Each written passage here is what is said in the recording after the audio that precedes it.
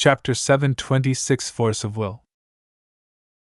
Due to his lower-class upbringing along with the intense efforts of the fourth prince to keep him under his thumb, Venerable Sia never developed a strong sense of pride and self-worth.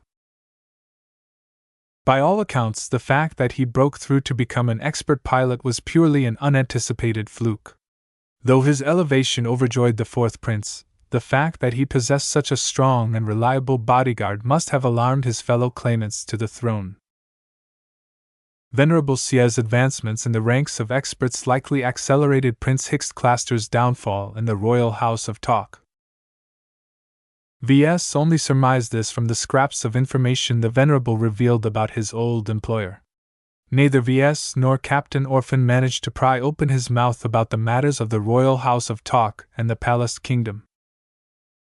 "I do miss them, though," he sighed as the three lounged in a corner of the Mech workshop where the Parallax Star underwent its final adjustments. "Talk is a proud house and one that has established a firm but just rule over the palace kingdom. Our state is experiencing a golden age under the rule of this house." The two citizens of the Bright Republic rolled their eyes. They heard similar praises from Vision citizens who didn't know any better. Still, it wasn't as if they could say anything to the contrary. They learned that criticizing the fourth prince, the royal house of talk, and the palace kingdom was a sure way to trigger the expert pilot. The Vandals had to remind themselves that Venerable Sia only grudgingly left the fourth prince's service.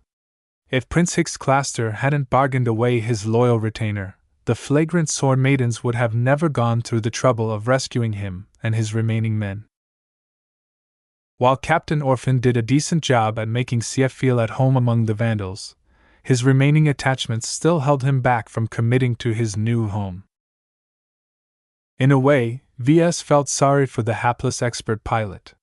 The man never had the opportunity to develop a firm and independent personality. His unbreakable emotional dependence on the fourth prince became a huge hindrance to everyone. Over time, the Vandals would probably encourage Sia to grow a spine. Right now, they still needed him to be as well-behaved and obedient as a puppy.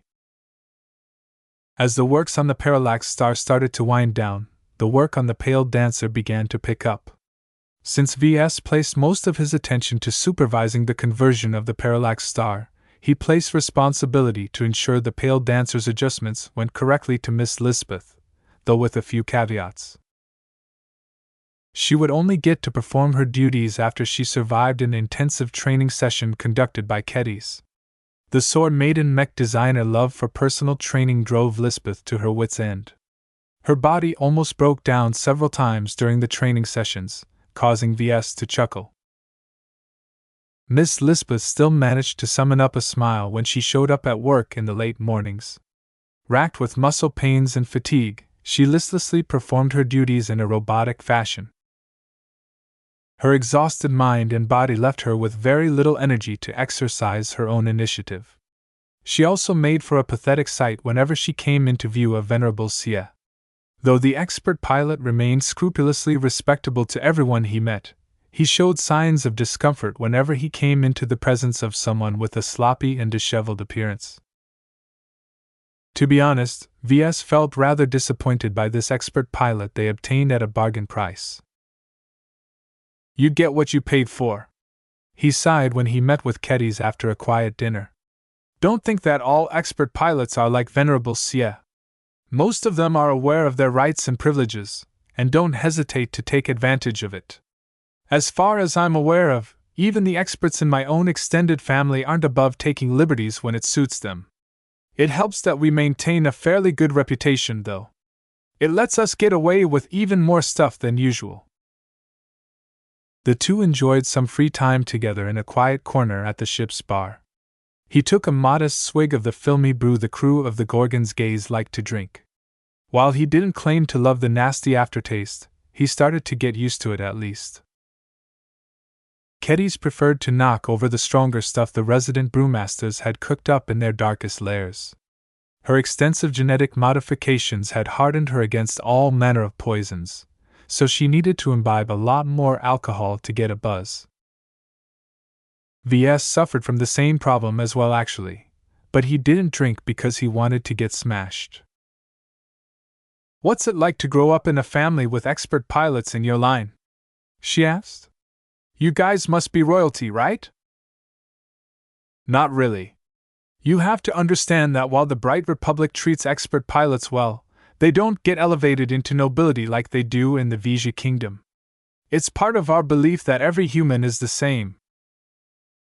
That sounded alien to a daughter of the frontier like Keddy's. "I can't imagine what that's like. Also, how do you get so many expert pilots in your line? Many people who have kids are struggling to get them to inherit the right genetic aptitude for piloting mechs, but your guys are swimming in experts."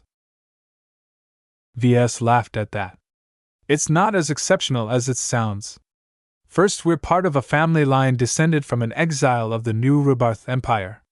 From some accounts, our ancestor is quite special, though our history records of the period back then are a little spotty.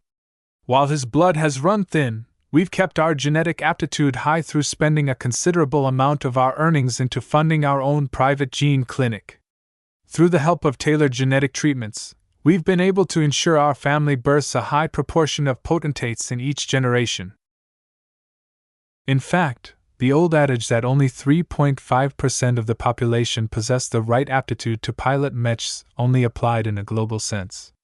Though even the best medical research had never managed to guarantee a 100% chance a child would be born with the right genetic aptitude, achieving a success rate of say 20 to 30% was still doable for any family descended from a genetically gifted individual. "That only explains how you have a lot of mech pilots in your family." She frowned before taking another swig at her drink. She burped immediately after. "How come expert pilots pop up in your family in each generation? That's way too much." "We don't exactly understand the exact mechanics on how to create an expert pilot, but it helps if your family has a large amount of mech pilots entering the service every generation," he patiently explained. "Throwing sheer numbers at the problem increases the chance that we win the lottery at least once. Conflict is also the #1 driver for an expert pilot to emerge, as danger and the threat of death draws out the full potential of any mech pilot." Keddy's frowned even more. "If that's the case, mech pilots would be throwing themselves into battle all the time. Hell, all of those crazy lunatics from the Ravian Alliance would be filled with expert pilots by now if that's the case. The Larkin sons believe that part of what makes a mech pilot an expert pilot is a strong will. Every expert pilot that I've met has a strong belief in a particular ideal or belief. None of them are weak-willed in any way, and if you challenge them on their ethos, you're going to end up on the losing end." VS actually saw a lot of parallels in the development of mech pilots to the advancement of mech designers. He speculated that both of these professions hinged on the stimulation of their inborn spirituality. In fact, when he extrapolated the implications of this hypothesis, he made another guess that each different human different in the strength of their inherent spirituality. Just like each mech pilot could be rated by their genetic aptitude, each human in turn possessed a different magnitude of spirituality. Both of these traits might even be passed on through genetics, though probability and providence played a major role in their expression. A potential explanation for the reason why the Larkin sons nurtured so many expert pilots was that their founding ancestor was supremely gifted in both genetic aptitude and inborn spirituality. This gave every Larkin son who inherited the right genes and was subjected to the exclusive Larkin son pre-birth genetic tweaking a good starting point to break through the critical barrier that stopped many advanced pilots from becoming an expert pilot. However, many families who were a lot more prosperous than the Larkin sons poured a lot of money and resources into acquiring the right genetics. Despite their extravagant investment in this area, their offspring often proved to be lackluster to the point of nurturing not a single expert pilot. VS believed that one of the causes of their high-profile failures was because they didn't take inborn spirituality into account. The other major cause was that they pampered their offspring too much. He had never encountered an expert pilot who used to be a spoiled brat. Each and every one of them possessed a firm will and tempered themselves with unwavering discipline. Still, he also knew that exceptions existed, particularly in the more prosperous parts of the galaxy. Strange, voodoo treatments and obscure methods occasionally managed to elevate a spoiled brat into the enviable ranks of expert pilots. This just emphasized the fact that nobody truly knew how expert pilots came to be. Not even VS claimed to hold a high degree of trust in his own speculations. You know, all of that talk about having a strong will reminds me of our sword maiden training, Kedys remarked. Commander Lydia is really adamant about that. Every sister that we recruit has to go through our training regime. Heh, just look at how tired that Lisbeth woman is after I've forced her through a portion of our regular training routine. Disciplining her subordinates through training is a tried and true method for every outfit. I think that's one of the reasons why the Flagrant Vandals is comfortable with cooperating with your Sworn Maidens despite the fact that you are pirates. Aside from your strange quirks, you are always in control of yourselves. At least you're a far cry from the undisciplined masses I've encountered at Mancroft. Yeah, but if your theory or whatever is right, why hasn't any of our sisters broken through expert pilot yet? We get into fights all the time. Sure, we don't fight as many pitched battles, but we are constantly risking our lives out here. I can't explain that, Kedys. Your guess is as good as mine, which is as good as any random person off the street. I have a few guesses, actually, but even if you believe them, there's little what you sword maidens can actually do. In the end, it all comes down to chance. From the richest scions from the galactic center, to the poorest beggar from the frontier, I believe that an exceptional mech pilot can come from every corner of the galaxy. It's just that people from less developed areas don't have a high opportunity to come into touch with mechs in the first place, which is why the frontier seems so barren of experts. Well, the frontier won't stay poor forever, she boasted as she poured the rest of her drink down her throat. I've heard rumors that the CFA is considering opening up the Ferris Star region for colonization within our lifetimes. When that happens, everyone's fortunes will change. VS doubted whether the indigenous and the pirate riffraff would actually benefit from such an expansion event. According to historical trends, outside colonists always managed to displace whoever settled the star systems beforehand. Meanwhile, most pirates got wiped out. Chapter 727 Kill Switch. The Flagrant Sword Maidens almost reached the Wulak system after more than a week of travel. They encountered a couple of hitches along the way, but they weren't delayed for very long. During one of their stopovers, Venerable Sia carefully took the newly modified Parallax Star on a test run. The initial deployment went a little rougher than everybody liked. VS overlooked a couple of compatibility issues that he immediately patched up. When Sia deployed yet again, he reported that he felt a lot more comfortable in piloting the machine, though it still felt like riding a bucking horse according to the expert pilot. Riding a bucking horse is better than walking on foot, sir, VS reported in a routine status update to Major Vril. There's very little I can do to improve the compatibility between the Parallax Star and Venerable Sia. You can't just shift any customized expert mech designed to be piloted by a specific expert pilot to a completely different person. There is some friction between man and machine. Will it help if Professor Velton pitches in on the design? VS shook his head over the calm. Yes, but not as much as you are hoping, sir. Even the professor can't increase the compatibility between the Parallax Star and Venerable Sia if she isn't able to meet the expert pilot in the flesh. While it's possible for her to get to know Sia better through remote communication, it's not as good as just meeting the man up close. I've interacted personally with the Venerable, so my work is not that much off from what she doubtlessly wishes to implement as well. While that was true, VS also didn't want to stay aboard the Gorgon's gaze any longer. He still had a side project with his name on it waiting back on the shield of Hispania. If Professor Velton pitched in with her own tweaks, then he'd certainly be stuck here a couple of weeks longer. Very well. Fortunately, Major Vo bought his excuse. What are your estimates of its fighting strength in Venerable Sia's hands? Sir, I'm sure your Mech officers have made their own estimates based on his initial practice runs, but from a Mech designer's perspective, I don't think his resonance strength is up to the task of expressing more than 30% of its maximum strength. A lot of the expenses put into the fabrication of the parallax star is to enhance the effects of its energy shield and its piercing effects. It doesn't help that Venerable Sia doesn't favor utilizing charges in his fighting style. He can do it, but he's not very adept at pulling out the expert Mech strength. I am aware of this deficiency.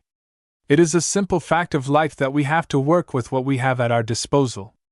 The only role reserved for Venerable Sia in our Mech regiment is to hinder the advance of enemy expert pilots.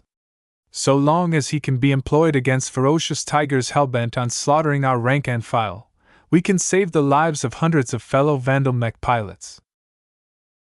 VS didn't mention that the parallax star made for a relatively poor guardian in its new state and its new Mech pilot. The Mech lost much of the magic that made it competitive among expert Mechs, and a weaker expert pilot only exacerbated the drop in combat strength. After finishing his report, VS received one more surprise visitor the day before his return to the Shield of Hispania. Lieutenant Koltov caught him just after he exited the toilet. "Mr. Larkin's son! A moment of your time, please." "Certainly, Lieutenant." The two found an out-of-the-way compartment to conduct their private talk. Of course, it wouldn't be very private considering the Gorgon's gaze monitoring system recorded everything while an uninvited guest constantly followed behind VS whenever he wasn't in the same compartment as Venerable Sia. VS did take advantage of the caution shown by Acolyte Villies by implementing some measures out of her sight. He couldn't do much on his own, but he hoped the precautions he prepared out of the cultist's sight could save the flagrant Sword Maidens from a potential disaster. He still wondered what Koltov wanted from him. "Why have you called me out here?" "It's about Venerable Karol Sia. Some of us are harboring some concerns about his dedication, shall we say? Haven't you wondered why Sia is overly deferential and cooperative to a fault with us?" I thought that was part of his personality." VS threw out the obvious. "The fourth prince kept him on a leash since he was a puppy. Now that he has grown up to become a fierce guard dog, he still acts like he wants some treats to his master." "We've thought of that, but there is just something that doesn't quite fit. The whole circumstance surrounding the foundering of the Shining Star's colonization fleet is rather dubious in the first place. Although we've verified that Prince Hicks Cluster is a genuine royal from the Palace Kingdom of the Dark Plasma Star Sector, it requires a successive chain of poor decisions to lead his colonization fleet to ruin in the Ermaghas star system." She basically suggested that there might have been a possibility that the fourth prince deliberately led his colonization fleet to their doom. Yet VS found this entire possibility ridiculous. "There's no apparent motive for this. What does the fourth prince and Venerable Sia gain from all of this? Sure, they get to ride on our fleet for a while, but we're almost about to drop off the prince at the Wulak system. In addition, there's no way the fourth prince can anticipate our arrival in the Ermaghas system at that date. This is way too convoluted. Occam's razor suggests that the fourth prince is simply a poor decision maker and that all of his mistakes can be attributed to his lack of judgment." The lieutenant held up a hand to placate VS. "We don't necessarily disagree, but we must always remain vigilant against the alternatives. Right now, we are more than eager to get rid of the fourth prince and his surviving retainers. Yet even if we have made some arrangements so that the prince and his loyalists are taken care of, we still don't know if Venerable Sia has made some other arrangements. We believe there is a small but potentially devastating chance that Sia is already spoken for. In the worst-case scenario, he has already pledged his loyalty to one of our competitors in our hunt for the Starlight Megalodon." He could see how that could turn very bad for the flagrant vandals. If Venerable Sia was some kind of sleeper agent, he could very well turn the might of the Parallax Star or the Pale Dancer against their own side. The potential damage this expert pilot could inflict when the Vandals least expected it could potentially demolish half of their effective strength. Okay. That sounds like a very scary prospect, he said. But what do you want me to do about it? Are you suggesting that I plant a kill switch or some kind of remote control on his expert mechs? Is it possible? It is, but just because I can do so doesn't mean it's a good idea, he immediately replied. What happens if the wrong person obtains the codes to initiate a remote shutdown? What if a talented hacker on the other side manages to intrude the remote connection responsible for receiving the command to activate the kill switch? It's going to be a straight-up catastrophe in that case. The chance of misuse is much higher than the chance of us ever needing to resort to this method. VS particularly feared one of the uninvited guests getting their hands on the command codes. Even if VS programmed and implemented the kill switch while Venerable Sia was in the vicinity of his mechs, the acolytes following the other important officers would easily be able to copy the exact protocols that determined whether the expert mechs lived or died. I'm sorry you feel that way. Perhaps we are barking up the wrong tree here. Lieutenant, look, don't take this the wrong way, but even if you ask someone like Lisbeth to implement a kill switch, I can guarantee you something will go wrong when we can least afford to. If you have any misgivings about Venerable Sia, you can resort to other means to ensure his loyalty. But don't mess with the mechs. Machines are a lot more susceptible to outside manipulation than humans if you open up a backdoor. Don't do it. Tell whoever is in charge of this investigation not to introduce such a vulnerability. I'll pass on your words, Mr. Larkin's son. That is the extent of what I can promise. For what it's worth, I believe you. Once he saw Koltov walk away, VS furrowed his brows and thought about what he heard. While he didn't find it unusual for the Vandals to suspect Venerable Sia's loyalties, did they really have to go so far? In the end, it all came down to the fact that Karol Sia was a foreigner. He hailed from the Palace Kingdom and grew up in a completely different culture.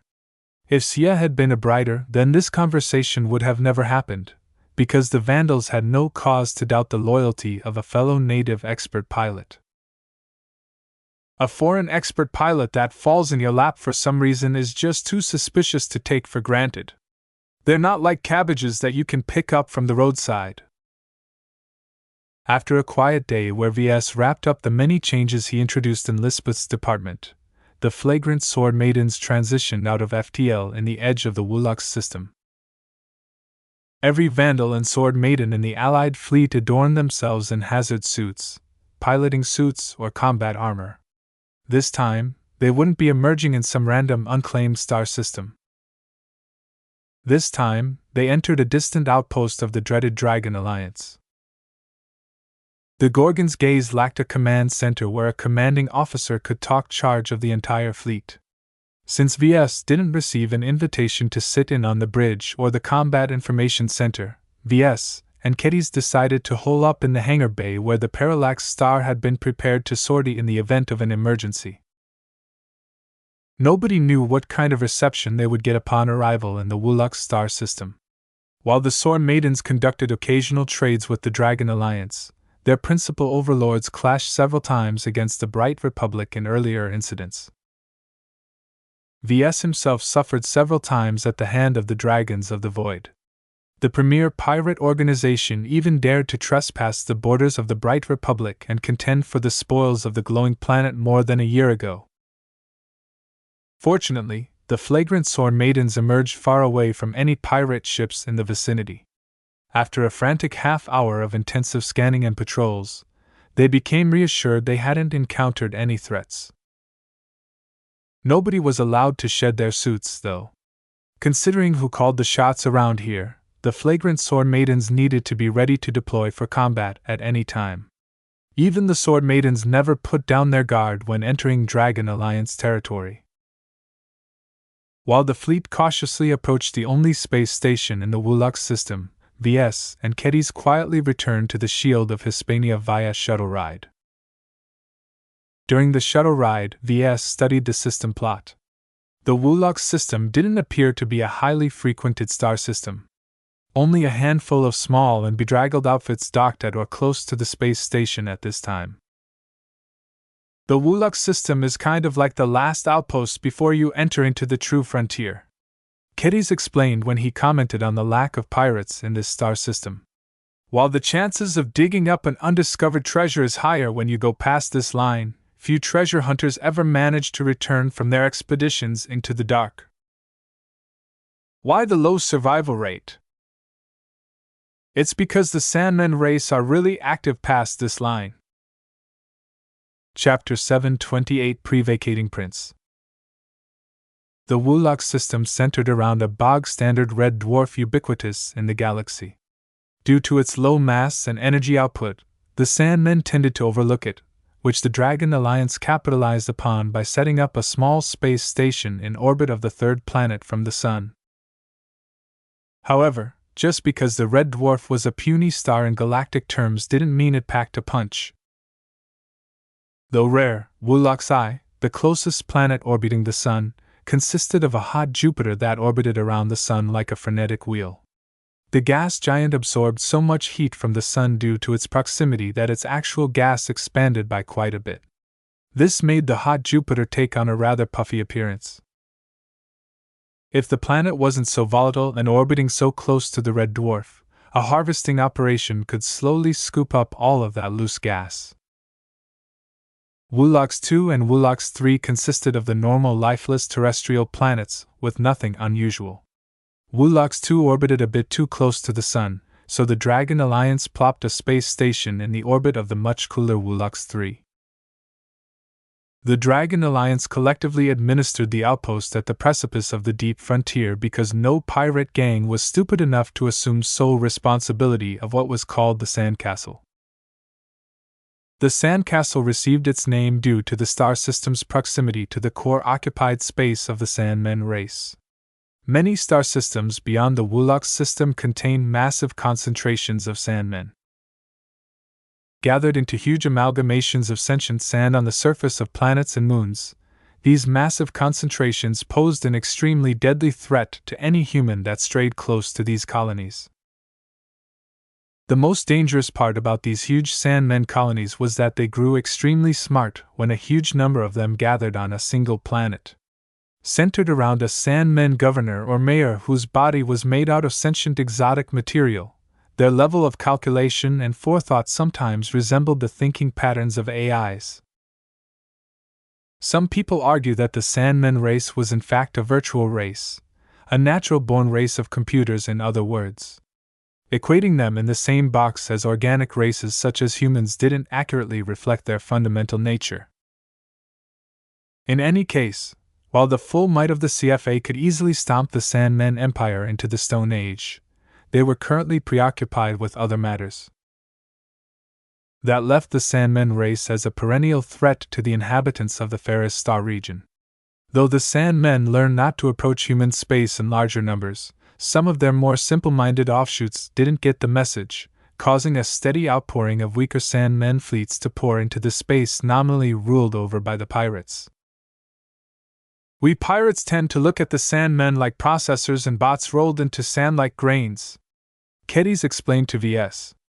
Her knowledge regarding Sandmen was much more extensive than VS, who only hear and read third-hand accounts about the silicone-based race. They're crazily smart if they gather in large numbers, but an average fleet is as smart as one of those cleaning bots we bumped into at the Mancroft Independent Harbor last time. They're as murderous as those bots as well. The Sandmen fleets are capable of self-learning though, especially when led by a Sandmen leader. Yeah, but even then, their learning process is really slow. Myra once told me that much of their processing power is occupied with keeping their silicate-based forms animated. They don't have much spare capacity for thought. This is also how they grew to become dependent on gathering in large groups to grow smarter. An individual Sandmen intelligence is rather tiny, but gather enough of them and pull them into a single special Sandman, and you practically have an AI with access to a lot of processing power. Even then, they're still as dumb as bots, so it takes decades for a Sandman leader to develop enough smarts to rival a human. All of this meant that the Wulak system stood at the precipice of some of the most dangerous forms of Sandmen in the region. Scores of intelligent Sandmen leaders lurked just beyond the invisible line that bisected the Ferris Star region in two. The sandcastle didn't look very impressive to VS. A fraction the size of Mancroft Station, the Dragon Alliance obviously invested the bare minimum they could get away with to establish a permanent presence in this red dwarf star system. With only a handful of shops, a small hold filled with meager amounts of food, water, fuel, and other necessities, the sandcastle stayed afloat by selling their products at rip-off prices. There was hardly any space station closer to the deep frontier than the sandcastle, so visitors had no choice but to pay for the wildly inflated prices if they needed something. "This place doesn't sound friendly at all," VS spoke.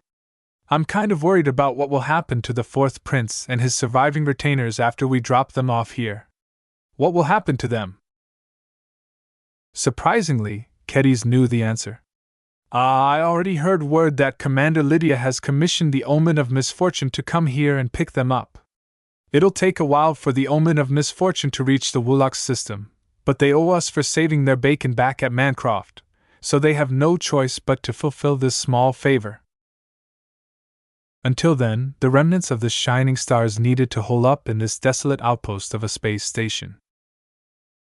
VS did not exactly feel very confident the fourth prince would be able to survive in this nearly forgotten corner of the galaxy. "How you ensure the local pirates won't mess with them in the meantime? The fourth prince is without a ship, Mech, and his trusted expert pilot. He's practically naked now, and we're just going to throw him to the wolves? That's why we're hiring the local pirates instead. We're paying the pirates some of the K-coins we've appropriated from his own flagship and use that to bribe the station administrator and commission some of the local gangs to keep an eye on the fourth prince." That sounded like a pirate thing to do. The question was whether the pirates who accepted money from the flagrant sworn maidens would actually fulfill their end of the bargain. This far away from civilized space, no one ensured that business contracts would be followed to the letter. As the fleet finally reached the outpost some time later, the fourth prince evidently had a change of heart. Gossip rang throughout the fleet. "Prince Hixt whatever doesn't want to be dumped at the sandcastle. Hey, if I were him, I wouldn't be going to that garage box of a space station either. Just look at it. Even an apartment complex from Haston looks better than that. Venerable Sia is backing up his former prince. I heard that once the fourth prince kicked up a fuss, the expert pilot put his foot down. Seems like his heart is still devoted towards his old boss." Prince Hixt Claster's hissy fit threw the plans of the flagrant sore maidens in disarray. With the sensitive nature of their mission, they couldn't afford to bring a complete stranger picked up from the frontier under rather dubious circumstances. Though the same applied to Venerable Sia, the Vandals believed in his integrity. As for the fourth prince, "This guy unilaterally wants to change the agreement. I hear that the prince is a gullible, short-sighted fool back in his own kingdom. It's no wonder the other princes kicked him out of the dark plasma star sector. Now that this guy wants to stick around, he turned into a real headache for the bigwigs. They can't kick him out, but they don't want to bring him along. We don't have a choice. Venerable Sia is only willing to fight for us if the prince is safe. If we dump him at the sandcastle, the local scum could stab him in the back and rob his corpse blind at any time. The guy's worries are legitimate." After some delay, the brass came to a compromise with Prince Hixt Claster. The surviving crew of the Rovista Splendor and his remaining retainers would be dumped at the sandcastle. The Omen of Misfortune would still come and pick them up and bring them to a safer star system where they could make use of their skills to start their new lives. This left the flagrant sore maidens with only 2 survivors of the Shining Stars colonization fleet. Keeping an eye on a single prince and expert pilot was a lot easier than keeping watch over hundreds of ship ratings, mech pilots, mech technicians, colony administrators, middle managers, and more.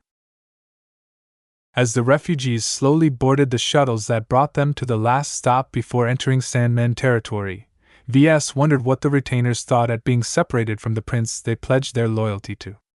Monarchies took oaths of loyalty a lot more seriously than republics. "Do you sword maidens really mean it when you are giving these refugees new lives?" VS asked. "Hey, even if we're pirates, we aren't that unreliable." Kedis immediately pushed back. "You already know that highly educated and highly skilled specialists are in high demand in the frontier. With the conditions we're providing them, they can easily get picked up by any band of pirates. Whether they'll remain free or be forced into slavery after they join their crews after that is none of our business." He should have expected such an answer. If the retainers know what's good for they'll stick together. Their mech pilots are of a high standard and they still have a decent number of intact mechs left among them to constitute a small pirate gang or mercenary corps. If they split up though, the non-combatants among them won't be able to survive the frontier. For all he criticized the frontier's obsession over placing an undue importance on personal strength, it did make sense for people here to be able to protect themselves. Those who possessed highly desirable skills but lacked both escorts and the ability to protect themselves became juicy prizes to any pirates who didn't have any scruples about enslaving new crew members. These people from the Dark Plasma Star sector were about to have a really hard time if they hadn't internalized the rules of the frontier. Once the flagrant sword maidens dropped off the refugees, they turned around and headed towards the nearest Lagrange point, while in full view of the sandcastle and its gaggle of local pirates. Though the space station and the pirates who frequented it possessed a powerful background, they were very far away from the effective sphere of influence from the Dragon Alliance. The flagrant sword maidens possessed enough firepower to inflict heavy damage on the outpost if provoked. Only after the fleet transitioned back into FTL did everyone sigh in relief. The pirates at the sandcastle got rid of the scary Allied fleet, while the flagrant sword maidens didn't have to worry about pirates starting anything stupid. While the entire fleet stood down from yellow alert, and everyone shed their hazard suits or armor suits, the entire crew suddenly woke up to the fact that they were crossing into the deep frontier. "Damn! Aren't we intruding into the interior of the Sandman Empire?" VS questioned. "Hey, don't worry, teacher," Kedis reassured him. "We have that blessing from the Church of Hotamak to protect us. As long as we enjoy this blessing, we don't have a thing to worry about. That blessing only stops the Sandmen from tracking us with their long-range sensors, right? It doesn't work if the Sandmen have a presence in the same star system as we are. Since we are entering the core space of the Sandmen race, we're bound to bump into their colonies a lot." The dangers of the deep frontier surpassed the near frontier by an order of magnitude. In the near frontier, they mostly needed to guard against pirates, many of whom wouldn't dare to provoke a large fleet like the flagrant sword maidens. The deep frontier, on the other hand, posed a very different threat. One that couldn't be intimidated or negotiated with like other humans. Chapter 729, Perilous Destination.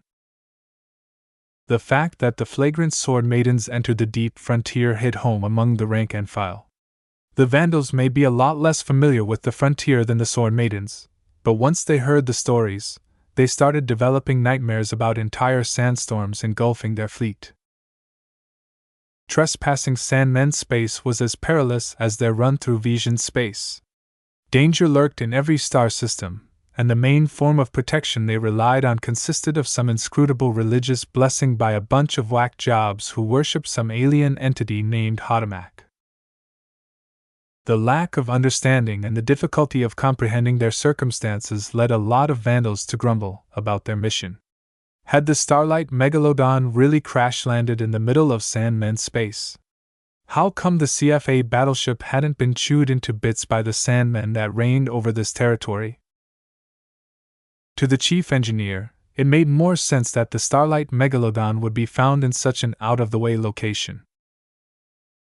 As VS and Chief Avenian gathered together in the corner of the shuttle bay of the Shield of Hispania, they tinkered with the salvaged fragments of the stealth shuttles from the battle against the Masters of Combat. So far, they hadn't achieved much progress, but VS hadn't been able to put his full attention to this side project until now. With a new pair of high-powered gadgets hanging from his tool belt, he completed one of his necessary preparations to survive the oncoming storm. Now, he just needed to figure out how stealth tech work and reconstruct a working stealth shuttle in order to finish the other vital component of his contingency plan. As VS and Avenian comfortably collaborated on figuring out the inner workings of the stealth shuttle, they chatted about many different topics. "What do you think about the deep frontier and the fact that our objective might be there?" The chief engineer. Currently, the pair performed some targeted scans on outer hull fragments, with a specialized scanner they cobbled up just for this purpose. The previous scanners hadn't been able to pick up the special internal structure of the wondrously crafted stealth plating. Their quality exceeded anything the both of them had seen before, but the problem that came with it was that they needed better equipment to behold their full majesty. VS slid his fingers in his air as if he turned an invisible knob, causing the resolution of the scanner to adjust by a minute proportion. "I think that the Starlight Megalodon won't be easy to reach. You know the Sandmen love to suck the juice out of high-energy objects. A batship is one of the most pinnacle inventions of the human race. There's hardly a higher concentration of energy to be found among our massive works besides the Dyson swarms that surround the suns of highly developed star systems. The strength and development of the human race or any alien race rested on their ability to harvest and harness energy. While humans needed to invent a lot of technology to interact with energy through the medium of machines, the Sandmen interacted a lot more directly with energy. The Sandmen race never made any use of machines or any external objects for that matter. Their houses and colonies consisted of large agglomerations of their own race akin to sandcastles. Their ships consisted of their own bodies shaped in balls, ovals, cubes, or any other geometric shape their slightly smarter Sandmen leader preferred. In other words, the Sandmen didn't make use of technology. They embodied ITT. As a strange race that resembles bots, and whose bodies consisted of sand grain-like material, they animated themselves through extremely obscure means. Even if their entire race resembled something magical, they couldn't escape the fundamental requirement that all races hungered for: energy. Both VS and Chief Avenian knew this fundamental truth. "I've developed a theory why the Starlight Megalodon somehow manages to stay intact after being stranded for several hundred years in Sandmen space," the chief engineer began. "You've heard about how the Starlight Megalodon originally led a starship into alien space for some subjugation mission or something, right?" VS nodded. "Now that I think about it, the CFA likely sent out the subjugation fleet to teach the Sandmen race a lesson. Well, while the rest of the fleet emerged out of FTL intact, their flagship inexplicably went missing. Since they knew that the Megalodon transitioned into FTL but didn't come out, the CFA thought that it encountered some kind of freak accident related to the higher dimensions." "I've already heard that theory. What's your point?" "My point is that whatever anomaly gripped the Starlight Megalodon out of place may still be active until today. The vagaries of space-time and what happens in the higher dimensions are poorly understood even now. Take it from me. Even though I'm a chief engineer, I barely understand what goes on inside an FTL drive. And that's only the more basic models that is sufficient to propel a combat carrier. The FTL drive of a battleship is hundreds of times more powerful and complex. I've even heard that capital ships activate multiple FTL drives in conjunction. Think of the complexity involved with such a technical feat." VS shuddered at the thought. He had come into touch with FTL drives several times, and while he didn't have the pleasure of tinkering with them or understanding how they worked, he knew that they worked on incredibly mind-boggling principles. "So you think the Starlight Megalodon is still caught in some kind of multidimensional pothole? A space-time ditch?" "Something like that. I heard you took part in the Glowing Planet campaign on behalf of some private outfit. Did you experience what happened at the end? Avanian's words immediately made VS recall the temporal anomaly that emerged as the Mech Corps and the Mech Legion slugged it out with each other. He remembered the moment when one of the transports carrying a dimensional smoother loaned by the MTA got blown up by a misdirected missile. The bizarre time loop that centered around the impact site scared the wits out of the hardened Brighter and Vision soldiers. The two forces immediately ended their battle without a clear winner or loser in their desperation to escape the strange phenomenon that resulted out of their negligent actions. According to the rumors that occasionally swirled around the galactic net, the temporal anomaly still existed to this date, looping time in an unending cycle that saw the missile impact the transport which caused it, and its crew to be blown up into bits, only for the entire event to play back in reverse. Forward and reverse, destruction and rebirth, this endless cycle might very well persist until the end of reality itself.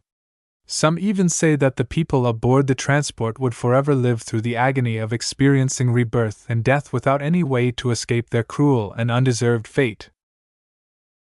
Damn, VS said as his mind began to conjure up all kinds of awful possibilities. Well, it offers an explanation why the Starlight Megalodon can still persist in Sandman space, but doesn't that mean we won't be able to reach the battleship as well? Their shuttles made it out, right? It took the descendants of the original crew of the battleship several hundred years, but they managed to slip out some shuttles. If these craft can get out, I bet the same channel or means can be used to get in, don't you think? It likely wouldn't be so simple or straightforward as that. Any channel that could stop a Sandman wouldn't be easy for humans to traverse. VS worried about what they might find at the end of their search. He already had to take into account the threat from Sandman, rivals, errant pirates, their uninvited guests, the Fourth Prince and his still loyal expert pilot, and now the space-time anomalies as well. It was as if the entire galaxy opposed their mission. Finally! The chief engineer erupted. This custom scanner is finally penetrating through the surface layer. Come look at this, VS! It's beautiful! They both resumed their preoccupation with figuring out the inner workings of stealth tech. Over a period of several days, VS devoted the majority of his time in juggling between theoretical models and broken samples of applied stealth tech. It helped that his workload mostly subsided now that the Vandals largely completed their latest modification run. More than 200 landbound mechs received an extensive round of modifications and upgrades that sacrificed a little bit of performance in exchange for increasing their ability to endure crushing gravity. The modified mechs combined with the heavy-duty gravitic backpacks should ensure that each mech gained a short 1-hour period in which they suffered minimally from the effects of extreme gravity. The only downside to their preparations was that once the gravitic backpacks ran out of energy, the mechs could barely move at all. The only role the modifications played was to ensure the mechs didn't sustain too much damage when they weren't covered by the protective umbrellas of their gravitic backpacks. With the resources and means at hand, the Vandals couldn't do anything about it. They had to settle for what they could achieve and hope that would be sufficient for them to contend for the Starlight Megalodon's treasures when they finally reached her location. The entire fleet somehow knew they neared the rumored foundered battleship. Word got out that it might be a matter of days or weeks before they arrived at the coordinates of the legendary capital ship. What would they find? A ship crash-landed on a super-Earth-like planet? The Starlight Megalodon torn to pieces and strewn about over several light years. Imagination ran wild. Whatever they might encounter, the battle would start in earnest at that time. They needed to be ready for anything, because they might have the fight of their lives on their hands. During these tense days of travel, apprehension, and waiting, VS made decent progress into deciphering the workings of modern stealth tech, at least the most rudimentary version of it common in the galactic rim.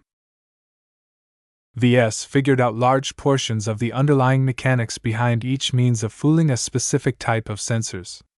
Electromagnetic, gravitic, sonar, and etc. all needed to be counteracted at the same time in perfect ways without any mutual interference.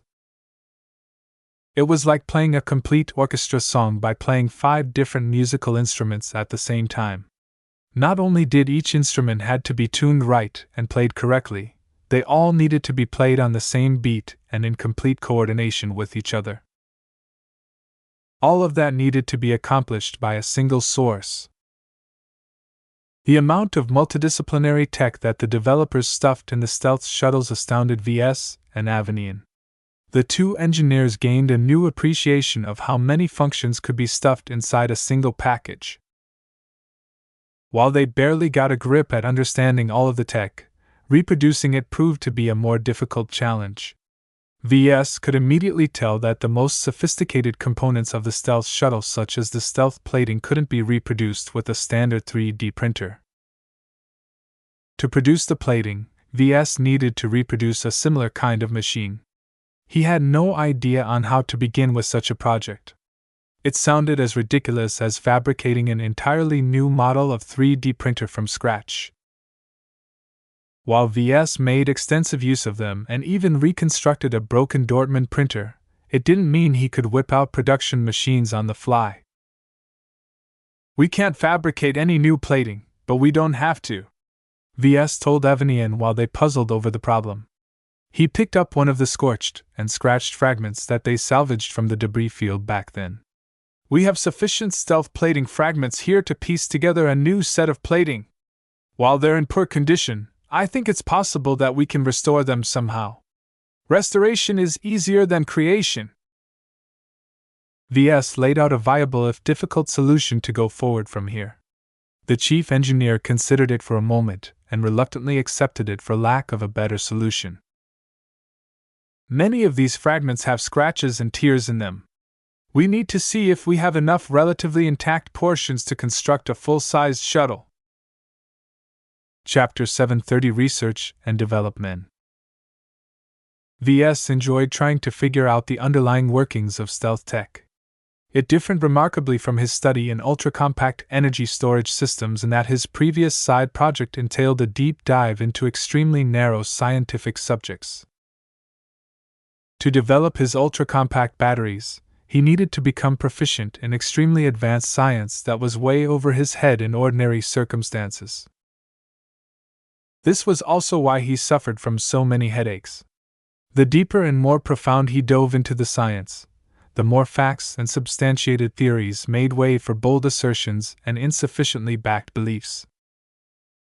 While VS eventually found a way to cope with the threat of mental contamination, he still would have liked to do without it hanging over his head.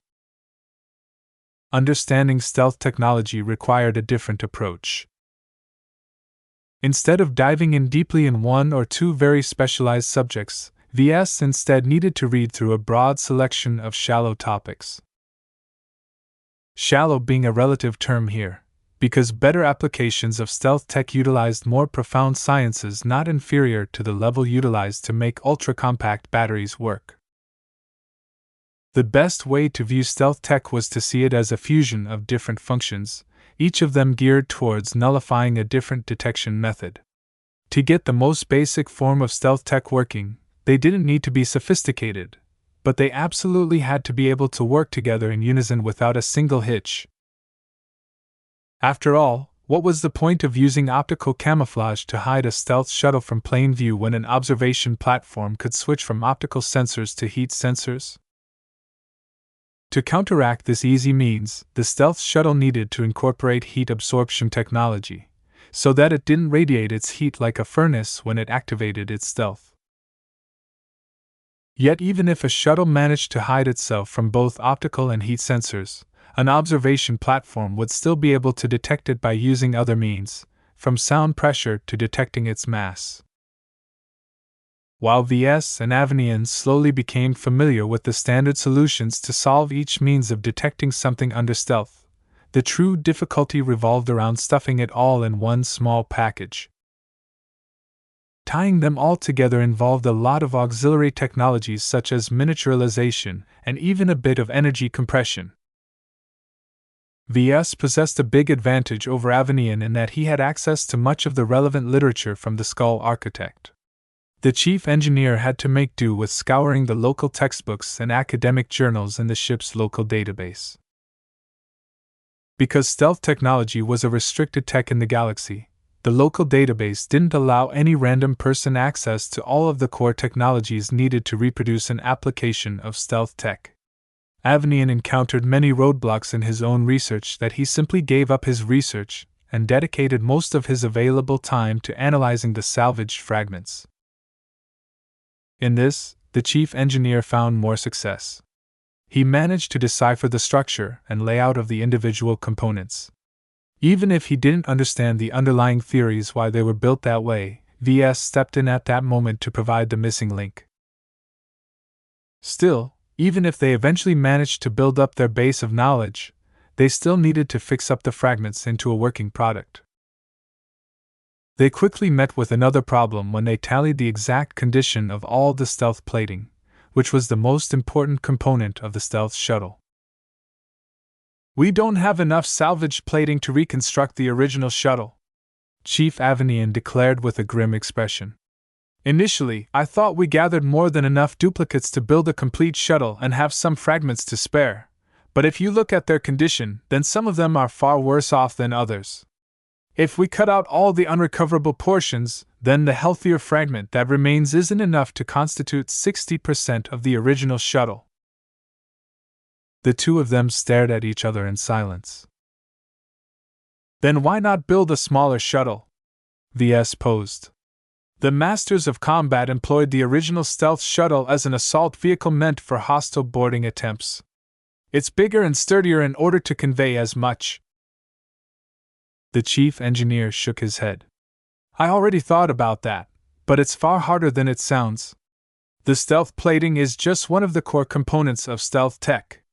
There's all these other components that are buried in the guts of the shuttle that are essential to the systems as well. We can use less plating, but we can't skimp out on all the other necessary components. They're already as small as they can be, and it's impossible for us to compress them into a smaller size." "What does that mean for us?" "Well, if we design a smaller shuttle, it's going to come out with the internal makeup of a typical aircar. There's barely enough seating space for a couple of people while the rest of the shell frame is taken up by the power reactor, the sublight propulsion, the fuel tanks, the energy cells, the stealth components, and you name it. The more we shrink the design, the less and less cargo and people it can actually carry." That did sound like a significant problem. What was the point of a stealth shuttle if in the end it only possessed enough passenger capacity to transport a single dog? Both of them knew that the original stealth shuttle model already did their best to miniaturize its components. A massive research and development team would be required to squeeze them into even smaller packages. "Let's design a mock-up of how this shuttle will look like," VS proposed. "Even if we have to cut back on the cargo and passenger space, it doesn't really matter because we aren't looking to replicate a fully functional assault vehicle." VS actually bent the truth there. One of the biggest reasons why he was researching stealth tech in the first place was to create a potential means of escape. The Starlight Megalodon attracted multiple different forces and possibly the Sandmen as well. VS envisioned a possibility in the future where they might be surrounded by enemies from without and within. If the flagrant vandals and Lydia's sore maidens buckled under the pressure, VS wanted to have access to a good means of escape, and what better than to board a shuttle that normal sensors wouldn't be able to detect? In fact, the only sensors that could reliably detect the stealth shuttles were the stealth detection arrays that the vandals built into their combat carriers and some of their inheritor mechs. While technically this meant that they'd be able to track down the escaping shuttle if VS made off with it, if the fleet was already doomed then it hardly mattered anyway. However, as Chief Avenian worked alongside for VS on the same project for a while now, he eventually figured out why VS showed so much enthusiasm. As opposed to VS, who considered it a matter of life and death, the chief engineer only treated it as an amusing distraction. "Are you ready to desert us or something?" Avanian abruptly asked one day. No, of course not. Then why are you putting so much effort into getting this stealth shuttle to work? VS knew he had to come clean to a point. Because I'm rather insecure. You know this confidential mission stinks. How many light years have we traveled from the Bright Republic? It's doubtful that we can even encounter a single vision in the deep frontier. Instead, we're off on a wild goose chase while contending against many other known and unknown threats. If you think about what we're up against, you'd want to leave an escape route out for yourself as well. Avanian fell silent at that. He already knew subconsciously that the flagrant vandals engaged in an exceedingly threatening endeavor, but as a bona fide vandal, his commitment to his fellow servicemen prevented him from harboring any cowardly thoughts. I can't blame you for harboring such thoughts. I don't want to agree with you, but... Look, if nothing goes wrong, then the shuttle will remain here unused and untouched. VS quickly added. It's like building an extra escape pod.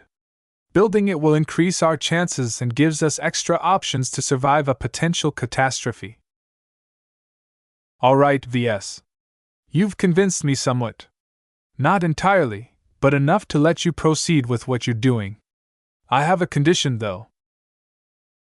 Let me hear it, VS requested.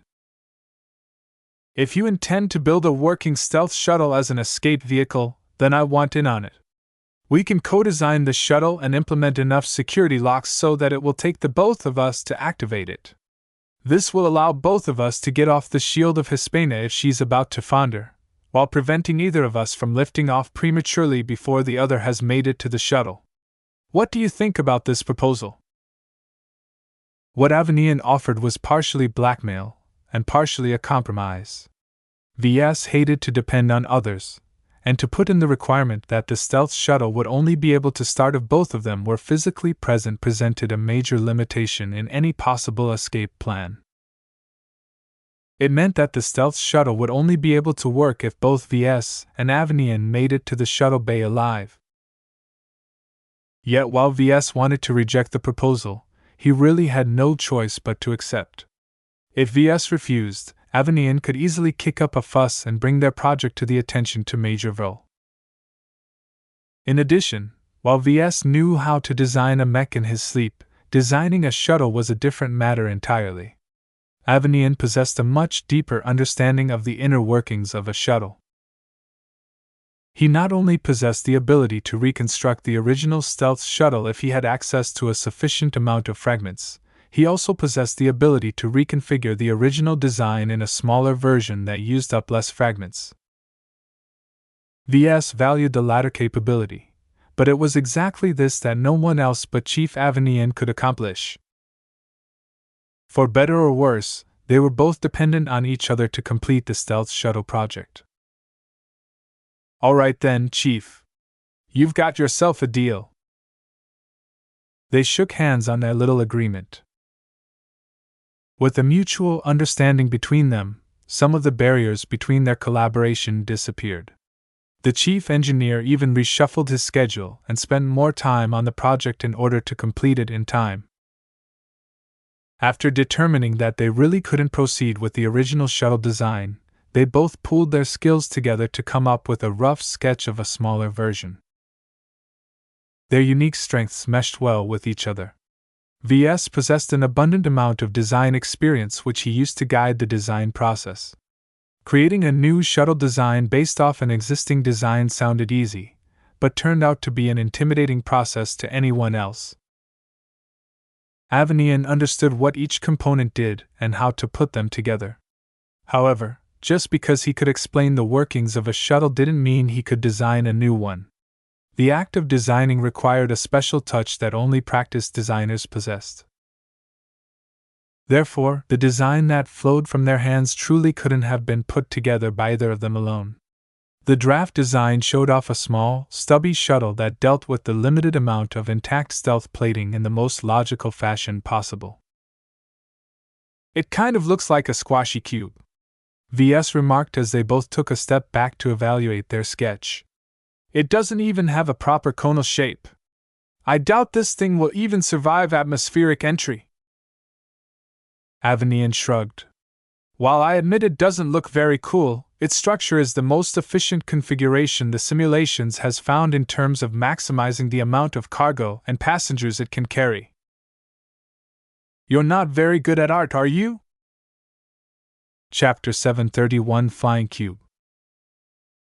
Ideally, a good design involved both science and art. Good craftsmanship combined both components into a beautiful product that did the job in the most elegant fashion possible. Their cubular-shaped shuttle design was anything but elegant. It was as blunt as a brick and flew like one. That didn't matter much in space because the vacuum environment didn't care for concepts such as aerodynamics. However, once the shuttle plunged into a terrestrial planet with a breathable atmosphere, this ugly cube shape became an absolute detriment to the shuttle's airworthiness. The original stealth shuttle is a lot more capable than what we've drawn because it has the space to incorporate all the necessary elements that make it airworthy. Avanian defended himself for choosing the form of a cube for their vehicle. We have to make do with about half the volume. Just stop and consider how much of a detriment that really is. We need to work with half as much space, but we're unable to shrink down the essential components, of which there are many. So what choice do we have?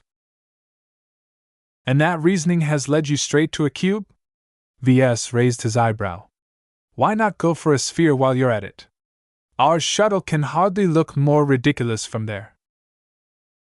The cube is perfect for our purposes. Let me explain, the chief engineer said, and summoned a small side projection to illustrate his train of thought. So we have a set amount of fragments, but we want to maximize our shuttle's volume, because more volume means more space, right? The shape of a sphere as opposed to the traditional triangular cone allows us to use as little fragments as possible but allows us to stuff the most cargo inside. However, the curvature of the sphere itself poses lots of problems by itself. You know what I'm talking about, right? VS knew what the man was getting at. Yeah. A curved surface is a lot harder to hide than a flat surface. Every countermeasure needs to be adjusted by angle, and that requires an extremely powerful processor as well as very sophisticated algorithms. Otherwise, you get that phenomenon where you see light bending around an optically camouflaged object. Such an effect resembled the distortion people experience when they look at a plant that stuck out from the surface of a lake.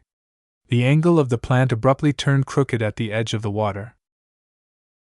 While the effect wasn't exactly the same, such kinds of imperfections would take place across the entire surface of a ball-shaped shuttle. While the problem could be remedied with further development, it required far too much expertise, manpower, and time to get something like that done. Rather than rack their heads over trying to get a stealth ball to work, Avanians simply chose to go for a stealth cube instead. It's a matter of efficiency, the engineer explained with gusto. Theoretically, a sphere has close to an infinite amount of sides. Even if we simplify it to, say, 100 sides or so, that still requires the shuttle to make hundreds of extremely strenuous calculations at a time. While the surface area of each of the sides are rather small, because there are so many sides, it wastes a huge amount of processing power. More processing power demands more space and more energy, both of which we really can't afford to waste. VS nodded as he understood the crux of the matter. On the other hand, a cube has 6 sides at most. Up, down, left, right, forward, and back. So in theory, you only need to perform 6 calculations to account for 6 larger surface areas. Right. While that is still a strenuous demand, it is only a fraction of the amount of calculations the original processors of the stealth shuttle performed. Those stealth shuttles carried enough processing power around to run a basic simulation of the weather of a terrestrial planet. That was quite a lot. I see. If we cut the shape of the shuttle down to a cube, the savings in processing power will allow us to squeeze in a much smaller processing bank, thereby freeing up valuable space for other cargo. Am I right? Yes. And don't forget about the savings in energy consumption as well. Less calculations means our energy cells last longer. Every argument Avanian put forth made logical sense. VS really couldn't put down any of the engineer's design choice when his rational mind fully agreed with all of their underlying reasoning. He still found the cube ugly, though. VS sighed. Well, this cube-shaped shuttle isn't going to win any design or beauty awards, that's for sure. I'm glad we're only designing this for ourselves, because if we dared to put this on the market, we'd be laughed out of business. Completing this draft design made VS realize that the role of art played a larger role in designing products than he realized. If a designer stripped away every consideration for beauty and elegance, they would be left with a bot-like approach that aimed to maximize the physical parameters of their designs without a single spark of creativity. This approach may be adequate to their current situation, but it wouldn't fly in a commercial setting. The market expected better than machines that might as well be designed by AIs. In any case, VS reluctantly accepted Avanian's chosen shape and worked from there. Taking the draft design as a starting point, they both began to refine the design. They performed precise calculations on what should go where. They worked away the imprecisions and filled up gaps with something concrete. Deciding for a cube as their basic shape led to a large divergence from the original stealth shuttle model. The main difference between their homebrew version and the one utilized by the Masters of Combat was that the latter possessed the capability to enter the atmosphere. Their cube plainly couldn't do so, which severely limited their options in case they needed to take refuge on the surface of a planet as opposed to another starship in space. However, the silver lining of this design choice was that they could throw out all of the parts out of their design that only saw use when the shuttle flew in an atmospheric environment. In fact, maximizing space while minimizing waste became the running theme of this escape shuttle. They threw out as much redundant parts as they could get away with, all in an attempt to squeeze in other necessities. If this is to be an escape shuttle, it has to be able to last in space for an extended period of time, Avanian insisted. That means it should be completely self-sufficient in terms of air, water, food, energy, heat, vision, and propulsion. These are the basic 7 necessities of independent spacecraft. The basic 7 applied to virtually all spacecraft except for machines dependent on a mothership. This meant that spaceborne mechs actually fell outside the basic 7's purview, though in practice they followed the guidelines anyway. The most obvious outcome was that each cockpit contained a small stash that stored a bunch of water bottles, nutrient packs, and maybe oxygen tanks. We should also reserve some space for tools, spare parts, medical kits, communication gear, hazard suits, weapons, K-coins, and more. VS couldn't help but add. There's no point in being left alone without any means to pick ourselves up again. That wish list of yours will take up an awful lot of space, you know. It's a good thing we didn't give in to our vanity and chose to go for a cube-shaped shuttle then, VS idly joked. Say, can we fit in an FTL drive as well? What? Avanian almost spat out blood. Impossible! Just because the CFA managed to fit an FTL drive into a shuttle doesn't mean that we can do the same. FTL drives are monstrous objects, and even the smallest and weakest ones are the size of a full-sized cargo shuttle. Aside from that, FTL drives are gluttons for energy. To power one up and to keep it running long enough to reach another star system requires energy cells that are at least half as large as the FTL drive itself, to my estimation.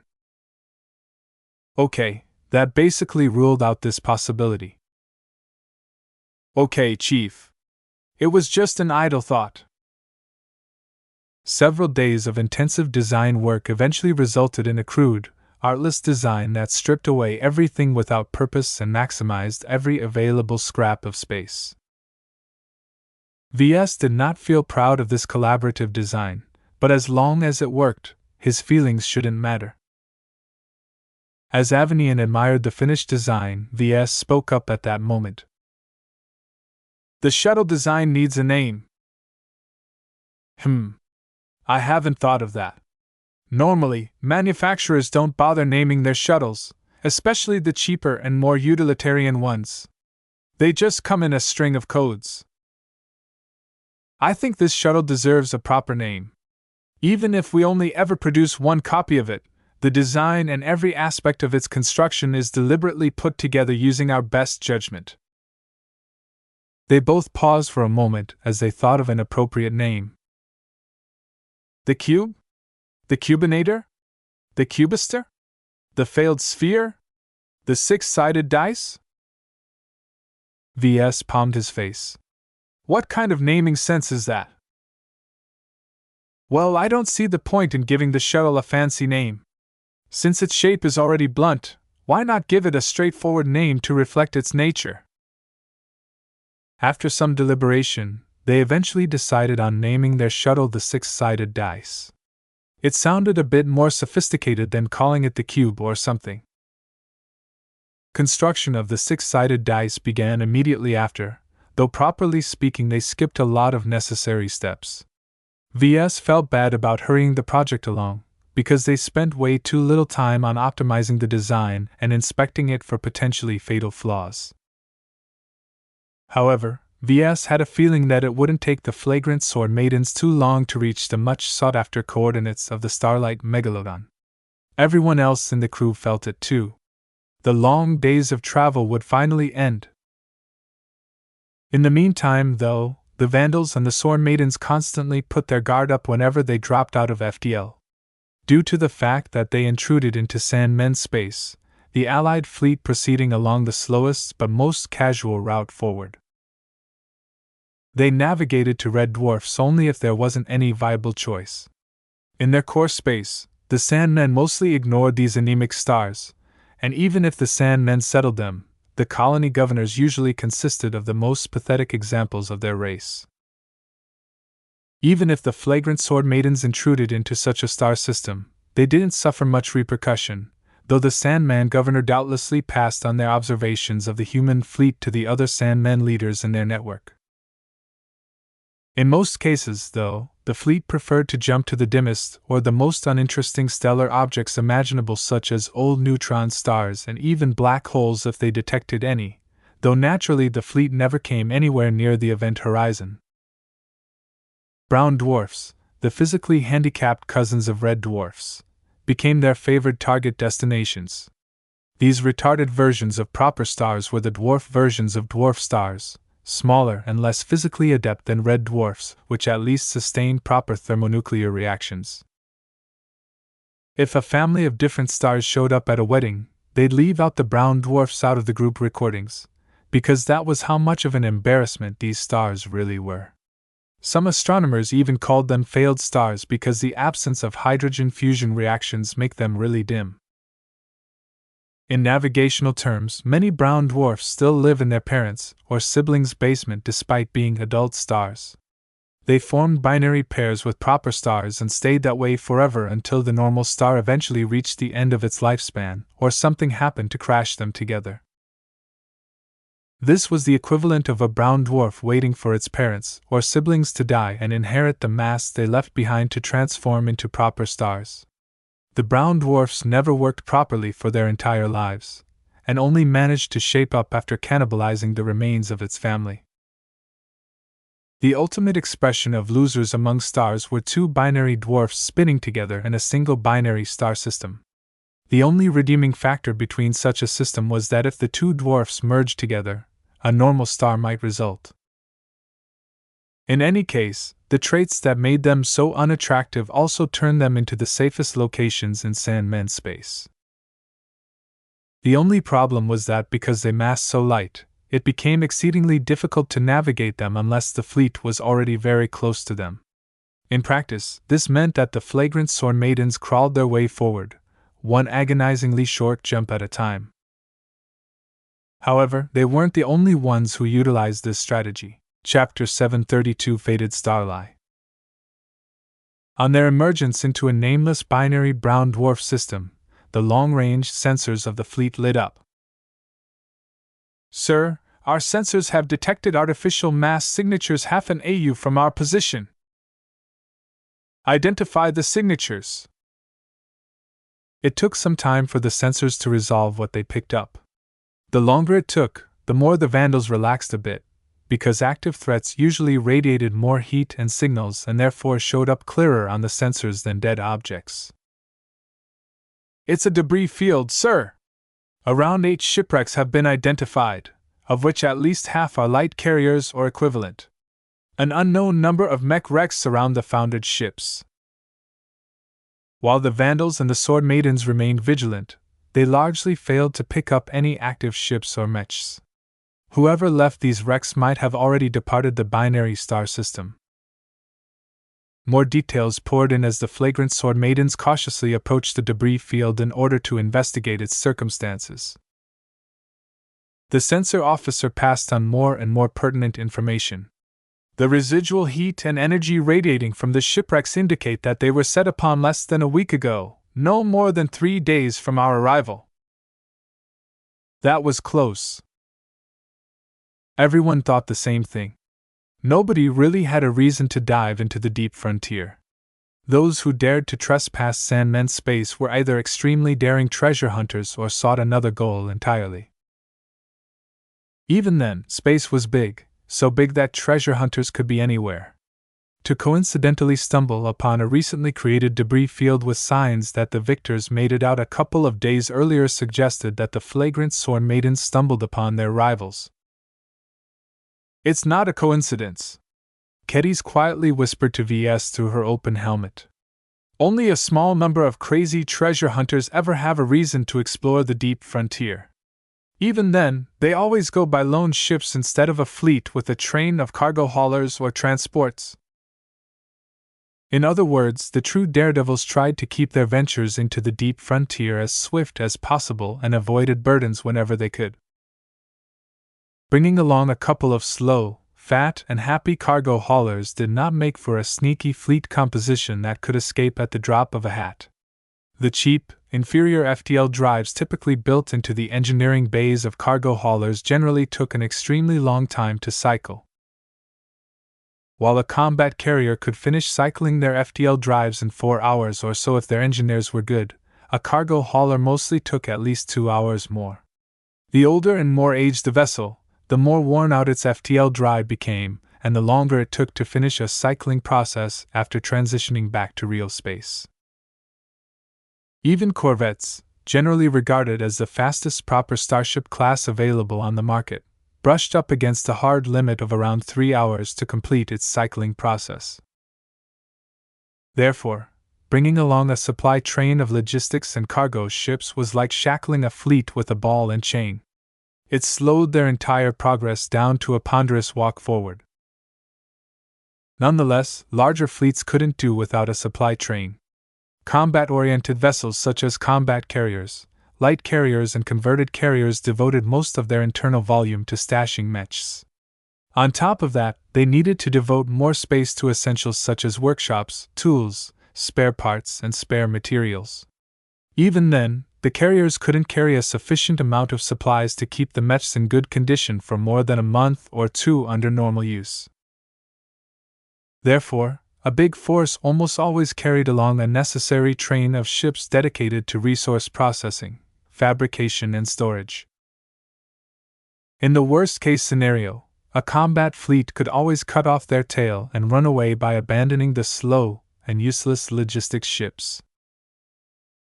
However, the peculiar part about the debris field they detected was that it consisted of an even mix of combat and non-combat vessels.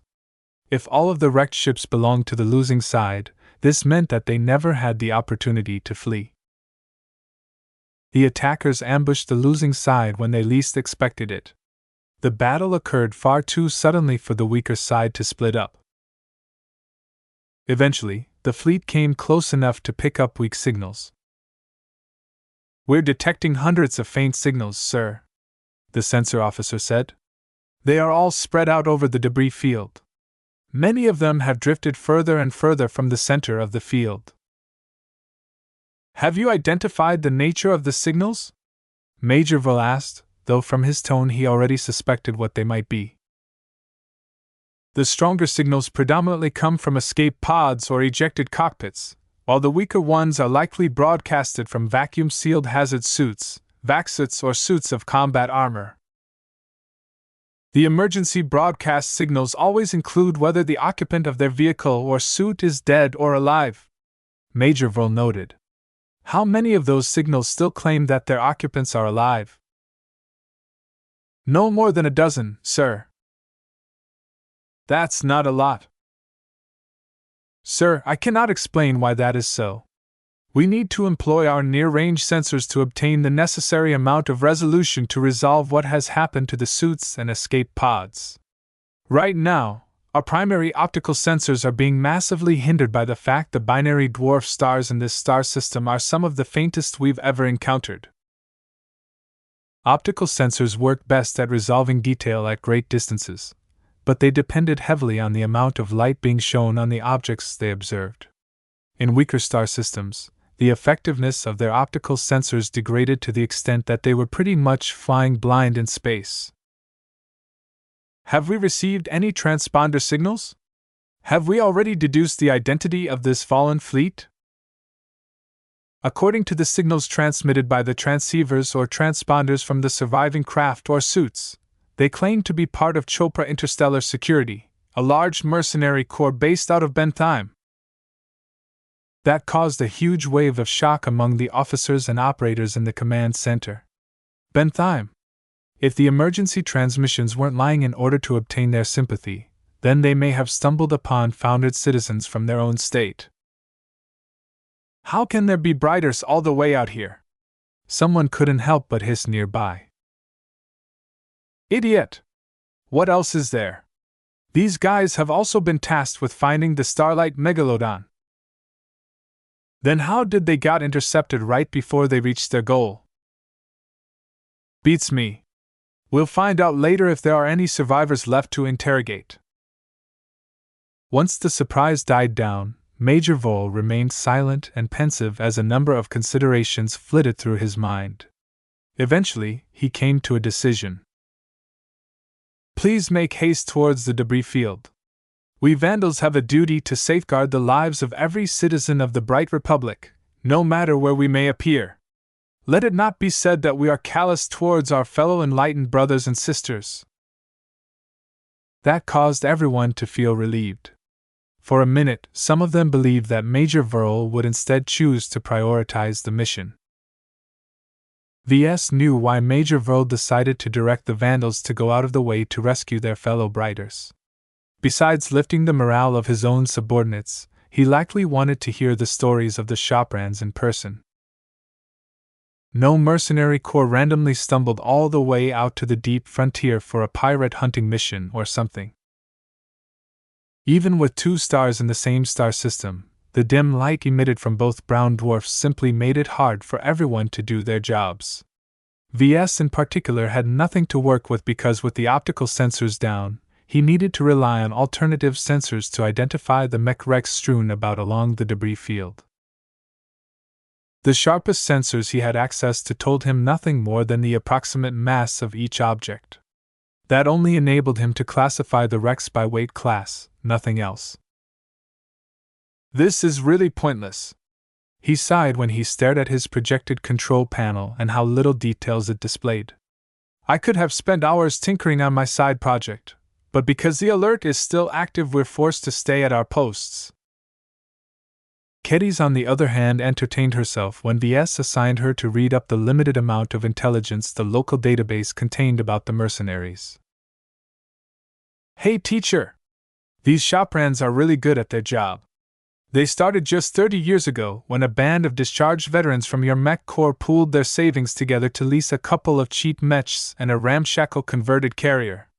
They immediately started taking small-time contracts, completing them one after another until they slowly spent their earnings back into expanding their Mechs and their roster. This went on for 3 straight decades until they grew to the point where they fielded 120 Mechs. It sounded like a typical rags to riches story to VS, though Mech Corps veterans had a tendency to be successful in their transition to a private sector career as long as they remained physically fit. There's 2 details that stand out from that summary, he said. First, inspect their mission records. Have they ever failed or contracted? Keddies peered through the abbreviated record. This record isn't very detailed, but it doesn't state anything about outright failures. It did say that the shop rents fell short of fulfilling the terms of their contract, though. The partial failures weren't enough to earn them any red marks from the Mercenary Association. That's impossible. There's no way a mercenary corps that has operated longer than I've been alive can maintain a near-perfect mission record. Look at the issuers of the missions. Are the shoprans working for the same employers? I don't see anything except a whole bunch of boring corporate names. There's rarely any duplicates either. They always accept a contract from a different company after they are done with the last one. VS tapped his lips with his finger. The fact that they have traveled all the way up to this star system in the deep frontier practically screams to me that they owe their success to their backers. Does it state which bank or financial institution facilitated their initial loans and leases? According to the record, it's some bank based in Bentheim called the Yellow Fox Bank. That's probably the arm of their backers, but I'm not too sure. Take note of it anyway. Yellow Fox Bank. He'd remember that. It was too bad the local database didn't offer anything more than a stub when he searched for it.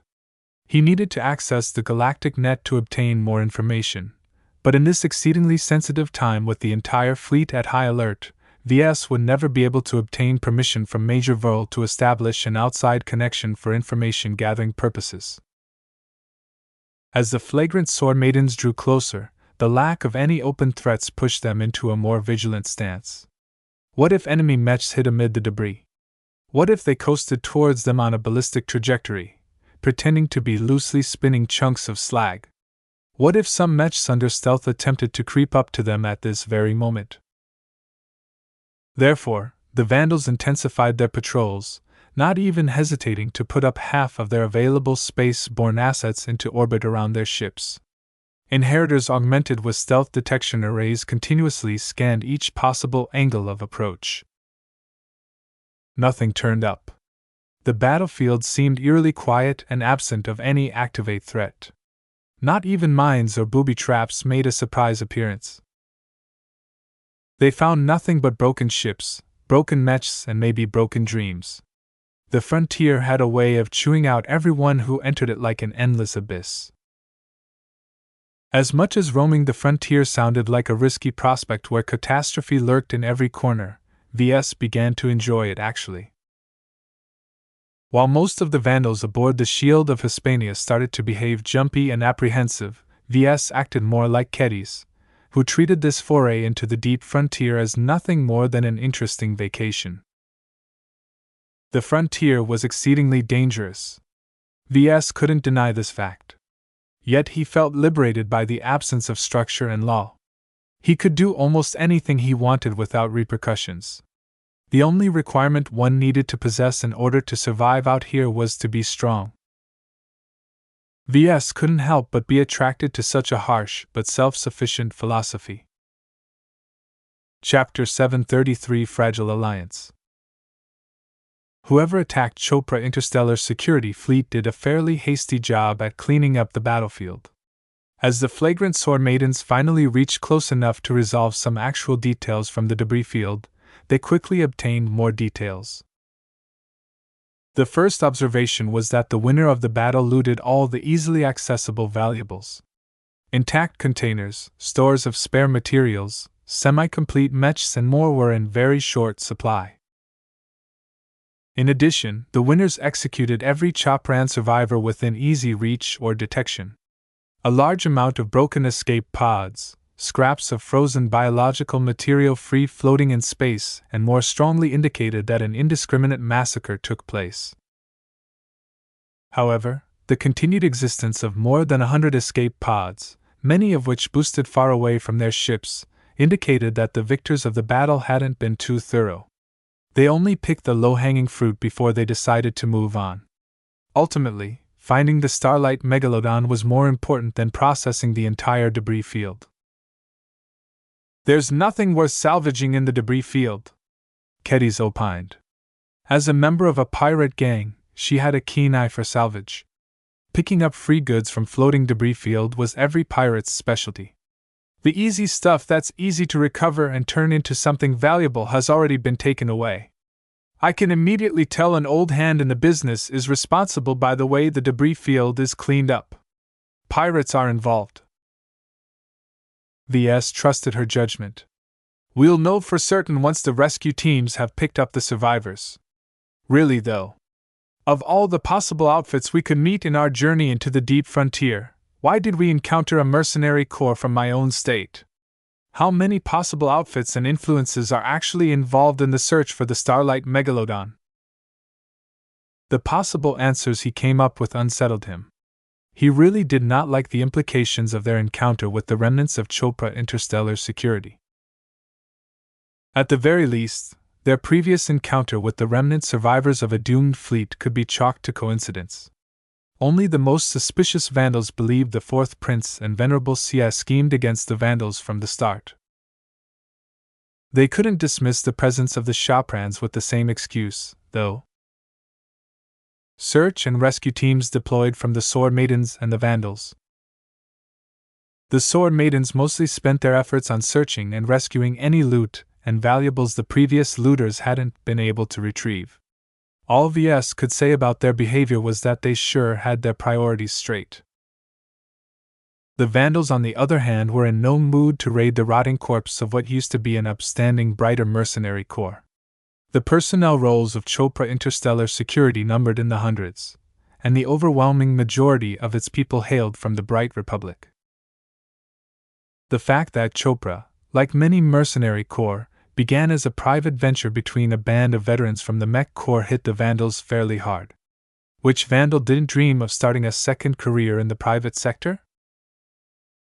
Because the tragic fate of Chopra was so relatable, the Vandals all put their full efforts into spreading out their mechs and shuttles towards rescuing as many escape pods and free-floating Shaprans they could find. Most could easily be tracked down by their active transponders, but some became so terrified by the thought of being hunted down by whoever defeated them that they disabled the transponders and any other emergency signalers. The Vandals managed to locate a portion of these paranoid folk, but they probably missed tens of Shaprans who hid their signature behind pieces of debris or the like. Their own efforts at minimizing their chances of detection inexplicably doomed them from any chance of rescue, as the Vandals couldn't afford to stick around forever. The Starlight Megalodon beckoned.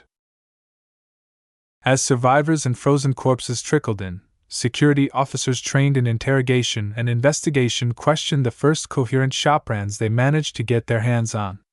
Through these preliminary talks, they finally found out which outfit was responsible for dooming the mercenary corps to dust and ruin. They got shanked by an independent pirate gang called the Anian. Neen? What kind of name is that? What does it stand for?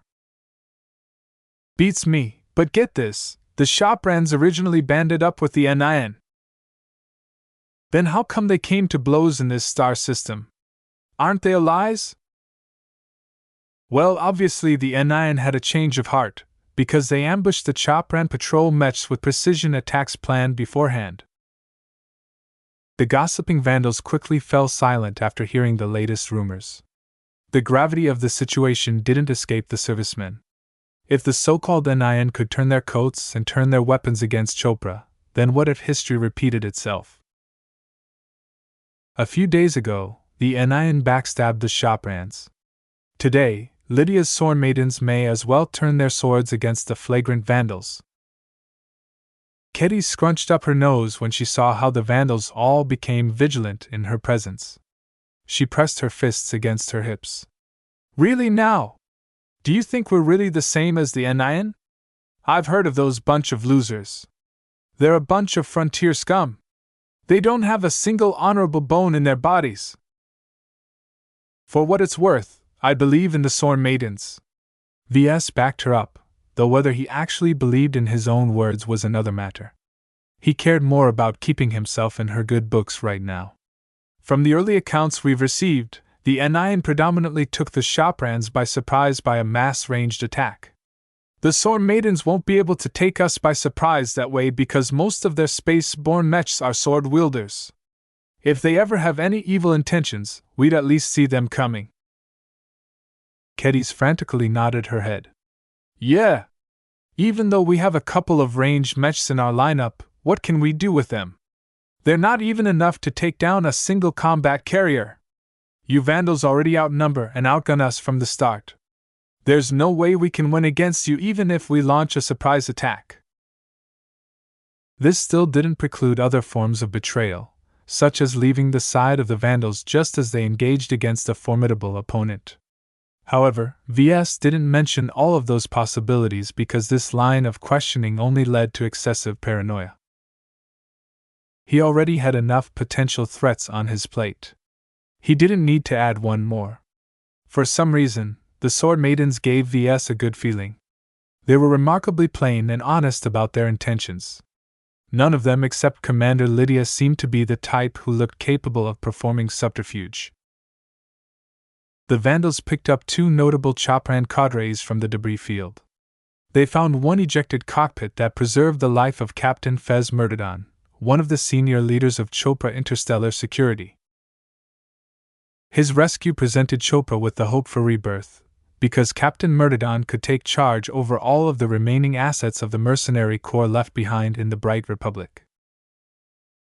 The search and rescue teams found another notable survivor from an escape pod ejected early in the battle, and therefore strayed a lot further away from the debris field than the other pods.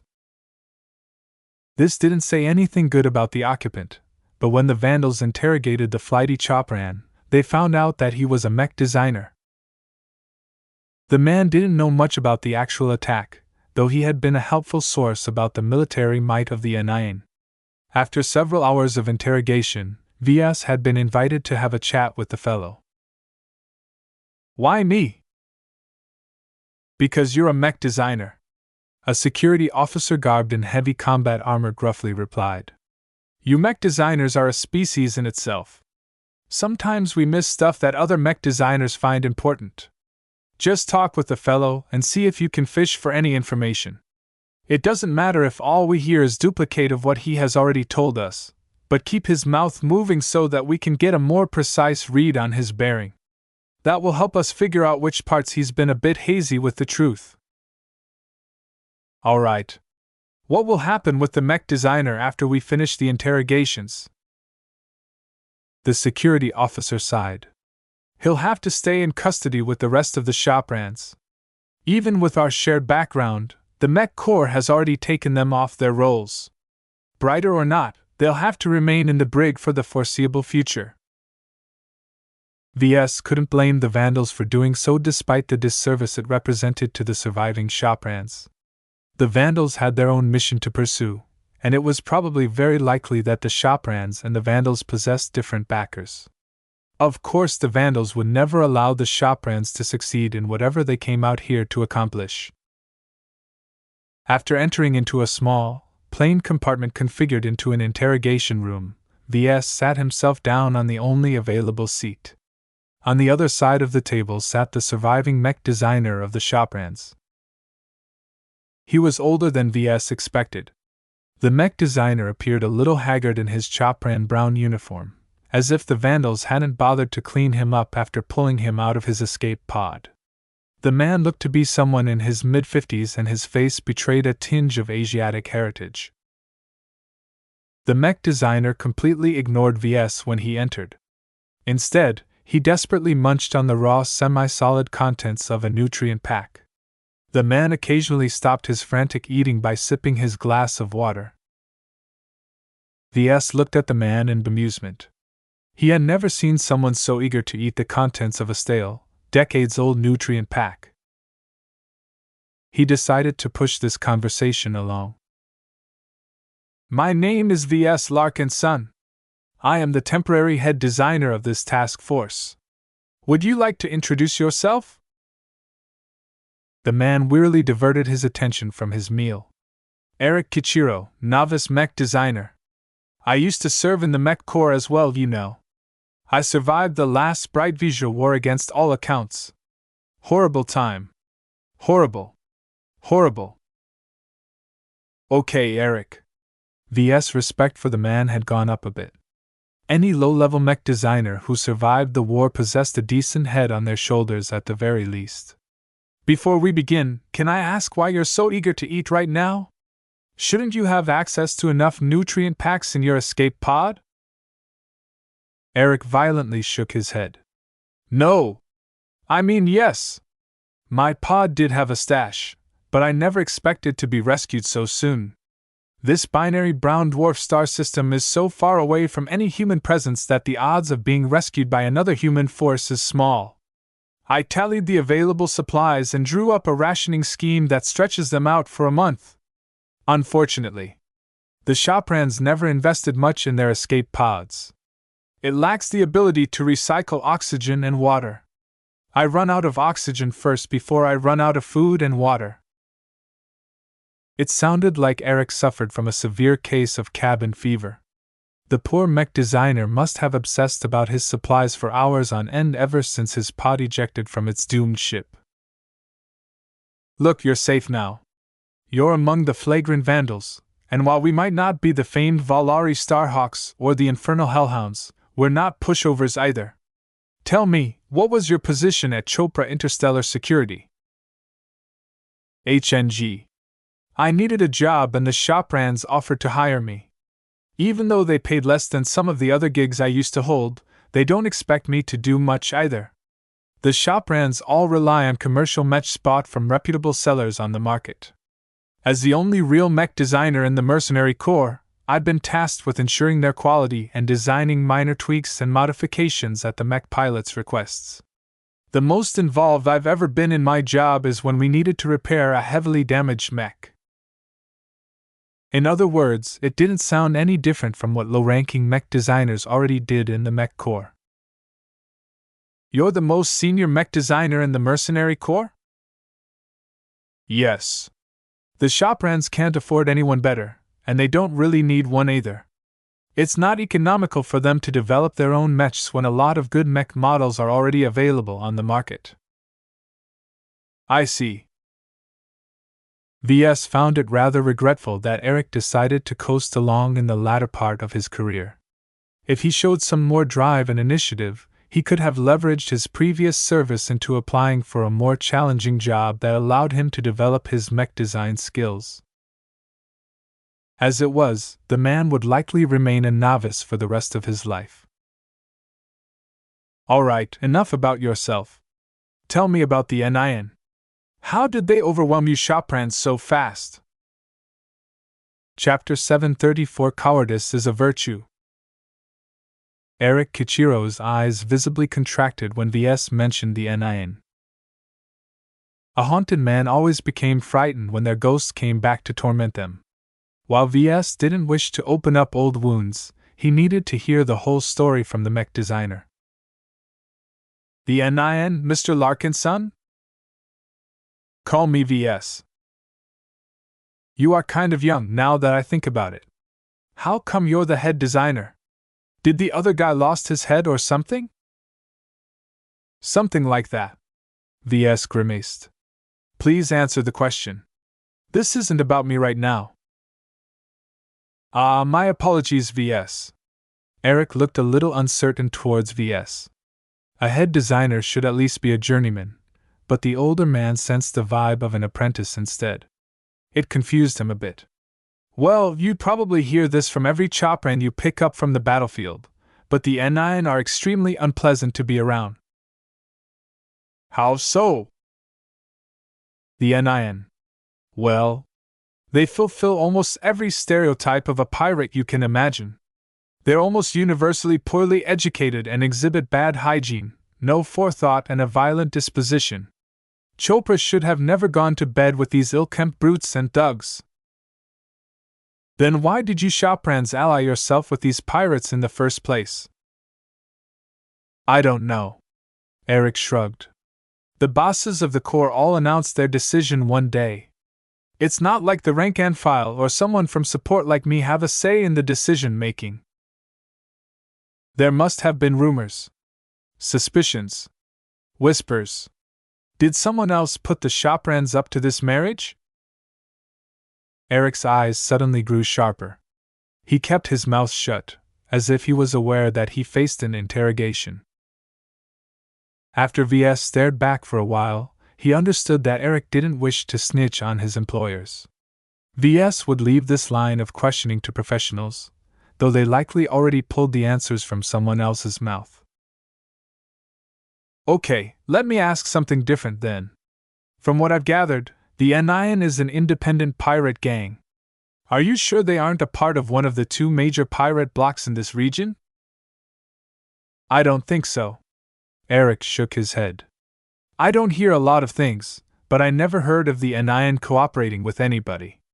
If you see them for yourselves, you'll know why. I think they're the cockroaches of among the pirates. They're numerous but filthy and individually weak. Does the Dragon Alliance or the Ravian Alliance ring a bell to you? No. Tell me about the attack itself. How have the Anion been able to jump on your forces? We were careless. Eric let out a deep breath. When we initially banded together with the Anion, we didn't get along at all. They're thugs more than anything. We Shoprans pride ourselves on our professionalism, so a lot of the rank and file immediately began to protest to the brass. We hated the Anion and didn't want to do anything with them. I think many of us had their fingers on the triggers. And then? VS prodded. Well, nothing happened. The brass insisted that we give the Anion a chance. We did. The friction hadn't gone down at all. Fights would break out whenever we gathered in the same place. Their joyriding mech pilots aggressively plunge their mechs close to ours when we are on patrols. All these incidents hammered home the fact that the Anion are a bunch of highly impulsive hooligans. Perhaps the only merit to them is that they know the lay of the land of the frontier really well. We never jumped to any dangerous star systems until we arrived here. If you Shoprans continued to get along poorly with the Anion, how come you managed to restrain yourselves? The mercenary corps is owned by the bosses, Eric declared. They tell us what to do and we have no choice but to follow orders. They're not exactly keen on fostering initiative from the lower ranks. We had all been accustomed to gritting our teeth and following orders we don't like. Trying to make peace with the Anion is just another bad order to add to the pile. Seems like this bad order should have received a lot more scrutiny. Oh, many of us did in fact continue to put up our guard against the Anion. We've traveled together for months without a major incident blowing up in our faces, and while some of us started to let them their guard, a large minority never really became convinced of their docility. If a large part of you Shoprans remained suspicious, how come you lost the battle so totally and completely? The Anion outnumber us. It's as simple as that. None of their mechs and ships are worth a damn. The best of their machines are at least second-hand cast-offs, and the worst are third-hand junk scavengers have salvaged, patched up and sold to the Anion for a pittance. The only advantage that they have is that they outnumbered us more than 3-1. None of us thought that was a huge issue, though.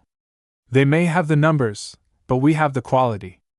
I should know since I inspected each and every mech in our lineup. VS requested some of the details on the mechs.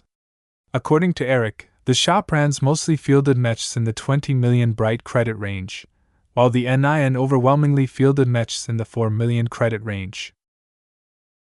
Therefore, the total worth of the Chopra fleet should have surpassed the total worth of the Anion fleet. Yet the force that fielded vastly more mechs won the battle in a landslide. A large reason why we fell so early is because the Anion ambushed us out of the blue. While we kept our fleets separated at what we thought was a healthy distance, the Anion mostly fielded space-borne frontline mechs armed with laser barrels. Laser weapons are a lot more forgiving at longer ranges than weapons that employ physical projectiles. Even though our mechs followed a routine evasion pattern when on patrol, the Anion must have spent hours deciphering their movements and predicting where they should aim. Halfway through the cycling processes of our FTL drives, the pirates struck. The initial volley hit over half of the Chopran mechs on the field. Most of them got hit so many times by laser beams that they all suffered some debilitating damage.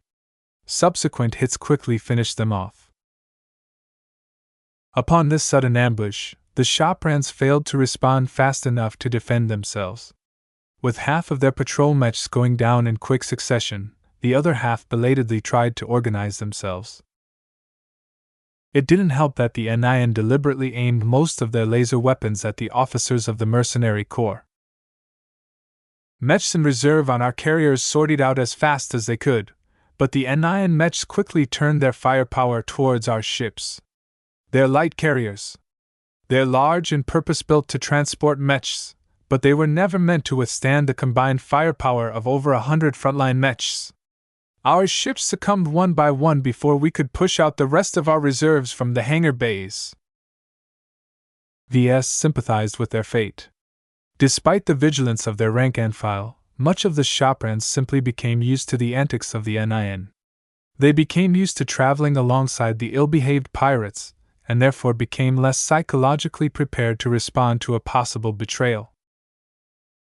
None of the lower ranks deserved any blame. Whether they eyed the NIN with caution or not, they had to follow the instructions from the top. The only thing VS couldn't figure out was why the leaders were so blind to the possible dangers. Who leads Chopra? The mech officers, mostly, Eric replied. Chopra is run by a council of them that included descendants of the original founders as well. The council takes a long time to agree on anything, and what they do decide is usually the most careful decision out of their range of choices.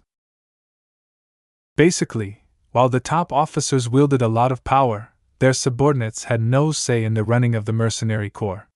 Such a top-down management style echoed the way the military liked to run their units. The difference was that each military unit was part of a larger unit. They also benefited from a range of advisory and support services. A private sector outfit, on the other hand, mostly had to make do with their own strength and capabilities. Perhaps they deserved to be proud of their military strength, but what about vital services such as intelligence gathering or technical support? It was obvious that Chopra Interstellar Security devoted insufficient resources into a proper intelligence gathering network that could have sniffed out the NIN's impending betrayal. VS knew that a mercenary corps often compensated for the lack of these services by relying on the varied talents of their lower ranks. Each of them were intelligent beings in their own right. Granting them a bit of autonomy and say in the mercenary corps allowed them to contribute their other talents to their cause. Though running a mercenary corps with a bottom-up or grassroots approach risked a lot of chaos or indecision, most independent corps actually ran in this matter. Every upstanding mercenary felt appreciated because their opinions mattered. It sounded like Chopra could have dearly benefited from listening to their lower ranks instead of the higher officers who isolated themselves in their ivory towers.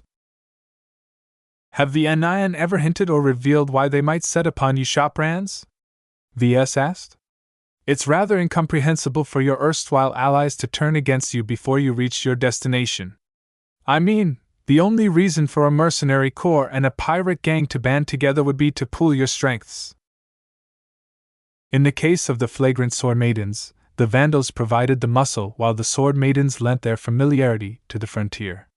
Both of them couldn't do without the other, so they had a comfortable basis of cooperation that neither side wanted to ruin.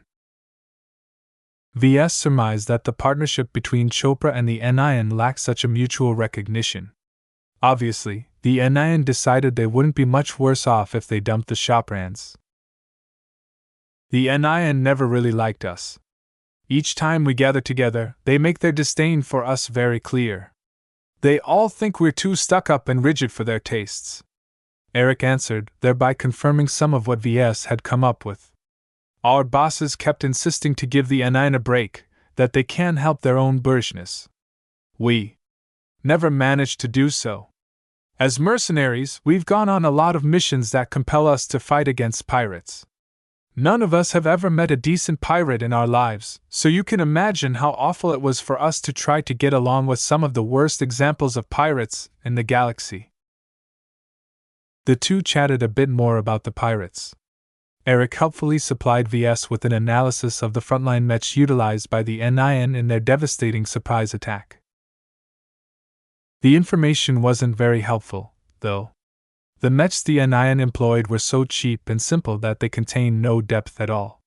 Their designs possessed little ingenuity, and even less imagination, and they carried no other special features than the bare minimum of what a mech ought to possess.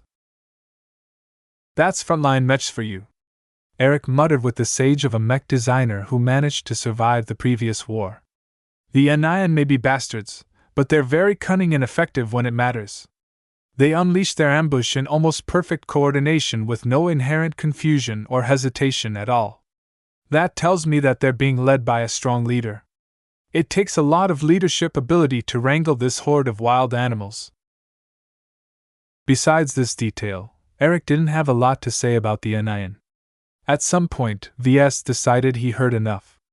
Even as a mech designer, his status with the mercenary corps was equivalent to a chief technician. The real decision makers at Chopra never pulled him into any of their discussions. As VS was about to leave, he asked one more question. "Do you wish to pass along anything else to us?" The Chopran mech designer sat up straighter in his chair. "Yeah. I've got some advice for you, VS. Take it as a friendly tip from one fellow mech designer to another." "Let me hear it then." "If you ever find yourself in a situation like mine, don't trust anybody. Just run. The earlier you bail out, the greater the chance you escape the net that is closing in on your allies. It is a mech pilot's duty to fight to the death, but it is a mech designer's duty to save their own hide. Cowardice is a virtue for our profession. As non-combatants, we have no role on the battlefield." VS almost gaped. He didn't know what to say about that. "Okay. I'll take that into account. Good day, sir." Chapter 735. Will it fly?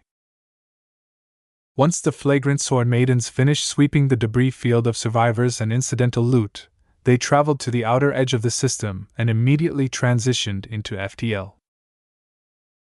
The longer they stayed in real space, the more they became susceptible to attacks. Even though FTL travel introduced a slight, unsettling feeling in the back of everyone's minds, they vastly preferred it to being out in open space for anyone and anything to jump at their fleet. As more stories from the bedraggled and recovering survivors of Chopra interstellar security proliferated among the crew, everyone grew more conscious of the dangers that could befall them. Who knew if the sword maidens suddenly changed their mind? The idea that they might turn their coats rarely crossed their minds after a few weeks of perfect cooperation, but now the Vandals received an awful shock that woke them up. What stopped their allies from turning into their enemies? Paranoia rang rife throughout the ship, and it only subsided after the shock wore off. Still, the Vandals never regained their prior confidence. Seeing the effects on the crew made VS think that Major Verl deliberately leaked the contents of the discussions. The Vandals had indeed been a little too comfortable in their skin lately. While they exhibited the right amount of caution against outside threats, they developed a blind spot against the Sword Maidens, who didn't really act like the stereotypical pirates. Properly speaking, VS would rather call the Sword Maidens outlaws. While they engaged in piracy here and there, they weren't as feral and undisciplined as the NIN. In fact, they were actually the opposite. The MTA and CFA mainly drove the use and popularization of the word pirates in order to paint every deviant force not under their purview under a single brush. Pirates became a lot scarier to normal folk whether they raided and pillaged every second day, or only wandered in uncontrolled space because they hid from powerful enemies. Everyone learns that it's a bad idea to engage in any business with pirates. Hell, it's even dangerous to be in the same room as them. All of this demonization is artificially creating a division between lawful and unlawful people. VS found it funny because outlaws existed in civilized space as well. Gangs, rebel movements, dark mercenaries, and more ruled the underbelly of civilized space.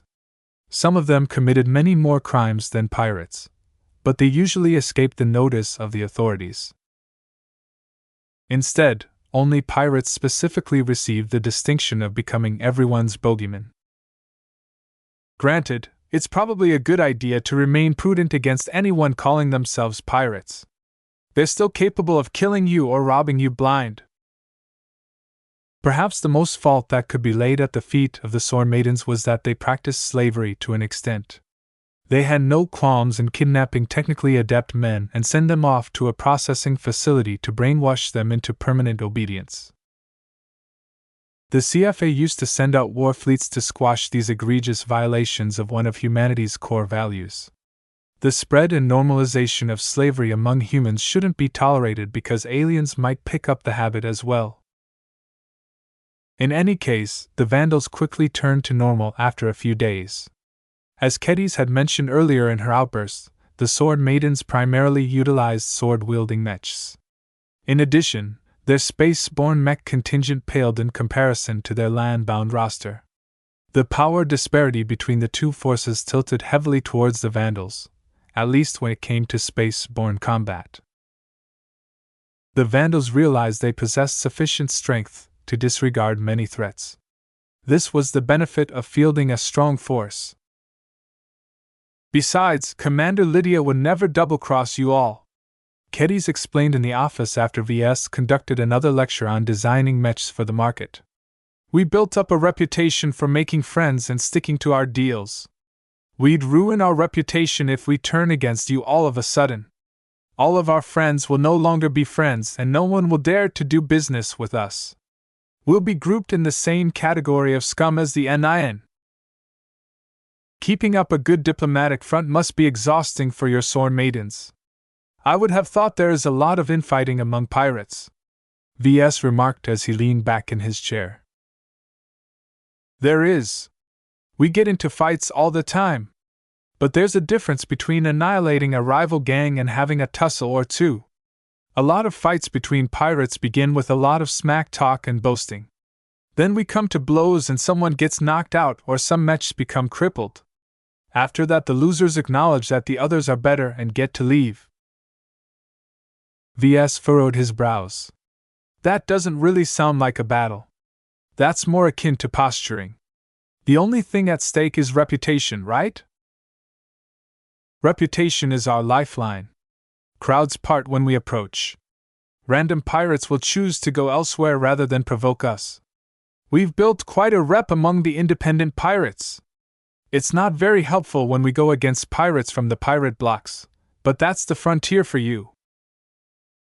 VS eagerly listened to her tales on how Lydia's Sword Maidens managed to survive and thrive in the dangerous frontier. The more he heard about their conduct, the more he realized that Commander Lydia may be one of the shrewdest leaders in the Fairest Star region. Her decisions and her strategies became food for his thoughts as VS contemplated his own future plans. The more he became familiar with the frontier, the more he became enamored by it. If he ever came back home, he wanted to set up his shadow force as an element that swam in the currents of the frontier like a shark that belonged.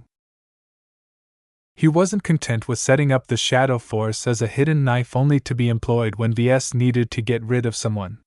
He wanted them to be a force to be reckoned with, and become so rooted in the web of connections of the frontier that no one would tie their existence back to him.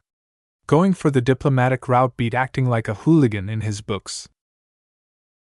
Once he finished his usual routine of rushing through his duties and spending some time to guide Kedis on formulating her design philosophy, he devoted most of his efforts to completing the abomination that was the six-sided dice.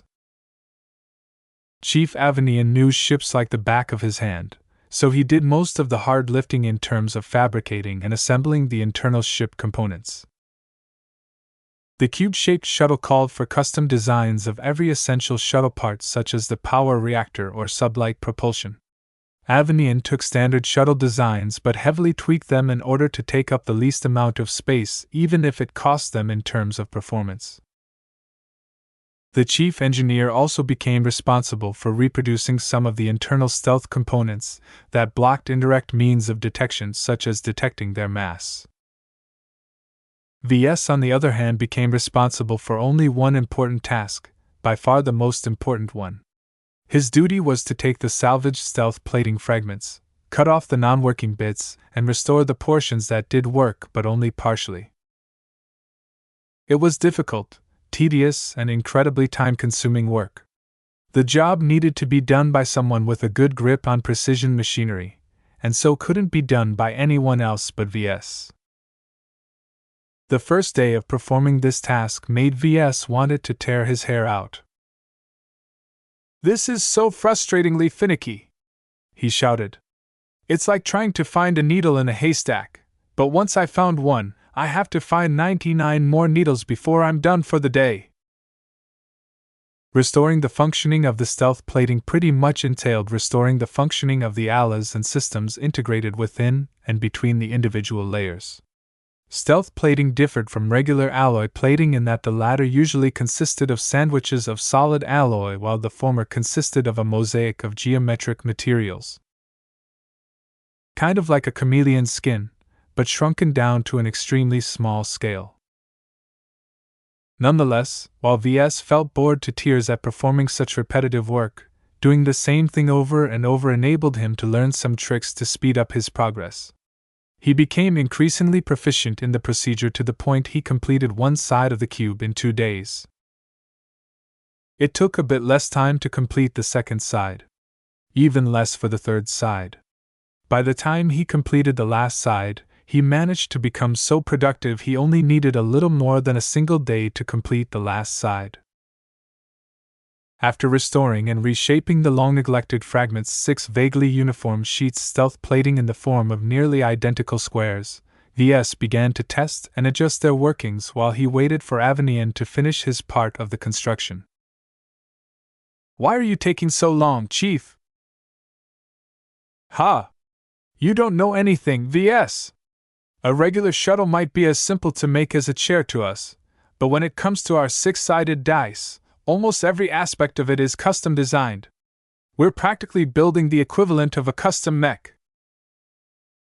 VS understood the analogy. "You have a point. I keep thinking that this is a rather simple shuttle aside from the inclusion of the stealth systems, but it's really more than that. The 6-sided dice is a unique creation." It was something lesser than an assault shuttle but greater than an aircar. Its spec sheet looked rather dismal, but the fact that it stuffed enough systems to activate a pretty good form of stealth immediately redeemed all of its inadequacies. As the flagrant sword maiden slowly progressed deeper into Sandman's space, VS and Avanian rushed to complete the 6-sided cube. The project had become something of a labor of love for them, as this unique creation definitely boggled the mind in a fashion. If they possessed the proper licenses for all the parts they utilized, then they could have made a fortune by selling it. Yet the design was destined to remain obscure. VS didn't even dare to sell the design or an actual copy of the cube-shaped stealth shuttle because of how many feathers it ruffled. As VS assisted Avanian in the fabrication and assembly of the less complicated shuttle parts, they quickly managed to complete the rest of the fabrication jobs within a few days. After inspecting each part for their soundness, they carefully assembled them together. Starting with the basic frame, they filled up the skeleton with parts such as the power reactor, the processing bank, the control modules, and more. Then came the time where they needed to affix the stealth plating on their naked shuttle. This demanded a bit more delicacy on their part because misaligning the plates by even a tiny bit could result in opening up a gap from which emissions could escape. They could not afford such a mistake. A stealth effect was only as strong as its weakest link. Even if 99% of a stealth object's surface enjoyed total coverage, a small gap which leaked tiny amounts of heat or reflected a little bit of light became an instant curiosity in the eyes of electronic sensors. They might as well be lighthouses in the dark. Fortunately, neither VS nor Avanian were rookies in their craft. Their steady experience and expert handling of the tools enabled them to affix the stealth plating in a calm, steady, and stable fashion. Before they knew it, the ugly cube-shaped stealth shuttle came into being. "It's assembled!" Though it still required a lot of testing and debugging in order to verify they hadn't screwed anything up, The pair had finished the culmination of their work. The six-sided dice rested on the flight deck like a stubby container someone left strewn around. A system of retractable plates that VS had adapted to the shuttle's use covered up the sensors, the hatch, and the thruster nacelles. In its fully retracted form, nothing about its appearance hinted at a shuttle. Two questions lingered in VS and Avenian's minds. Will it fly? Does its stealth system work? Chapter 736: The Fate of Cowards. The six-sided dice's stealth plating gave the cubular shuttle a pitch-black surface that hardly reflected any light even in its unpowered state. After all, if the stealth systems suffered a malfunction of some sort, it wouldn't do to reveal a bright pink cube in space that anyone could pick up with their naked eyes. Though coating the dice with black didn't actually help too much since most detection systems didn't solely rely on optical sensors, you never knew if it might save the lives of its occupants someday. Besides, it became a custom in every industry to coat every stealth vehicle with black. Consumers expected it due to all of the action dramas they've seen. While neither VS nor Avenian ever intended to put the six-sided dice up for sale, it beat coating it in any other color or pattern. All that work, just to build a shuttle that only has enough room to squeeze in 4 passengers. That's the same capacity as a small air car. If you hadn't insisted on including the air cycler module, then we could have added enough room for 2 more passengers, Avenian said. He never really agreed with that decision. Look, we've already gone over this discussion. The air cycler allows us to recycle the oxygen in the air, which will not only work as long as we can power it, but it will also spare us from filling up our shuttle with oxygen tanks. That only benefits us if we are lingering in space for more than a month, VS. I don't think we'd be able to survive if we are still roaming around in space for that long. Most statistics on rescue incidents point out that 95% of the time, someone that is stranded will be rescued within the week. That study is outdated and not entirely applicable to our situation, VS immediately replied. A newer study refuted that result. The sample of rescue incidents the researchers took applies to all of human-occupied space. Everyone knows that there are a lot more ships and a lot less space the closer you get to the center of the galaxy. Out here on the galactic rim, it can take months or years before a human vessel drops by at a desolate star system. That doesn't even count in the complication that we're currently knee-deep inside the deep frontier. Therefore, expecting us to be rescued within the week is extremely optimistic. If someone picks us up, it may not be for rescue, you know that? Avenian pointed out. With all the pirates roaming around here, it's much more likely that they'll capture us. I'll take my chances with the pirates rather than accept death by suffocation or starvation. The conversation turned a bit too morbid to his tastes. VS quickly changed the topic. Even if this shuttle looks complete, it's not finished yet by far. Everything we've designed is pure theory so far. We still need to see whether its stealth will hold up in reality. The two eager engineers eagerly put the cube into action. They first moved it down to a special section of the Mech workshop. Vandals eyed the bizarre black cube with a mixture of doubt and confusion. What's this machine? Is it a new 3D printer? Maybe it's one of those battle drones that fold up in a cube when inactive. Why is it black? VS had no doubt that a couple of people among the Vandals knew exactly what they built, but as long as VS didn't neglect his duties too much, they probably turned a blind eye to it.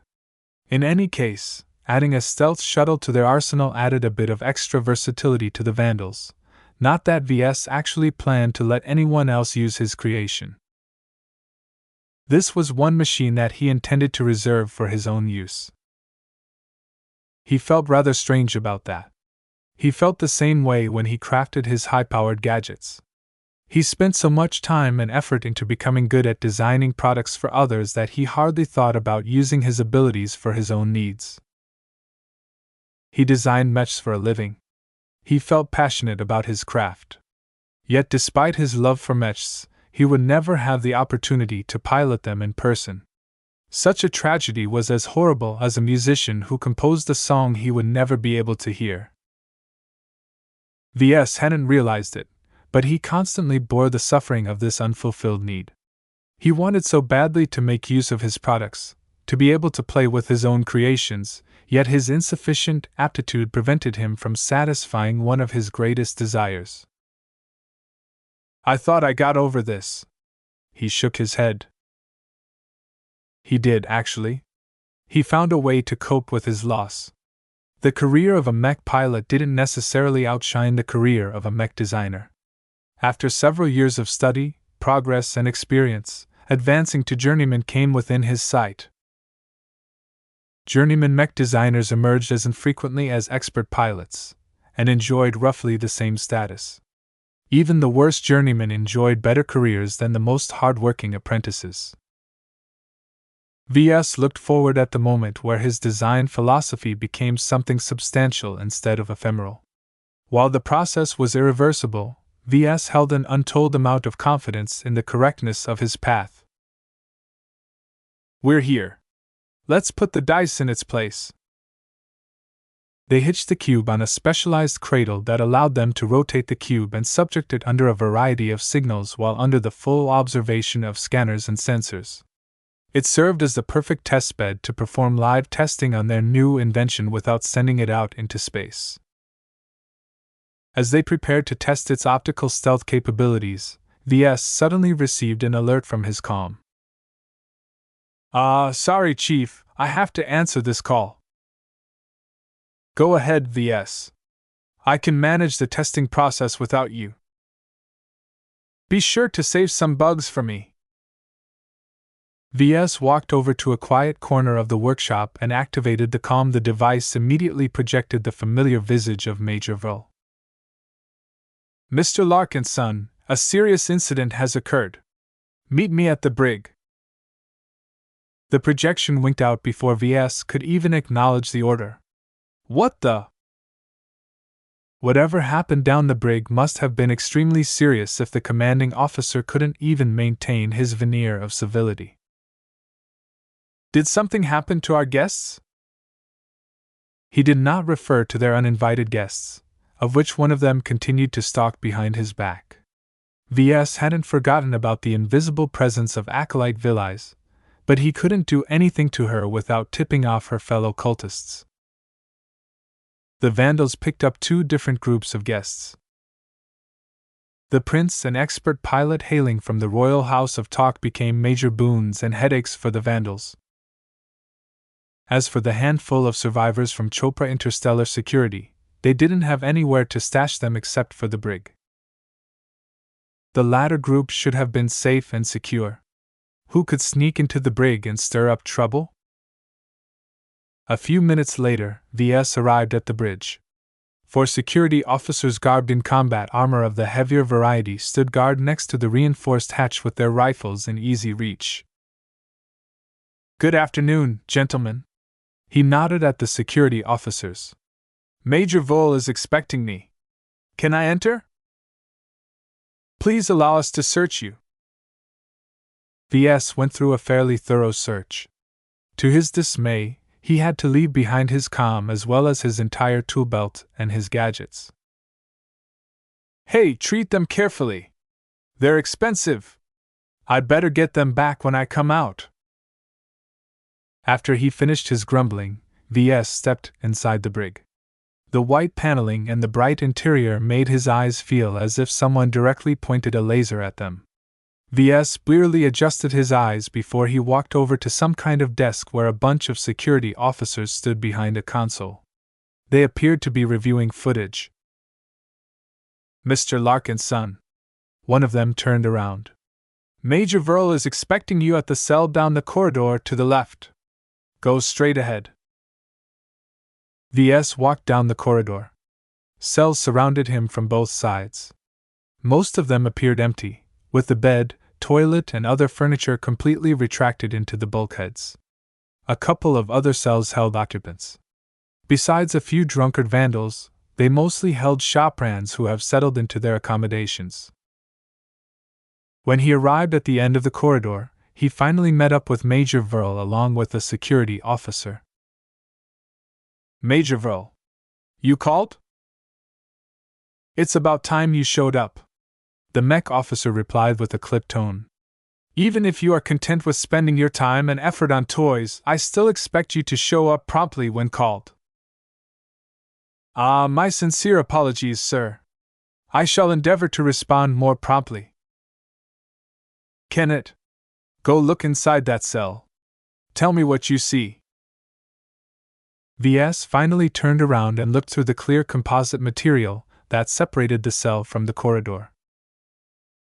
What he saw was very gruesome.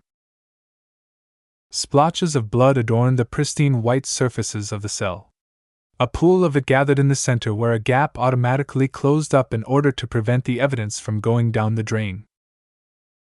The source of all the blood came from a body lying dead against the thin bed construction. The man lay across it with his blasted, cratered head hanging in the open like a macabre flower about to wilt. VS immediately recognized the individual from his uniform, body structure, and whatever intact facial features he could still observe. Isn't this the mech designer that I had a talk with more than a week ago? Major Verl stepped forward until he reached V's side. This is indeed Eric Kichiro, the only mech designer employed by the shoprans. It's curious, is it not?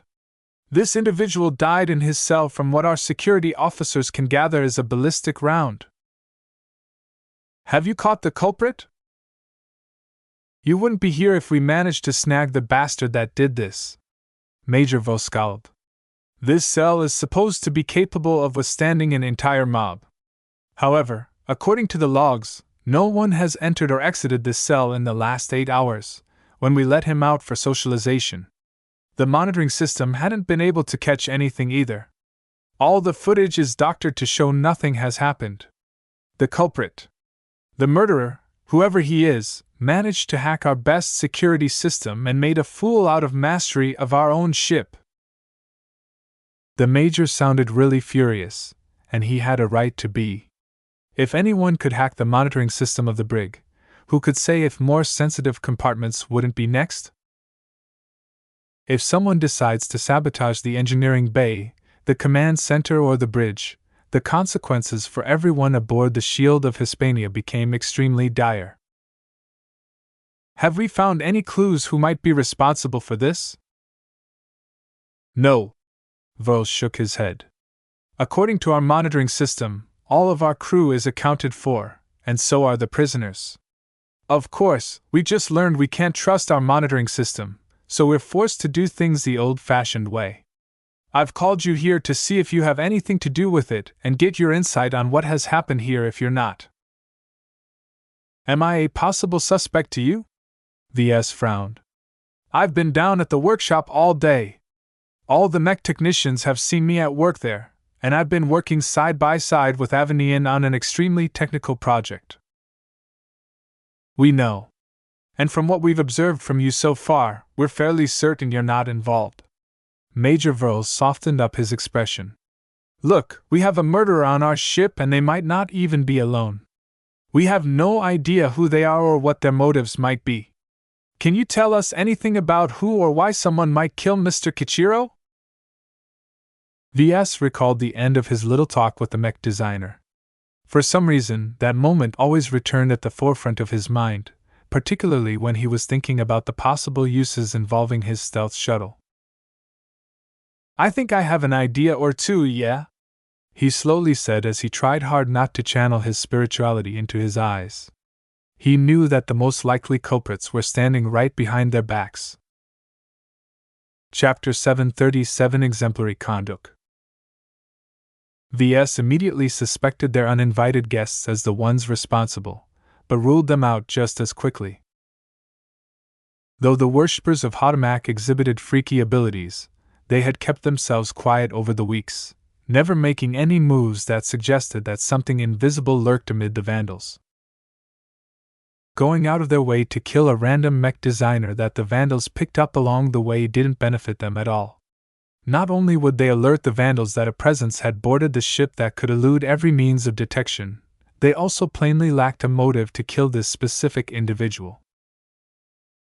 Why kill someone as irrelevant as Mr. Kichiro when they could easily assassinate Major Verl, or even VS? Of course, cultists being what they were, they hardly adhered to logic in the first place. They might have decided to kill Kichiro on a whim because they could, or because they wanted to frighten the vandals. Still, VS might be reaching there with this theory. He much preferred to consider the murder a deliberate act, because the killer risked an awful lot to do the deed. "Why kill Mr. Kichiro?" he asked out loud. "This chump doesn't know anything. He's only useful as a source of intelligence on the technical specifications of the mech used by Chopra, but that's no use as most of their machines are dead and broken." VS turned back to what Eric Kichiro said to him back then. Those controversial words. "Cowardice is a virtue." "What did you just say?" Majorville said from the side. "Cowardice is a virtue. That's what Mr. Kichiro said to me at the end of the interview. You can pull up the footage of my interview with the man if you want to verify it, sir. In any case, did you know what I felt when he said this phrase?" "No." "Tell me, then." "I felt like I wanted to punch his face, sir," VS revealed without compunction. "Sure, a mech designer is a no-combatant, but you can say the same thing about the ship ratings and the mech technicians and the doctors. Just because we aren't the ones who are armed with guns or sitting in a cockpit piloting a multi-ton machine into killing our opponents, doesn't mean we are any less of a soldier. Mech designers. Even in the middle of a conflict, we can still be useful in many ways, if only to hurry along emergency repairs." In fact, VS felt torn between two different impulses. The Larkinson blood within him screamed for him to reject this cowardly principle, to prove that mech designers ought to be brave in the face of danger. Yet his rational mind warred against his hot-blooded impulses and cautioned him that no matter how eager he might be to contribute to a battle, he really had no place in the thick of the battle. His contributions and influence outside of any battle was enormous, but once the rifles started barking and the cannons began to boom, his immediate ability to influence the battle became incredibly minimal. A large reason why a mech designer became irrelevant was because anything he could do to affect the ongoing battle took far too much time to effect. It wasn't as if a mech designer could instantly whip up 50 spare mechs over the course of a few hours. Most battles didn't even last that long. So the phrase uttered by Eric Kichiro was in fact an expression of common sense. A mech designer was an important part of any outfit's support services, and thus required a lot of protection. Killing them crippled an outfit's ability to recover after a battle and to maintain and tweak their mechs. It was in everyone's best interests to safeguard the lives of the mech designers if they had any in their outfit. Yet this logical consideration clashed with the cultural norm that fellow comrades in arms had to stick together. It would be the height of selfishness to bail out of a ship in the middle of a battle when the outcome was still in doubt. "I remember that the rescue teams picked up Mr. Kichiro from the periphery of the debris field, sir," VS added as he recalled this detail. "His escape pod actually strayed the farthest from every other pod. Do you know what that means? He ejected not long after the Anion initiated their ambush." This did not mean that Kichiro had anything to do with the ambush, but it definitely didn't do him any favors by abandoning his comrades so soon. Verl caught on to the implications. I see. He's not the most courageous or loyal member of the Shoprans, then. His early escape might have even incited other Shoprans into bailing out as well. What was his position in the mercenary corps? From what I gather, the Shoprans treated Mr. Kichiro as a glorified chief technician. He's not particularly skilled as a mech designer, and he's been out of practice for so long that he's only capable of performing minor tweaks and modifications to commercial designs. Overall, the mech designer earned no appreciation from his employer. He didn't enjoy a leadership position like Myra at the Sword Maidens either. All in all, VS pegged Kichiro as the typical unambitious mech designers who only cared about themselves and predominantly followed the path of least resistance.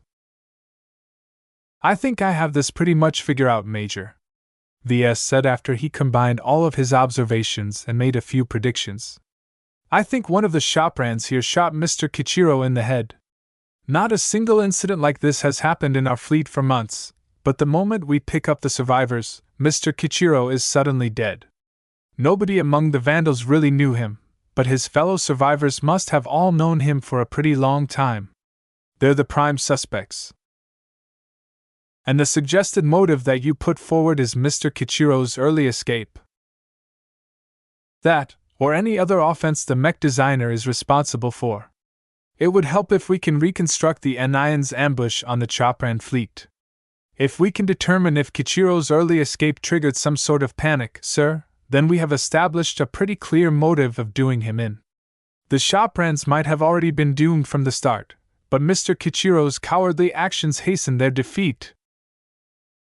Even though VS spun out this tale from a small number of observations and a lot of conjecture, he felt pretty confident about his prediction. Spending months harboring all sorts of suspicions did that to a person. "While your claims are merely guesswork so far, you make for a compelling case, Mr. Larkin's son. I'll task some security officers into studying the archival footage that we've pulled out of the data banks of the Shoprans." VS felt a bit embarrassed that Major Verl actually supported his wild conjecture to this extent. Then he realized that the mech officer faced an enormous amount of pressure to catch the culprit before they could do any more damage. Since they lacked any clues to begin with, the line of reasoning provided by VS provided a clear direction to investigate. Moments later, they joined the crowd of security officers running through some old footage they dug out of a backup data bank of a shipwreck. "Mark this timestamp. According to the logs of his escape pod, this is the moment where Mr. Kichiro's escape pod emerged into space. The ambush barely started 3 minutes ago. While the Anion performed a devastating alpha strike that took out a lot of Chopran mechs, the mercenary corps still fought as hard as they could still do so, though their lack of coordination hindered their response." Major Verl immediately tooted in disapproval. "You can see and hear from the logs in this data bank that most mech pilots are calling for orders from their mech lieutenants. The mech lieutenants have no clue what to do, so they defer to their mech captains. The mech captains don't have time to deliberate with each other and give out the first orders that come to their mind. One order their men to close into melee range. Another captain orders them to pull back to their ships and consolidate their defensive perimeter. It's an awful mess that only further divided the Chopran mechs on the field. It's like they have the worst of both worlds in terms of management style," VS remarked. "Their mech captains and other leaders concentrate all of the decision-making power among themselves, but when they finally need to exercise decisive leadership, they are never unified enough to be in sync. If they decided to go for a top-down approach to running their mercenary corps, they should have gone all the way and appoint a single commander among their leadership committee." Something that looked so irrelevant at first glance in fact became the nail in the coffin that doomed the Shoprans from reserving this ambush. Though the Anion vastly outnumbered them with a swarm of space-borne frontline mechs, the Shoprans could have leveraged their superior mechs if they all chose to go on the attack. Sure, the rush might have failed, but it gave the Shoprans a viable chance to turn the battle around. Every Chopran mech pilot trying to survive the battlefield out there still held out hope. That was until that lone escape pod emerged on everyone's sensors. VS counted the number of escape pods that followed suit after a minute. 1 becomes 2. 2 becomes 4. 4 becomes 8. 8 becomes 16. The more escape pods in the air, the less essential crew that's left behind. That doesn't immediately affect the fighting strength of the mechs in the air, but it will definitely slow down the deployment of the reserves. The abundance of escape pods launching into space does in fact affect the mechs that are fighting for Chopra's survival. Major Volk corrected VS.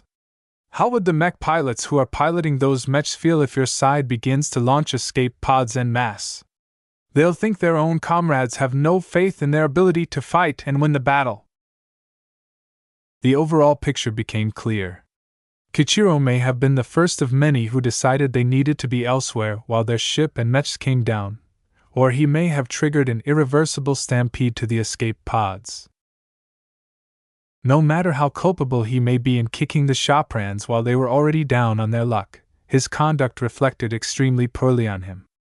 The man perpetuated every stereotype of mech designers as cowardly wimps who gladly push mech pilots to fight to the death while they themselves ran at the first sign of trouble. Even if VS quietly applauded Kichiro on his decisiveness to save his own hide, the man shouldn't have been so brazen about his flight. VS mentally took notes of his fellow mech designer's example. If he ever befell in a similar situation in the future, he would wait until others bailed out first before he followed suit. Ideally, he'd be in the middle of the pack, inconspicuous and unexceptional in terms of courage. Kichiro's murder also taught him that he needed to think beyond the immediate escape. If VS ever met up with his comrades, he needed to make sure that his conduct didn't give them any reasons to shank him. There was nothing worse than to meet the victims of your bad conduct in the flesh. What I don't understand is why Kichiro needed to die this instant, VS mused. I mean, whoever did it has to know this has riled us up. Why can't the killer wait until this mission is over and everyone is released? A security captain offered a suggestion. It may be that the murderer doesn't believe we will make it out alive.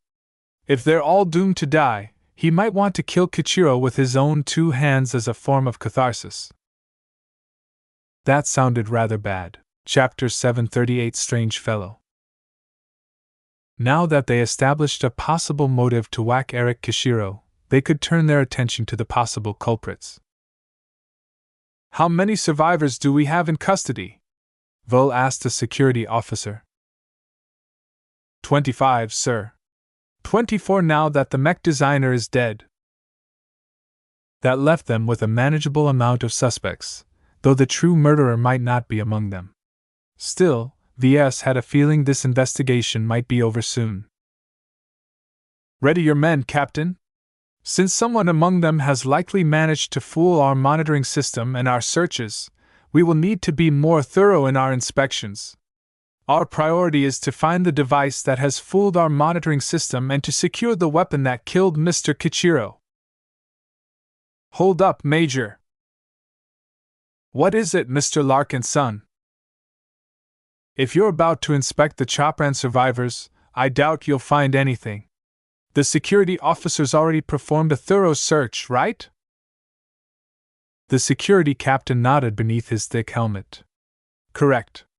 We've stripped them of all their gear and clothes and issued them a blank outfit with no further accessories. We even took away their comms. I'm guessing that at least one of the Shoprans have a trick up their sleeve. We are aware of that possibility. Then let me help you out. I haven't been spending my free time on nothing. It took a bit of convincing on his part, but VS managed to get his proposal a serious try. One of the security officers exited the brig and re-entered a moment later with a tool belt in hand. VS nabbed it off the armored security officer's gauntlet and picked out two of his most precious inventions to date. He flicked one of the cylindrical gadgets online. One of these devices is a miniaturized stealth detector that I've adapted from the central database. The internal sensor array is very fragile and susceptible to shock, but I've built in some dampeners so as long as you don't shake it around it will function well enough. How effective are its stealth detection capabilities? The security captain asked. Very. Extremely, VS emphasized. It's like having the full-size thing but with a lot less range. The power is still considerate though, so even if it can't circumvent a particular stealth system, it can still overload them through brute force. He passed the device over to a lighter armored security officer. This one looked much less threatening in a suit of medium combat armor. This was the regular service equipment for the Vandals who interacted with the Chopran survivors. Do I need to input the right settings? No, I already did that for you. Its effective range is set at 10 meters.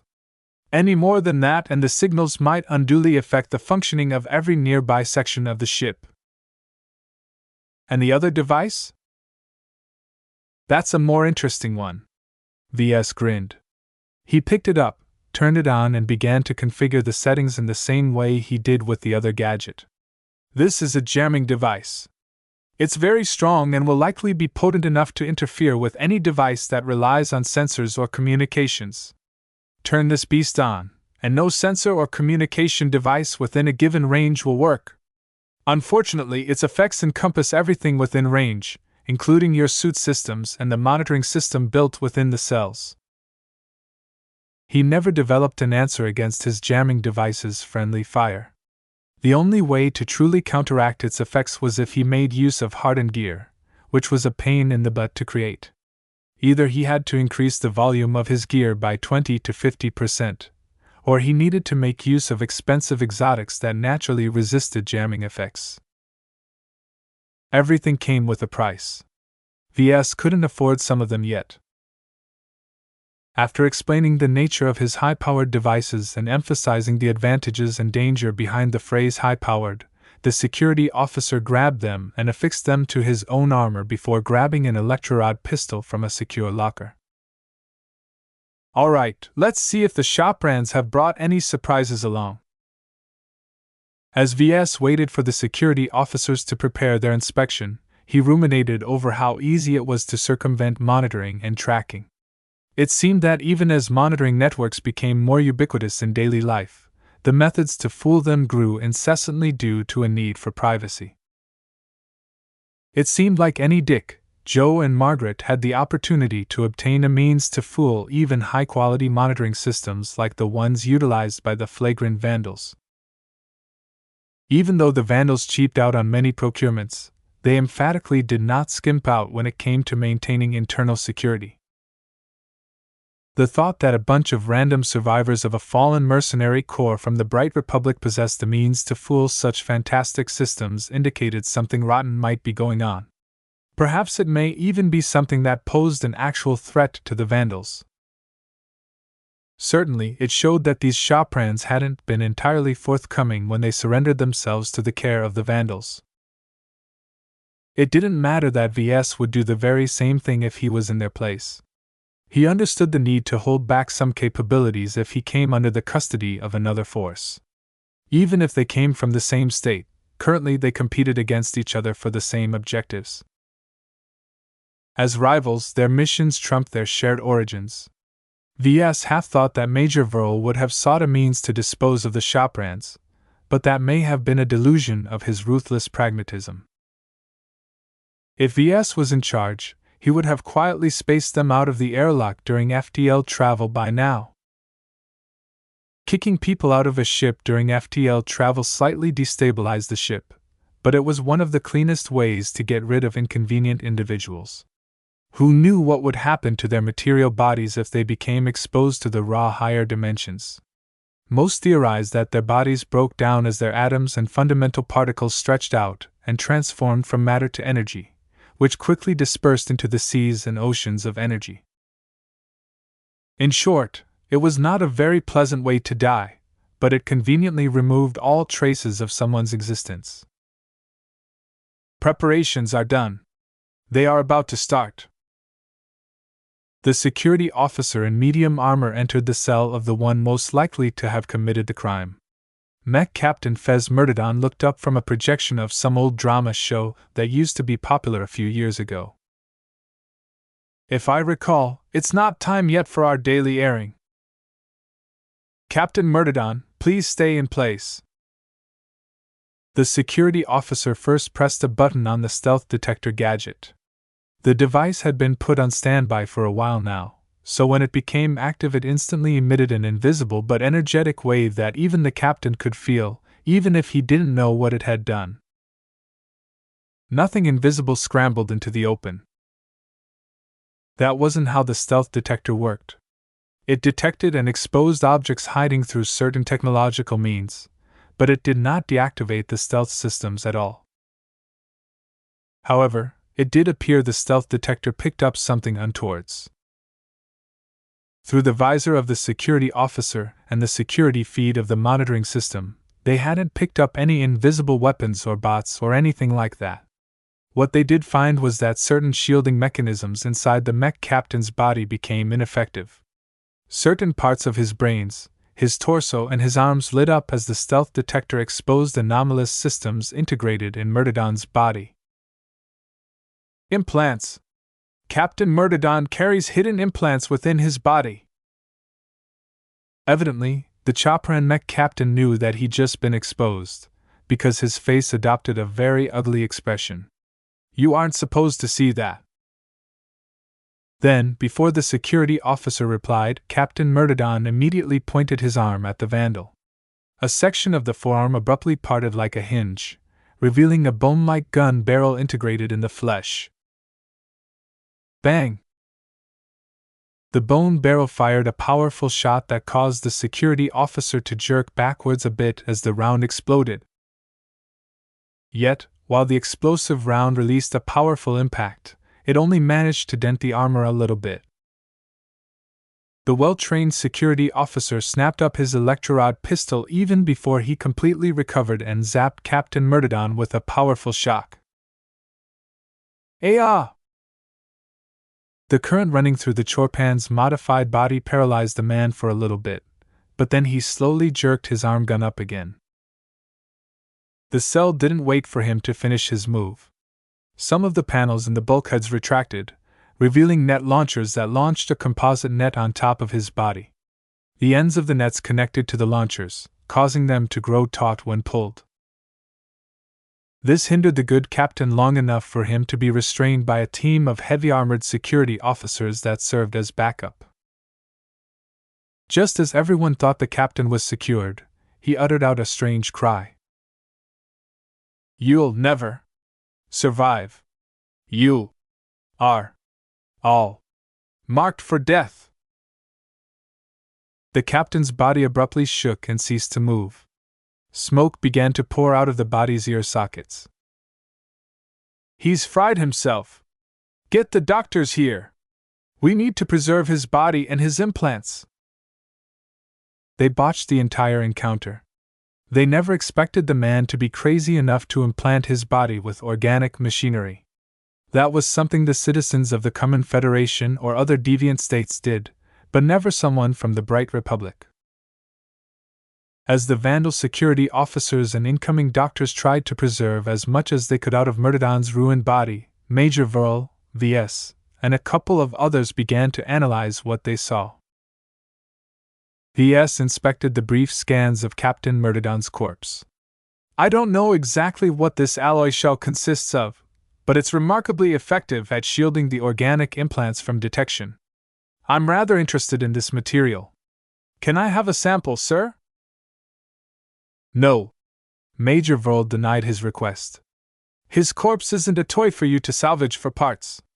We need to determine who Myrtidon is, why he is jacked up with implants, and what possible intentions he harbored. He may not be the only one who bears the implants, Major. A security captain warned. We've isolated the other cells from what has happened at Myrtidon's cell, but we don't know what effects his death may cause. For all we know, one of his implants has transmitted a secret signal that can go through our isolating bulkheads. Search them thoroughly, and be prepared to halt any attempts at halting their suicides, Verl commanded. From Myrtidon's behavior, he may have activated a suicide trigger implanted in his body, but it could have also activated by itself in response to detection.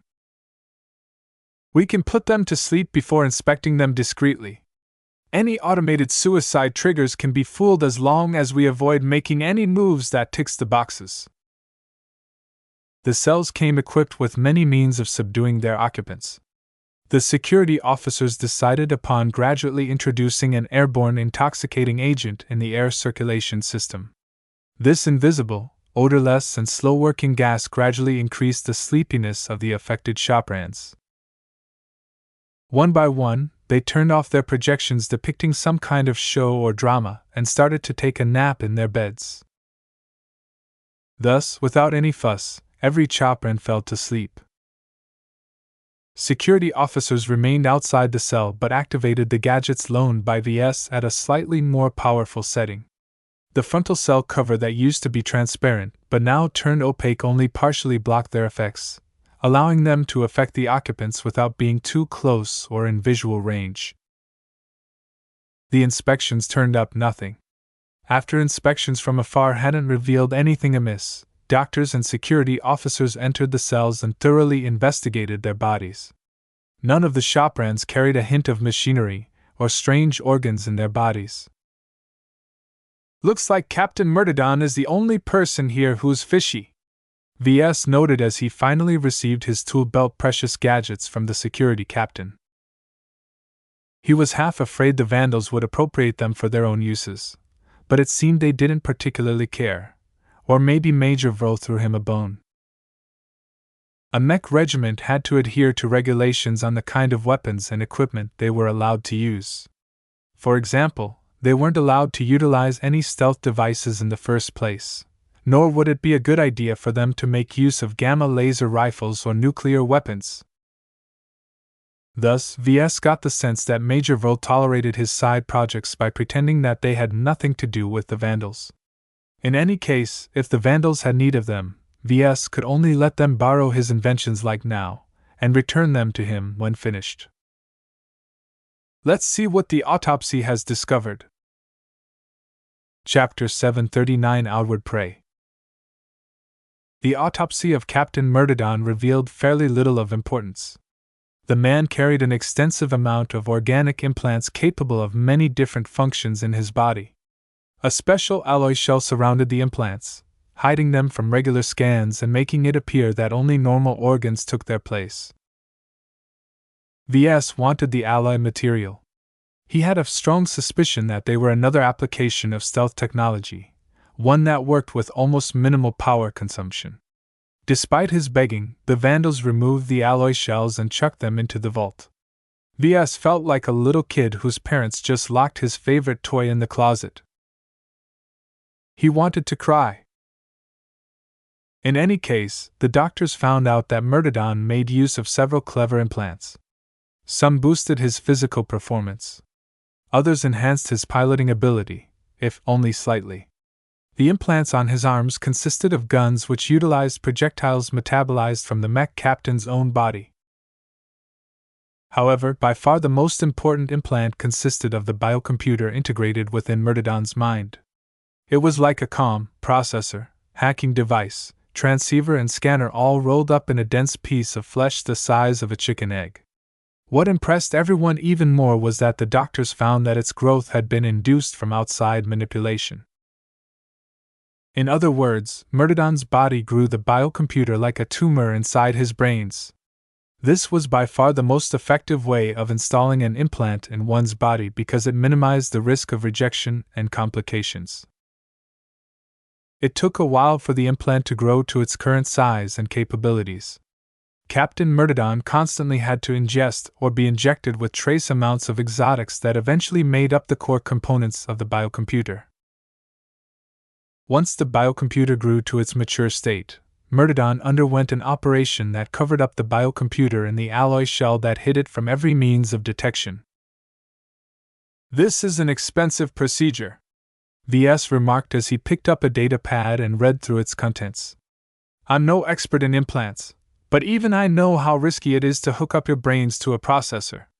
No matter if it's biological, electronic or mechanical in nature, any processor or computer and be hacked. Their programming can easily be subverted once you know it's there." This was also one of the major reasons why hooking people up with processors, biocomputers, AI chips and the like fell out of vogue. At some points during the Age of Space and Age of Conquest, implants rose into popularity as their functions substantially augmented a baseline human's capability. Implanted weapons integrated in an assassin's body allowed them to take out their targets despite being searched for weapons. A cyborg body thrown out into space due to an accident could survive in hard vacuum for hours as their entire body subsided on energy cells instead of oxygen. AI chips integrated in the brains of children enabled them to learn faster and store the entire contents of a library for their perusal.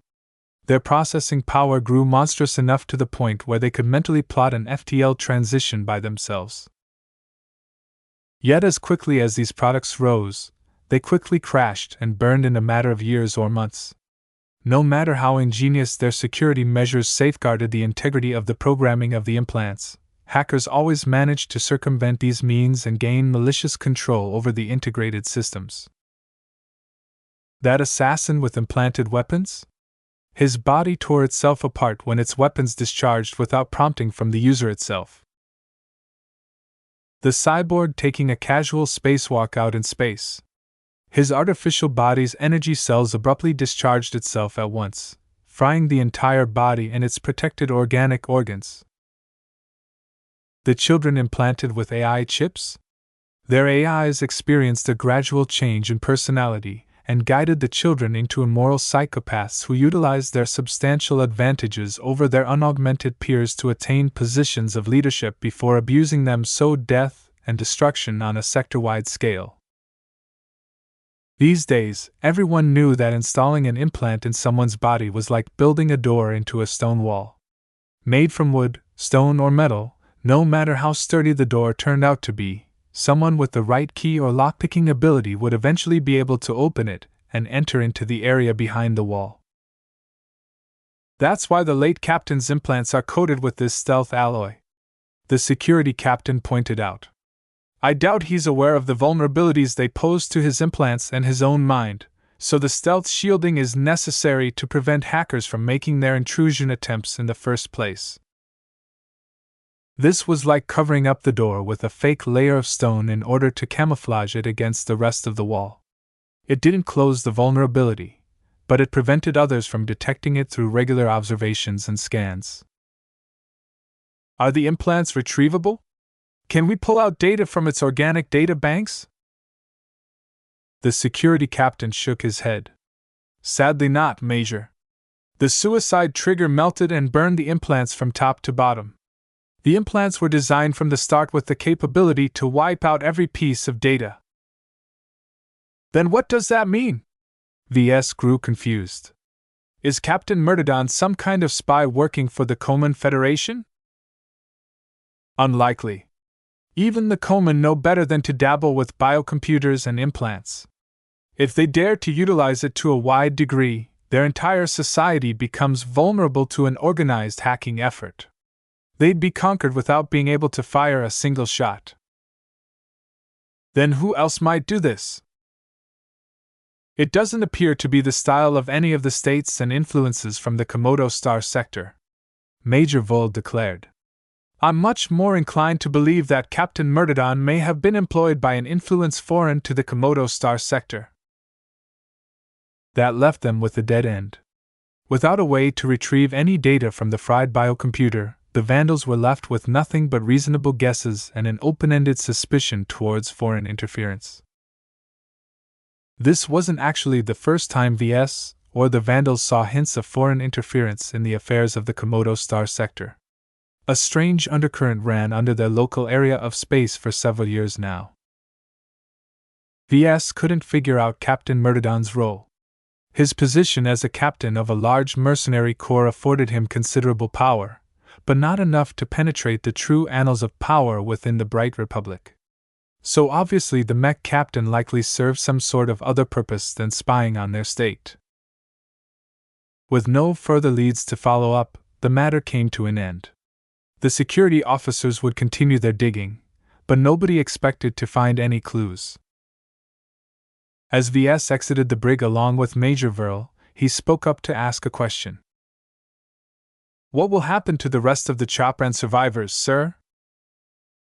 They're clean, but there's no telling if they are involved with Captain Myrtodon's secrets. We'll have to interrogate them more thoroughly and try to find out the reason why Kichiro had to die. It may be that your guess is right and Myrtodon killed the mech designer out of an emotional need for revenge. Yet this decision sounds too impulsive, The fact that we managed to uncover the Mech captain's implants only underlines how poor of a decision it was to take action. As VS walked back to the workshop, he felt considerably less secure. He didn't feel safe aboard the Shield of Hispania. Not only did he have to worry about his stalker and the uninvited guests, he also had to take into account that anyone, including the Vandals, might be sleeper agents working for a foreign influence. This style of operating vaguely reminded him of Calabast. Ostensibly, she posed as an agent of the Vision Intelligence Agency. Yet VS never believed that. The tragedies that happened on Harkinsonai may have seemed like an attack intended to weaken the Renault Republic, but VS developed an alternate motivation.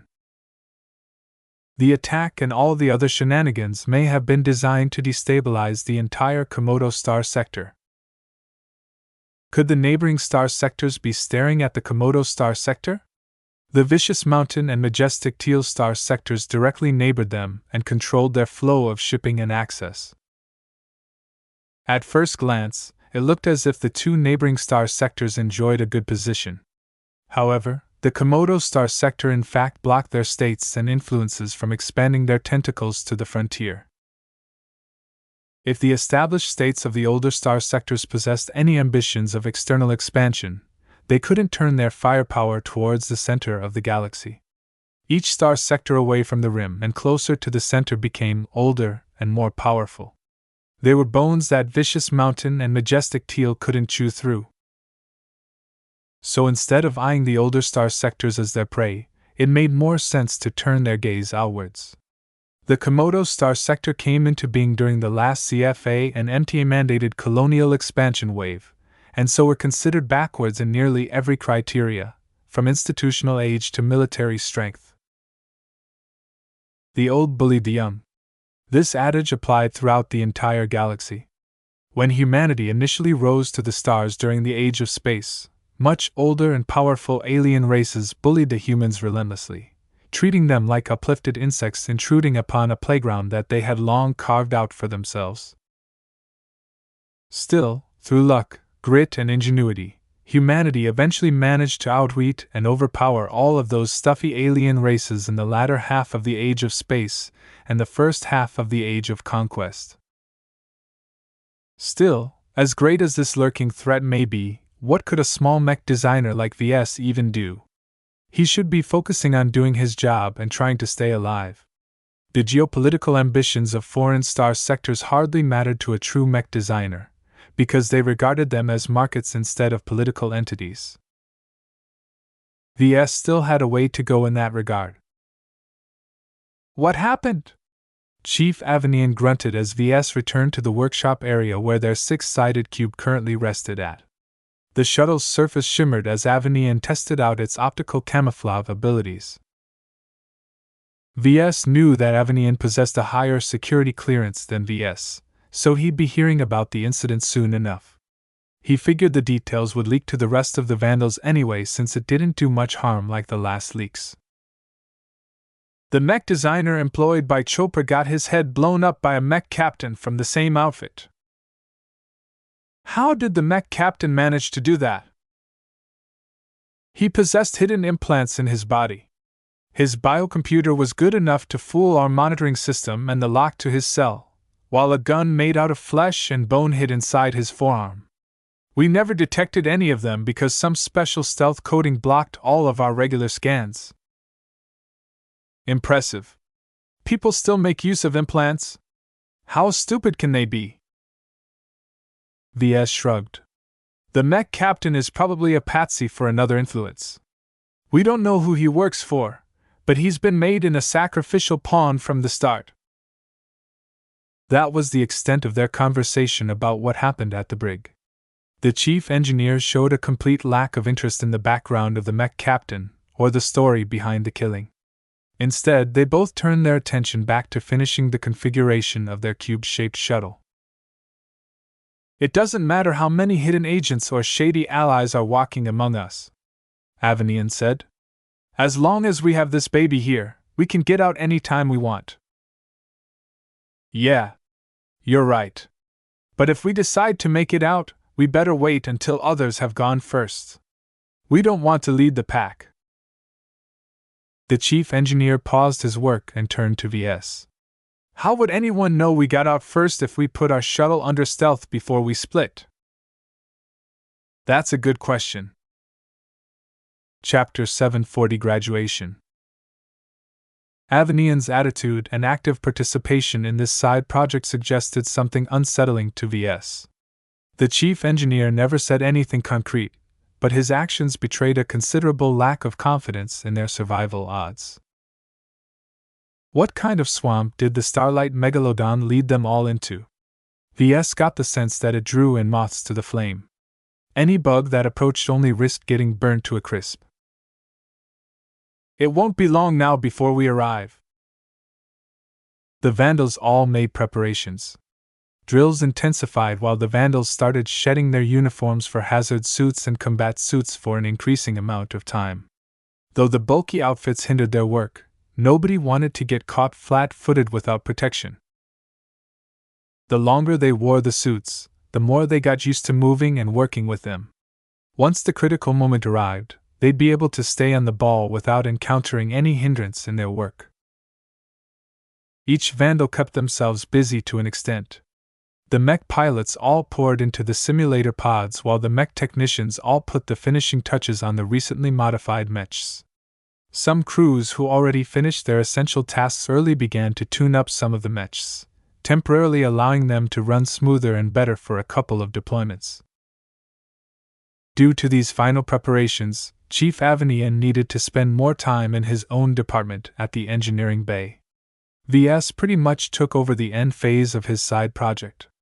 After meticulously testing and tweaking the different stealth mechanisms, VS finally declared the shuttle to be cleared for use, at least without putting it to a live test.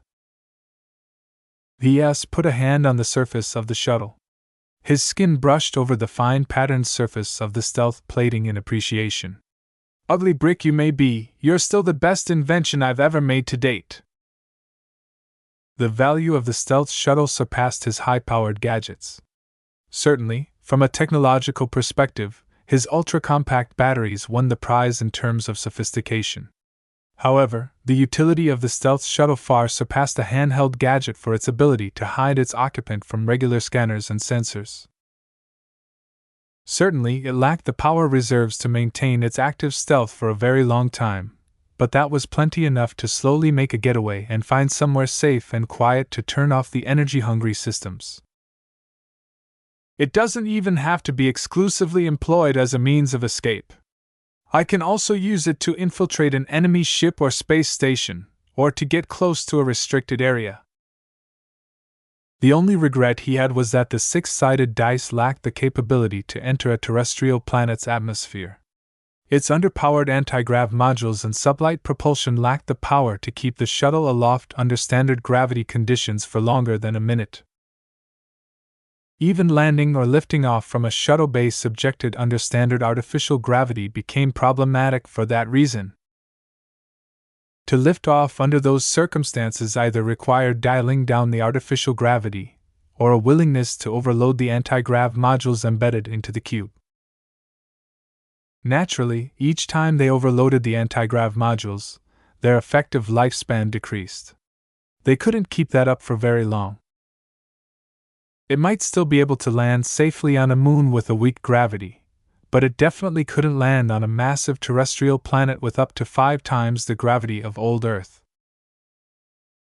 For better or worse, this shuttle is a space hopper. That severely limited its utility, but what choice did he have? Now that the project came to an end and delivered a result, VS moved the 6-sided dice out of the workshop and back to the shuttle bay.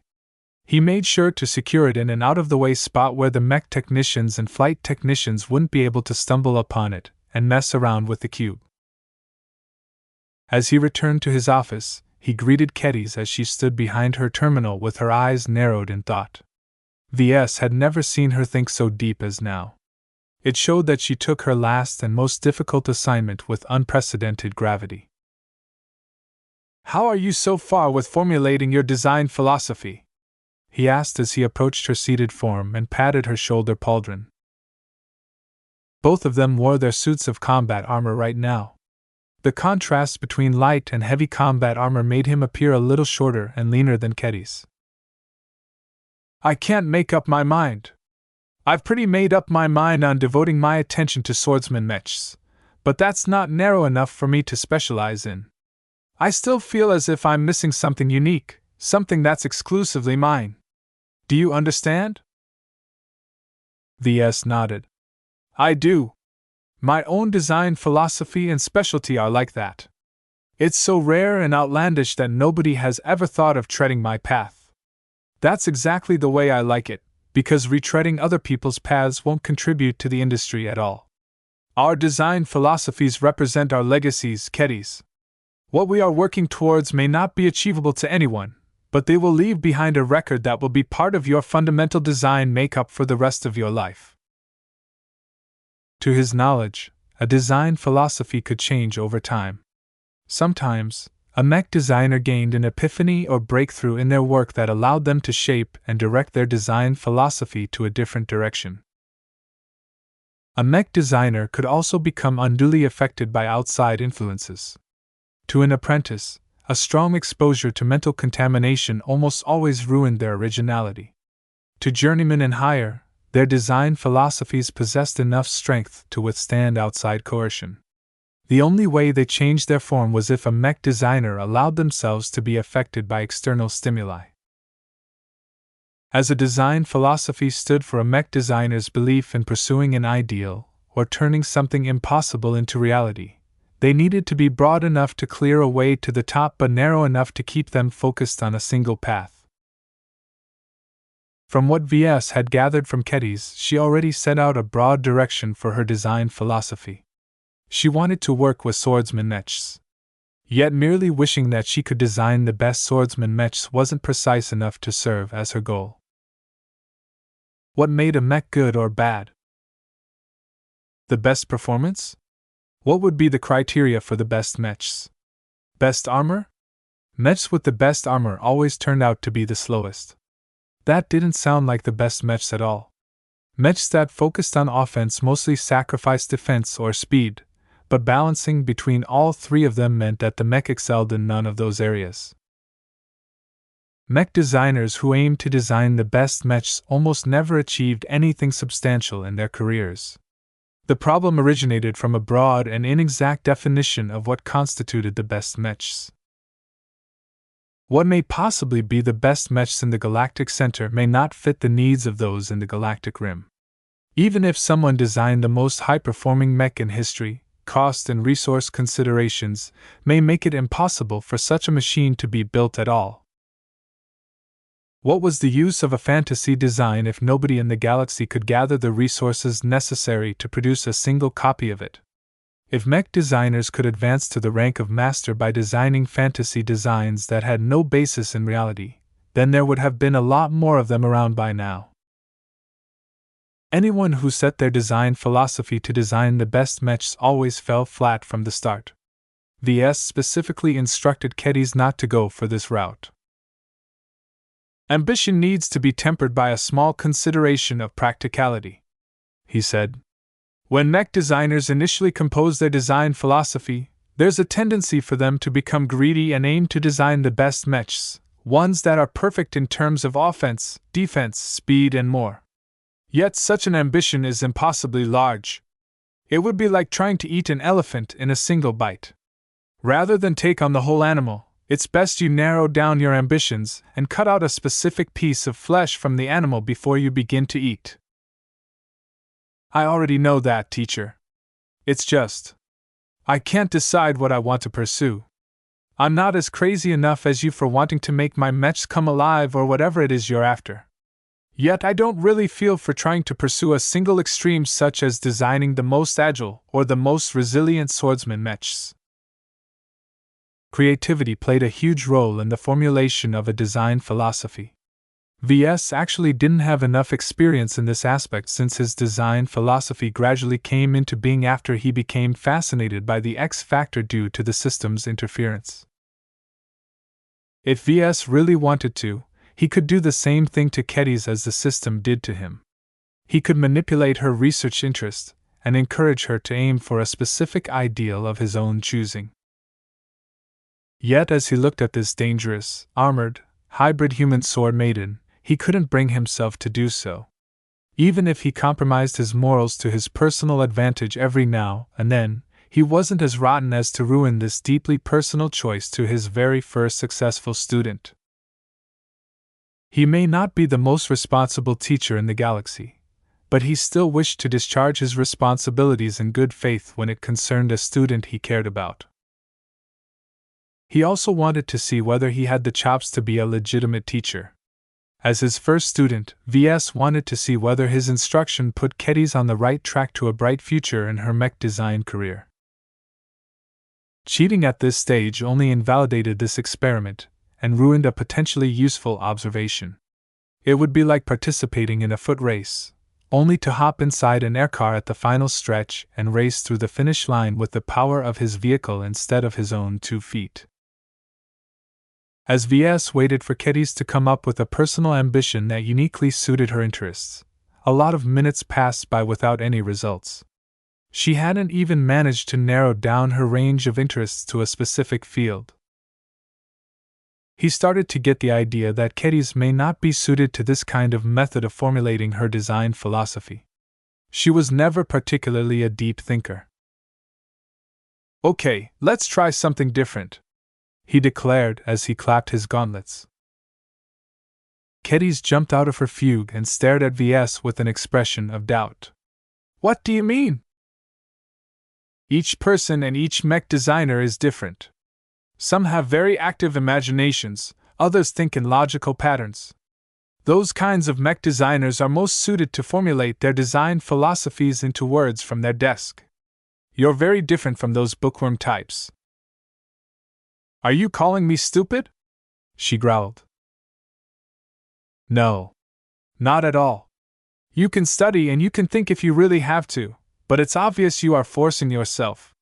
When it comes to finding a design philosophy that uniquely suits your upbringing, your skills and your interests, it's better to rely on your feelings rather than your thoughts." "How do I do that?" "Listen to your heart instead of your mind." That caused her to pause. She contemplated the suggestion, but couldn't easily get into the right mood. Still, this method felt more promising to her than the last one. "I think I need to have a mech in front of me to come up with a good feeling," she declared. "All right. Let me bring you down to the mech stables. I suppose we have a few swordsman mechs stashed aboard our ship, though they're predominantly space-borne machines." The pair exited the office and headed down to the mech stables at the lower decks. Once they finally arrived in front of a dormant swordsman mech, drawing the attention and curiosity of the mech technicians around them, Kedis entered into a peculiar mental state without warning. Chapter 741: A Personal Ideal. VS immediately noticed her special state. Her eyes became dilated as she stared at the generic Vision-style space-borne swordsman mech secured in front of her. Her short green hair ruffled a bit as her head tilted upwards and beheld the mech's proud and unyielding head. To VS, the swordsman mech didn't seem very special to him. It was a cheap model that the Vandals looted in one of their many past raids into Vision space. Yet despite its relative age and lack of distinguishing strengths, VS found it to be a basic, dependable mech that survived battles where more extravagant mech models failed. Frontier outfits generally prefer designs known for being dependable. Mech pilots wanted a trusty battle brother that lasted for years through frequent abuse and lack of adequate maintenance. Naturally, the Vandals possessed different priority than the pirate gangs who often found themselves short of mech technicians. Yet this mech model exemplified the Frontier style the most out of all of the other mechs in the Vandal mech roster. VS still remembered the redemption duel he took part in back when he stepped foot on the Temple of Hotamak. His hastily upgraded evaporating spear competed directly against Myra's redemption rose. Though the conditions of the duel warped the comparison value between their designs, and his mech ultimately lost against her redemption rose, he ultimately gained a few lessons out of that battle. One of them was that he'd been able to sense of Myra's design philosophy. While VS couldn't be completely certain what that might look like, Myra definitely incorporated an emphasis on reliability, and perhaps a combination of mobility and offensive power. He had a feeling he only scratched the surface of her principles, but whatever they may ultimately be, her design style reflected the prevailing customs of the frontier. Yet for some reason, Myra did not wish for Kedys to follow in her footsteps. While she hadn't said anything concrete to VS, she subtly implied that she wanted Kedys to develop a design philosophy that diverged from the classic frontier style. VS couldn't figure out why Myra wanted that for Kedys, considering the young woman would make for a great mech designer based in the Ferris Star region if she applied herself to her career instead of her training. While he filled up the gaps in his students' comprehension of the orthodox mech industry's institutional norms, he did not expect her to become a bona fide classical mech designer. Kedys could never compete in the areas the graduates of the Limar Institute of Technology or Ansel University of Mech Design excelled at due to their fantastic teaching environments. With teaching facilities worth as much as a large mech manufacturer and senior mech designers as their professors, these highly prestigious schools had been designed from the start to pump out mature mech designers capable of entering the mech industry in their own right. How could someone homeschooled by a journeyman with an inconsistent upbringing herself beat those who survived the brutal curriculum of those institutions? VS adopted the same strategy for Kedys as he did with the Blackbeak. Instead of competing directly against the established players of a particular market category, he instead turned to a less popular market category or segment. In his opinion, Myra didn't want Kedys to be a pure frontier pirate designer with all the faults that came with it. VS did not see any hope for her to become an orthodox mech designer either without actually going through a decent school, which was impossible due to her age and her origin. So why not combine the two? Ideally, Kedys would take the best traits from both approaches to mech design and mix and match them to form a hybrid style that became her hallmark. If she combined the meticulousness and the emphasis on consistency and quality with the freewheeling, unrestrained design impulses of the lawless frontier, then something truly great may come out of this combination. Of course, anything complex that could result in a benefit might also go the other way. A combination of the worst traits. VS could hardly imagine what such a result would look like.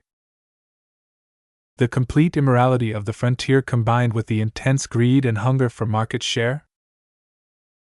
Now that he thought about it, that did sound a bit familiar. A few weeks ago, didn't he worry about the Skull Architect doing the exact same thing? Yeah. Anyway, under his stellar and faultless instruction, his cute little student surely wouldn't end up as a devil among pirate designers. She never displayed any ambitions of starting her own business either. While VS showed her the ropes of what a mech designer needed to take into account when starting their own businesses, he merely wanted to give her a proper grasp on the economics and the cost and resource constraints of building mechs. From her own mouth, she once described the two most prevalent ways that pirate designers got into trouble. The first way was to pay too little attention to their own protection. Anyone weak in the frontier never survived very long by themselves. The second way they got into trouble was to get ripped off or unknowingly incur a huge amount of debt. Many mech designers who emerged from the frontier usually possessed a poor grasp on the business fundamentals of their own profession. It was easy for them to get carried away, and before they knew it, a black market organization owned their souls. VS made sure to instill some basic business sense into her thick-horned skull in order to make sure she wouldn't bankrupt the Sword Maidens or any other future ventures she might pursue. Ah! The woman suddenly cried. I almost had it! That feeling! Did you get to discover your own design philosophy? Not quite. She shook her head in regret. I kind of let my mind spaz out a bit. I was thinking about my sisters, my warrior training, and my Sword Maiden graduation ceremony. Your graduation ceremony? Isn't that the time when you set off to an untamed world and hunted down a big beast on foot armed with nothing but your sword? Yeah. The girl patted the bones adorned on her suit of heavy combat armor. These bones here and the reddish lizard skin I wear from my regular uniform prove that I've personally killed a Wistra dragon. They're one of the apex predators of a little exoplanet in the frontier. These bones are only a fraction the size of the real thing, you know. And your design philosophy is related to the Wistra dragon? More like my hunt for the beast. I roamed through the jungle there for more than a week, using every survival skill at my disposal to track one down and stalk it. I found an opportunity to best it alone in open combat. VS looked impressed at her.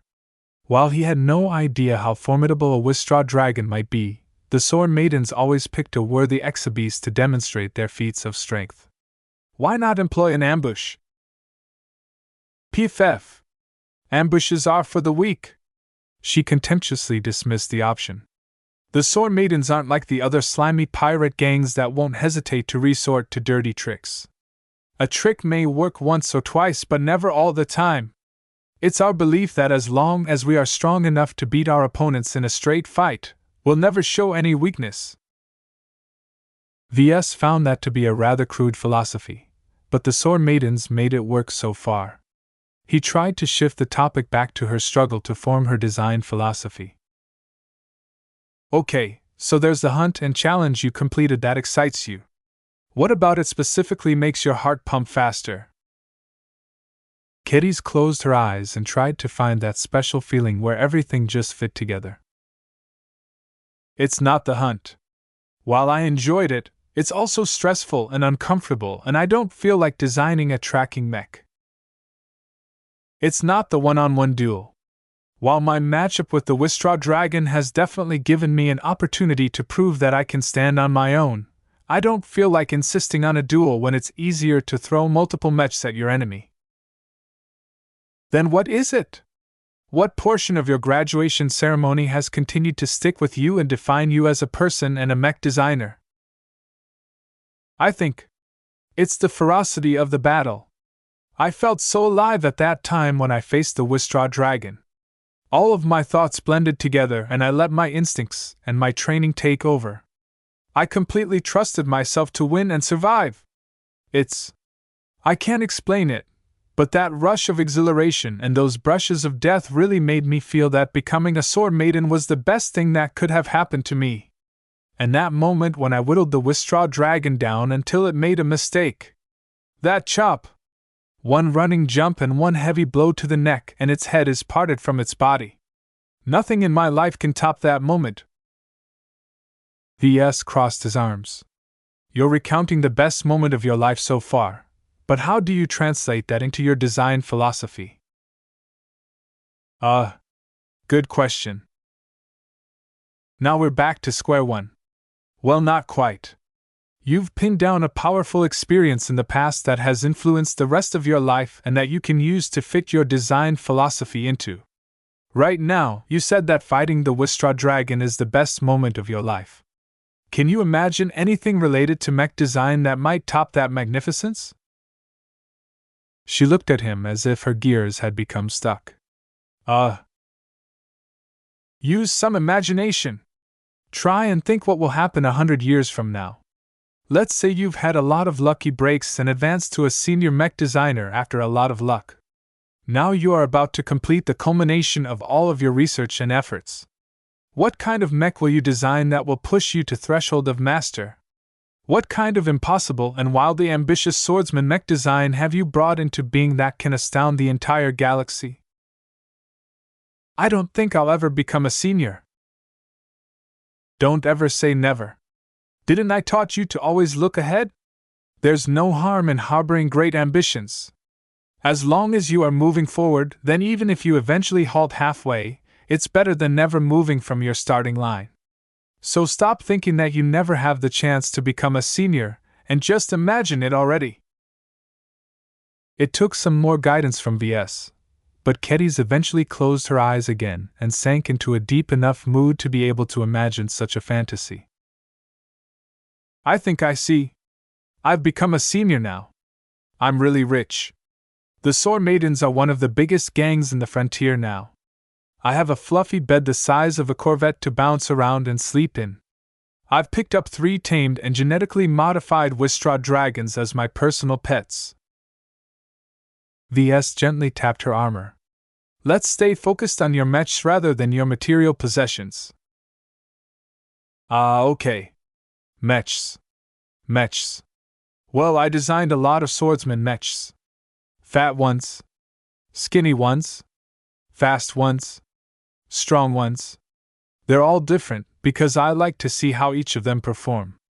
Landbound. Aerial. Spaceborne. It doesn't matter to me.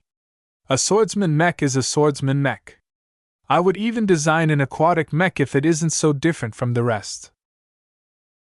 Okay, so you dream of designing a diverse mix of swordsman mechs. That's a good ambition to have, he said encouragingly. You're getting close. Now try to put your designs in a row.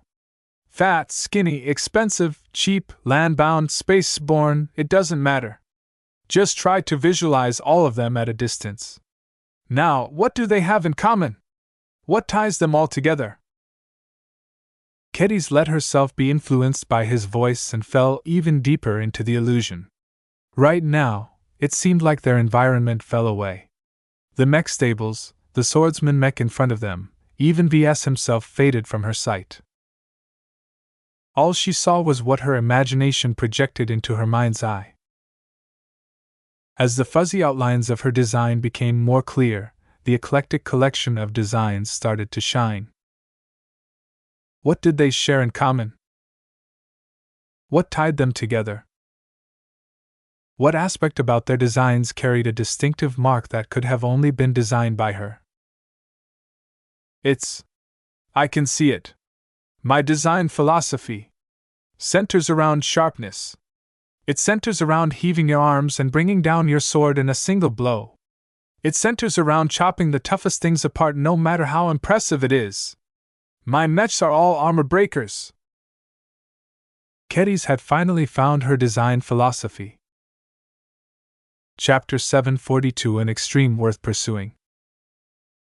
After she finished uttering her design philosophy, she closed her eyes and basked in the aftermath of her mental enlightenment. She had dug into the deepest core of her being and discovered the very essence of what she subconsciously pursued in her designs. VS let her process her newly gained feelings and thoughts.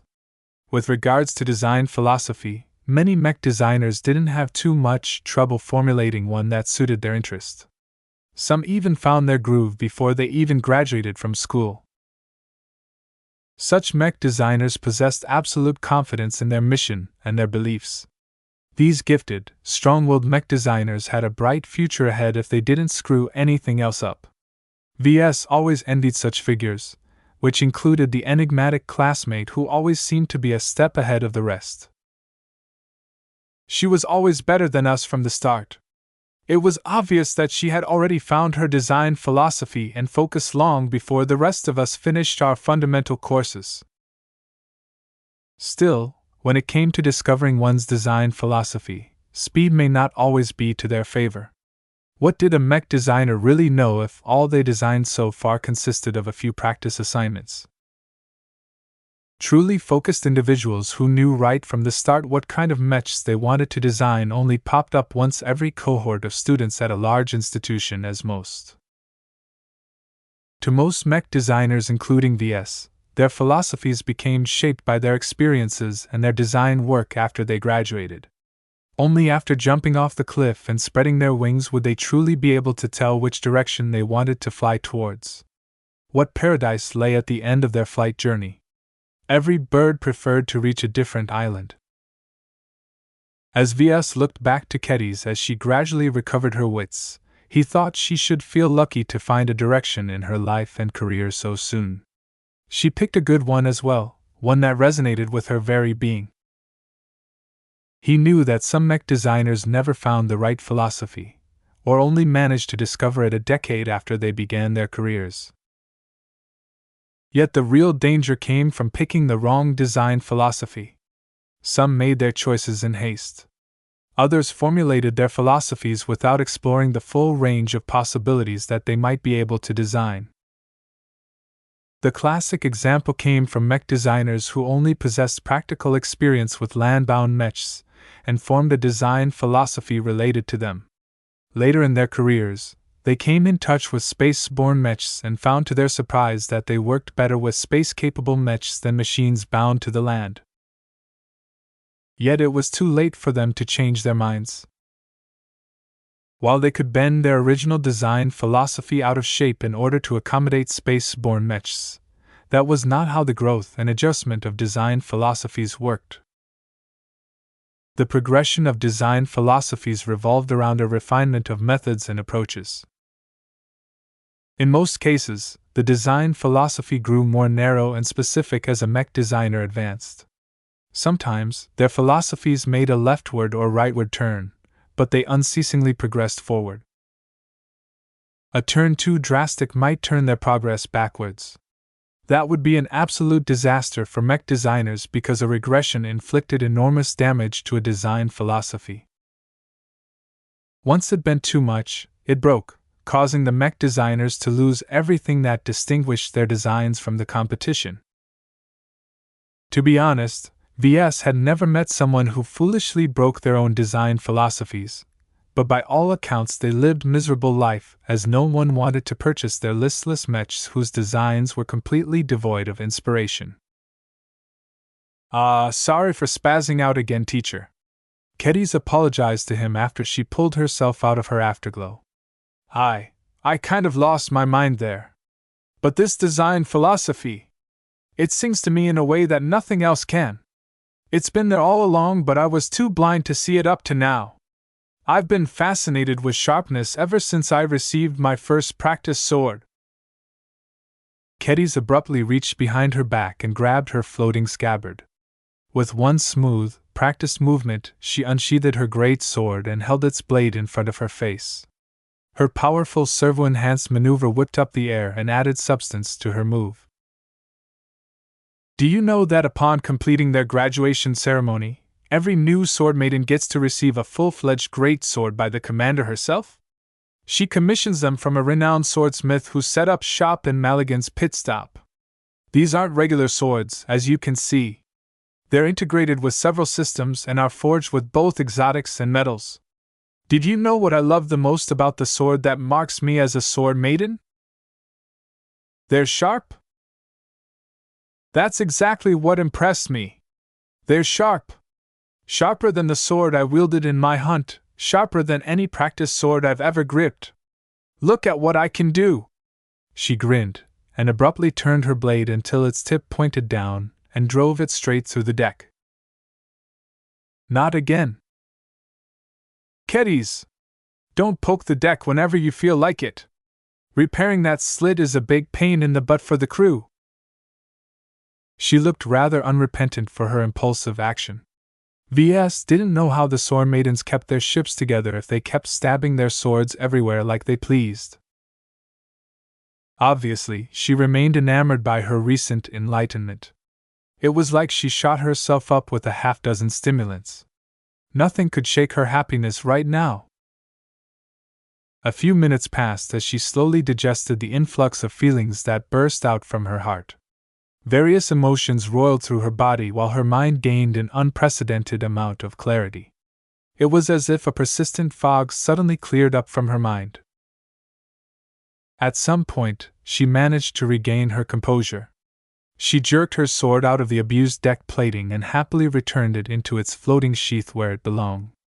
After she chucked it behind her back, she turned her gaze at the swordsman Mech resting silently in front of them. After taking one last look, she turned around and moved towards the exit. I'm done here. They slowly returned to the office. As they walked through the corridors of the ship, VS noticed she walked with a bit more confidence and purpose than before. While VS doubted she would ever shed her absent-minded thoughts, she had definitely gained more direction now. Compared to her old self, the difference was both subtle and profound. Finding her design philosophy laid the foundation for greatness. While she still had a way to go, at least she got off to a good start, which had been the entire reason why Myra sent her protégé to VS. He finally fulfilled his debt to Myra. VS felt as if a weight lifted off his mind. Each debt and obligation weighed him down, and accruing more and more of them without being able to diminish them ate at him like a rotting disease. Once they reached the office, VS sat on his reinforced chair and leaned back as best his seat allowed. His students' accomplishments made him happy as well. Even if he hadn't completely defined a narrow vision, overall he considered his first attempt at designing a mech designer to be a success. "How does it feel?" he asked as she started staring off into nothing. His voice pulled her back into the present. "Don't get distracted now. You've had your eureka moment. Now you need to reflect on it properly so you know what you are getting into. I know that articulation isn't your best suit, but it's necessary for you to translate the feelings your design philosophy gives you into words." "What?" She gave him a puzzled look. VS sighed. Did she deliberately act so simple, or was she truly so dense? "Just talk about whatever is on your mind when you think about your design philosophy." She trailed off a bit as she thought hard on her new feelings. "I feel like I want to take my great sword, multiply its size by at least 30 times, and give it to a swordsman mech that moves just like me. I want to design a mech just like that."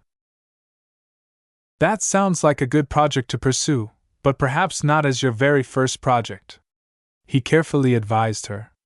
"Don't limit your imagination to your own physique and sword style. I bet that some of your sisters in the Sword Maiden favored different styles, is that right?" "Yeah. Not every sister wants to wield a great sword, though most of us do. Maybe I can copy their body structure and their sword style and adapt them to my other designs." "You only have so many sword maidens to copy. Gaining some inspiration from the fighting styles of your fellow is a good way to get into the spirit of designing a mech, but this method may become a crutch if you depend on it too much. I suggest you do this a couple of times, but try to divorce yourself from a specific style or body structure and expand your imagination." "How can I do that, teacher?" "2 ways. First, study battle mechatronics and become an expert in the way the internal frame and the artificial musculature affects the movement of a mech. Second, use your imagination. Design a sketch in your mind before you draw the actual lines." Kedis frowned a bit. "I get the first part. I've heard of battle mechatronics before. Myra has some books about it stashed in her library. As for the other thing, you always tell me to use my imagination, but I don't understand." "Imagination is the canvas of our creativity," VS explained succinctly. "It's an imaginary plane in your mind where you can conjure up any symbol, any shape, and even entire designs in your mind. Just think about the following. How come good mech designers are able to design fantastic designs of rifleman mechs while being abysmal marksmen in their real lives? Just look at me. Up to this moment, I designed 2 original designs, both of which are commercial successes in their market segments. My first original design is a land-bound medium knight optimized for offense, while my second original design is a premium land-bound rifleman mech that can do interesting things with lasers. Now, I never underwent close to the grueling training that you went through. So how come my mechs are so desirable?" I guess it has to do with expertise." "Expertise combined with imagination," VS corrected her. "Imagination is the starting point to every design project. We construct a vision of our desired end product in our minds. While this is just the first step in any proper project, it is in fact the most crucial phase of all, because a good start can facilitate the other phases of the design process, while a bad start can plunge the entire project into a dead end." "What does that have to do with designing a mech when you have no clue how to fight like that mech?" "Imagination liberates you from the constraints of the human physique. Remember that while a humanoid mech is often based around the performances of peak human bodies, a mech is a machine, not a body of flesh and blood. Can a mech turn around its head by a full turn without snapping its neck? Many sure do. The same goes for rotating the torso. Most frontline mechs feature this freely rotatable torso in order to facilitate firing on the move. Keddy started to get it. So your point is that a mech can be so much more than a copy of the human body if I exercise my imagination? Yes. Remember, you are not limited to a faithful human form. A mech frame allows for so much more, and it is your imagination that provides the room for your creativity to come up with a new and radical vision. Plenty of mech designers who have never wielded a sword have been able to design successful swordsman mechs before. Then there are the mech designers who design bestial mechs. It's not like they ever transformed themselves into a tiger or a centaur, right? It's all in their minds. I understand now. If I ever want to go far with designing my mechs, I've got to transcend the human form and stop regarding my mechs as giant humans. They're machines that I can shape in every way I want. VS clapped his gauntlets.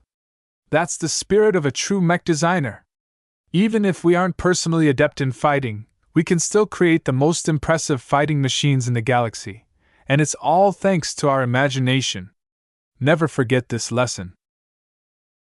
He had given his final lesson to Keddies.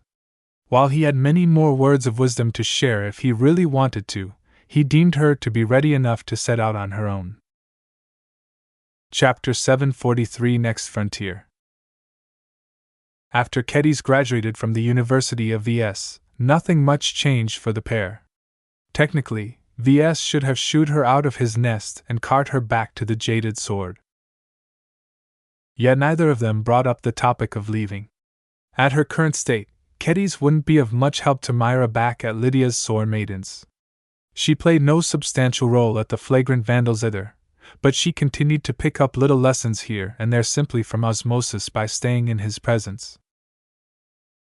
VS found that he liked the companionship of another mech designer regardless of their skill level. While he benefited quite a lot from bouncing off the ideas of someone more skilled like Iris Jupiter from the Vision Revolutionary Front, he also gained a surprising amount by rehashing basic concepts to his student. Besides, designing mechs could be rather lonely, and without someone poking him every now and then he had a tendency to get caught up in a particular design project. He should really have a mech designer by his side all the time when he returned home. In any case, even if Keddies finished all of her courses, she still had a lot to learn. Have you ever thought about designing your first original mech? He asked out of the blue. What? I haven't even designed too many variants yet. I still need more practice. Ah, that's right. He smiled.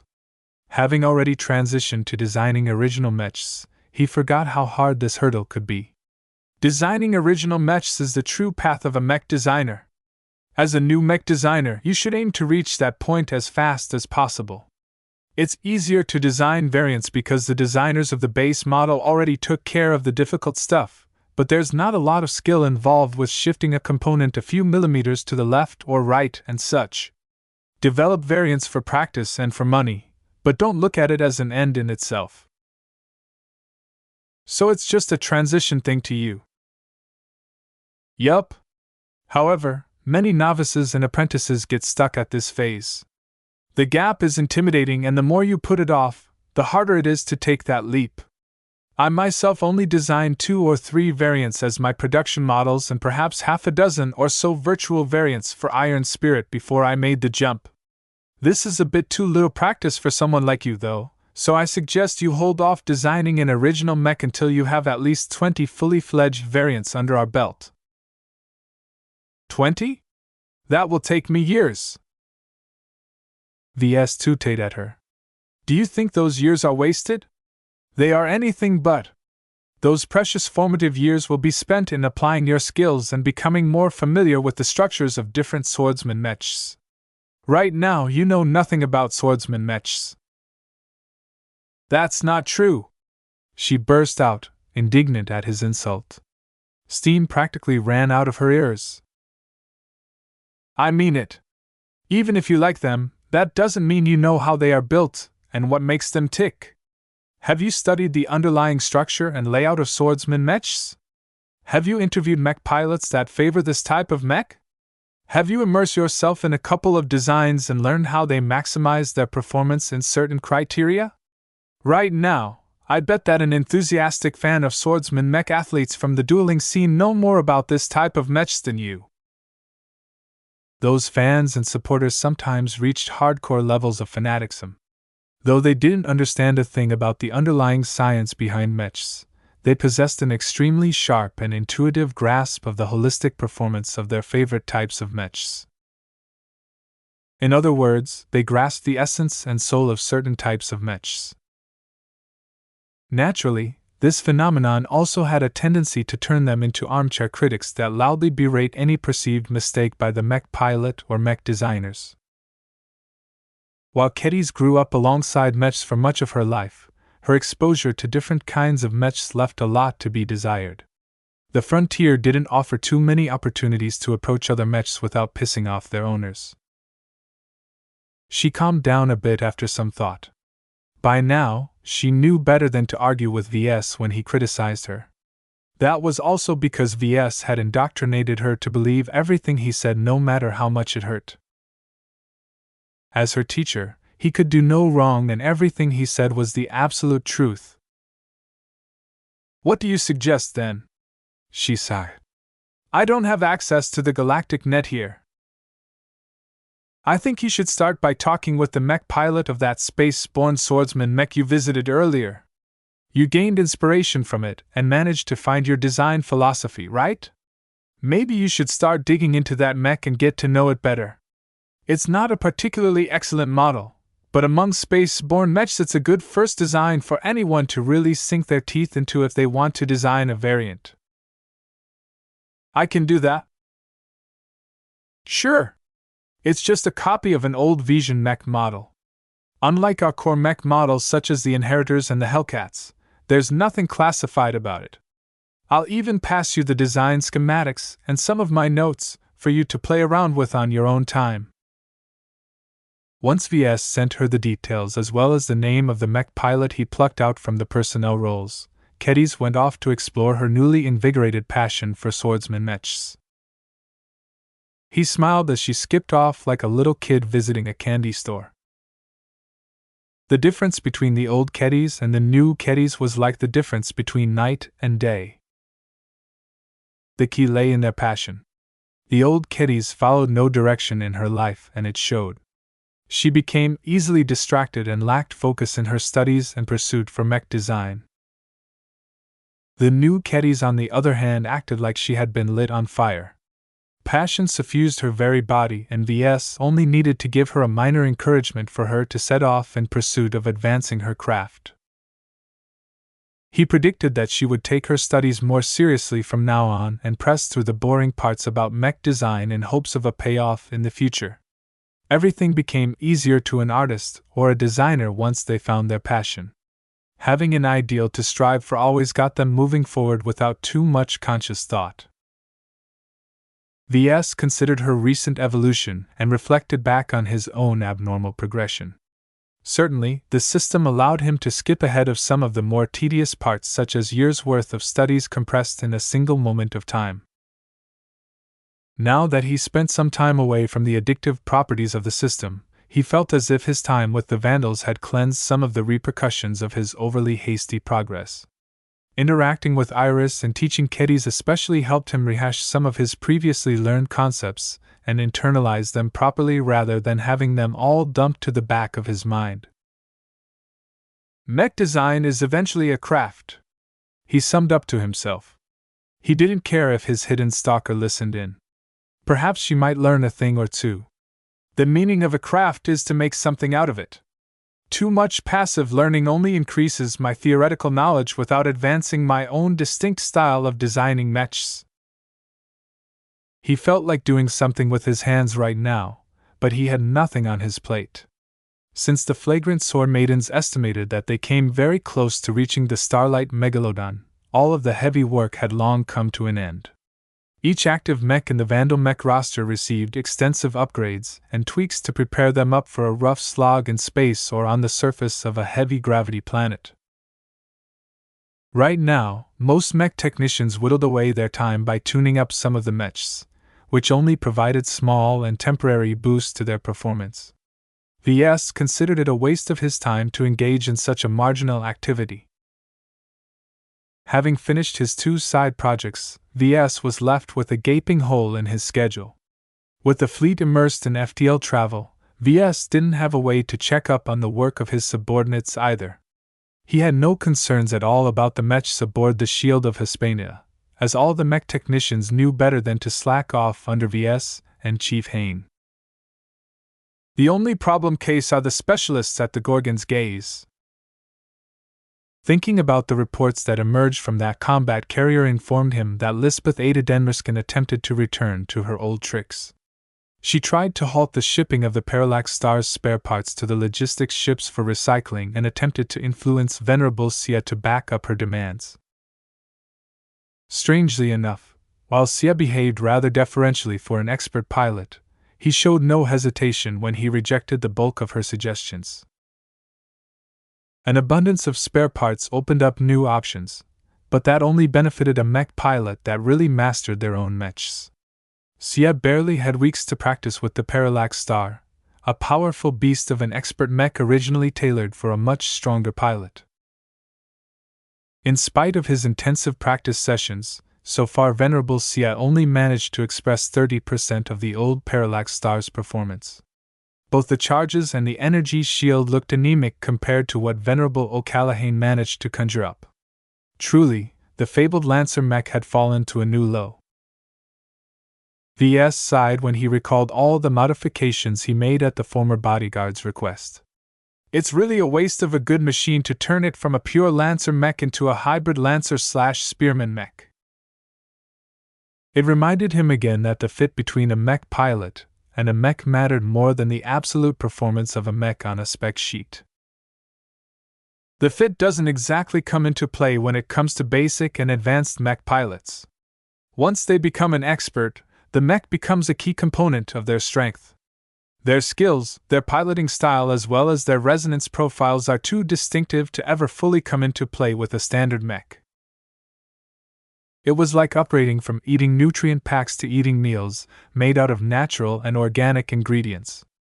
A poor eater who couldn't afford fancy meals would be satisfied with whatever nutrient pack he managed to obtain.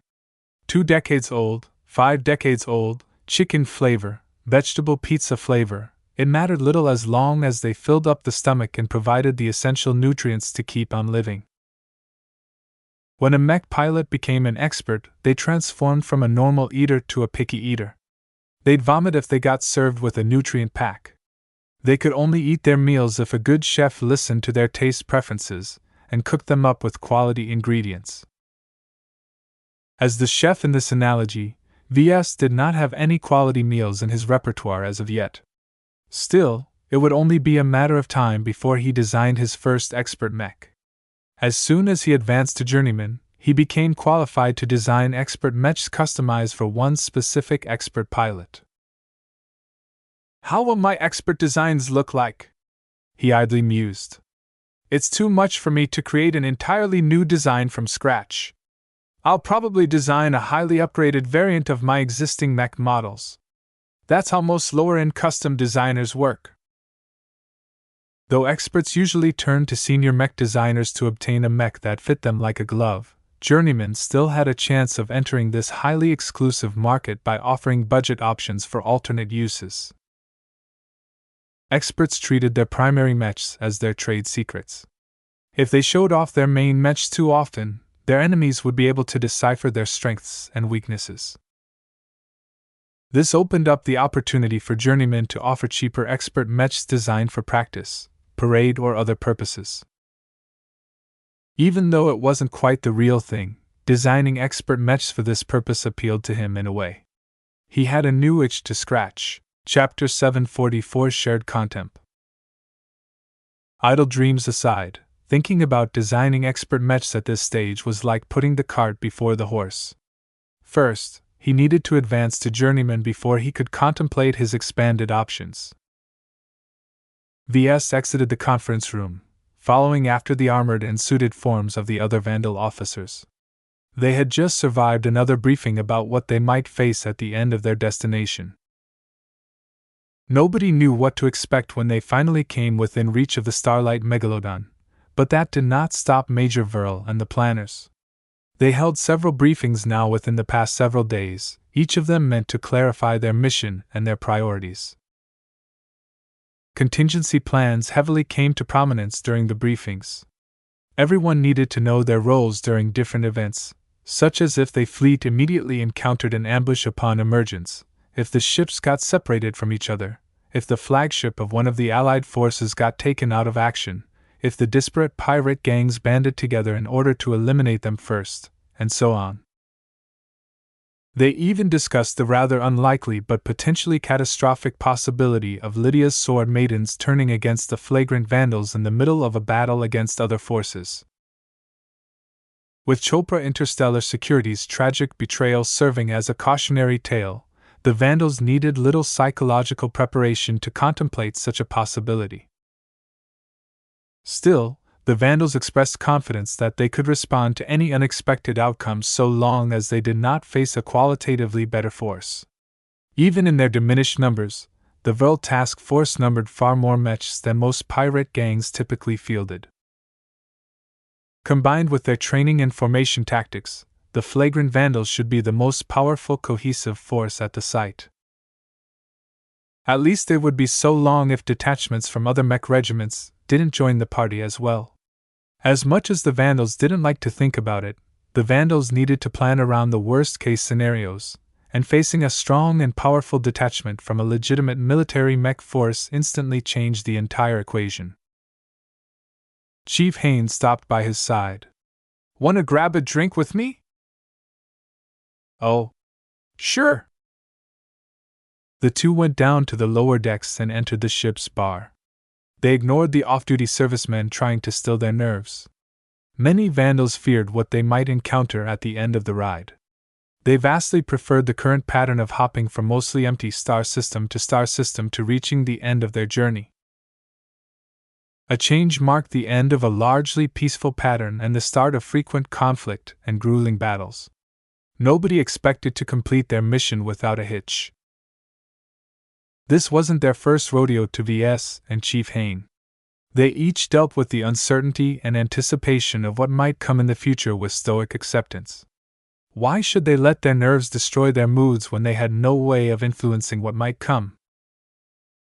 As they sat down next to a quiet table and passed on their orders, a bot hovered over 30 seconds later and dropped off their drinks.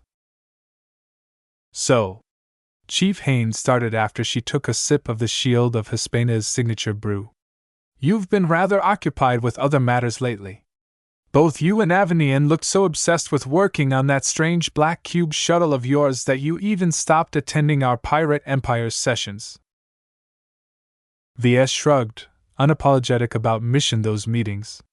"There's a time for fun and games, and that time isn't now. It hasn't been for the entire month. We all have duties to attend to and preparations to make. I'm a busy man and I can only be in one place at a time." "If you say so." They quietly sipped their identical drinks. Compared to the signature brew of the Gorgon's Gaze, the Shield of Hispaina tasted a bit less intense, but it at least lacked the filmy aftertaste. "So what did you call me here for? I doubt it's to catch up on old times," he said. The chief technician took her time in answering his question. "Actually, I don't really know. I wanted to be in the company with someone who isn't a real Vandal, I guess. You're different from the others on this ship." "I'm not a real Vandal? I would think by now that I've at least become an honorary member of your club." She laughed. "Nice try, but you're not quite there yet. To be a Vandal is to be our brother or sister. Have you seen how close the Sword Maidens are to each other? Of course you have. You have that little devil following you around half of the time. Well, to me, my fellow Vandals are like family. I care for them and stick with them through thick and thin. As for you, well, you don't really fit in. None of you mech designers really do, for that matter, but some at least try their best. You, on the other hand. Perhaps I've been a little too standoff in my approach, but you can't fault me for that. VS shrugged. I'm wearing the hat of a head designer right now, so there's a limit to the extent I can mingle with the rank and file. Besides, the brass already told me that I'm heading out after this mission. Even if that is so, that is no excuse to pretend you live in a different orbit than us. Maybe the other mech regiments are stricter in that regard, but the Vandals are a bunch of exiles from wildly different backgrounds and origins. Every one of us has screwed up at some point that caused the Mech Corps to punt us to this mech regiment. Without a shared identity to keep us together and trust in each other, how can we stay strong and united against our external foes? VS took a deeper gulp of his drink. I don't disagree with what you are saying. You Vandals have adopted an admirably casual and tolerant culture. It's different from what my relatives have told me about the Mech Corps. If nothing else, I enjoyed my time here and have learned a lot from you guys. Heh. You're one of the strangest Larkin sons I've ever met. A mech designer from your family. And not only that, but one who's willing to play fast and loose. The Larkin sons I've served with in my previous postings would have wrung your neck out if they heard some of what you've been up to during your time with us. That caused him to turn his attention to her. You've served with one of my uncles or aunts? Sure. It's not as if I became a Vandal since the start. I used to roll with a land-bound mech regiment called the 9th Colossus Grand Rollers during the previous war. They're the trump-card regiment of the 3rd Bentheim Division. They've got lots of high-quality medium and heavy night mechs and cannoneers. Their mechs, mech pilots, mech technicians and mech designers are some of the best of the Mech Corps. VS nodded. I've heard some impressive stories about the Grand Rollers, but not a lot. That's because their mechs are so expensive and polished that the generals are reluctant to throw them into the meat grinder, she said contemptuously. The Grand Rollers have trained for years and decades for the sole purpose of breaking the lines of the Visions, but because they have become so good at it, no commanding officer wants to be the one responsible for a defeat that results in losing tens of billions of credits worth of mechs. Well, if they're a trump-card regiment, then it goes without saying that they should only be employed in the battles that matter. The Grand Rollers all understand that, but the lack of action grates on them. Do you know what it does to a mech pilot when they are sitting safely behind the front lines repeating the same simulation sessions over and over while their fellow soldiers are fighting and dying at the very forefront of the war? Shouldn't their leaders be aware of their frustration? Of course they do. Yet do they care? They have bigger concerns than placating some bored and overly restricted mech pilots. Part of what I hate about my time with the Grand Rollers is that they're so bound by rules and discipline that they can't vent their frustrations on anything. Is that how you got in trouble? VS asked. She snorted at him. Nice try. My story is rather private, thank you very much. All you need to know is that I didn't get along well with the poisonous culture and the short-sighted officers whose only response to the mounting frustrations is to whip the men with punishments and pointless assignments. Her reticence increased his curiosity. VS became really curious how a good chief technician like Carletta Hain got exiled to a mech regiment like the Flagrant Vandals.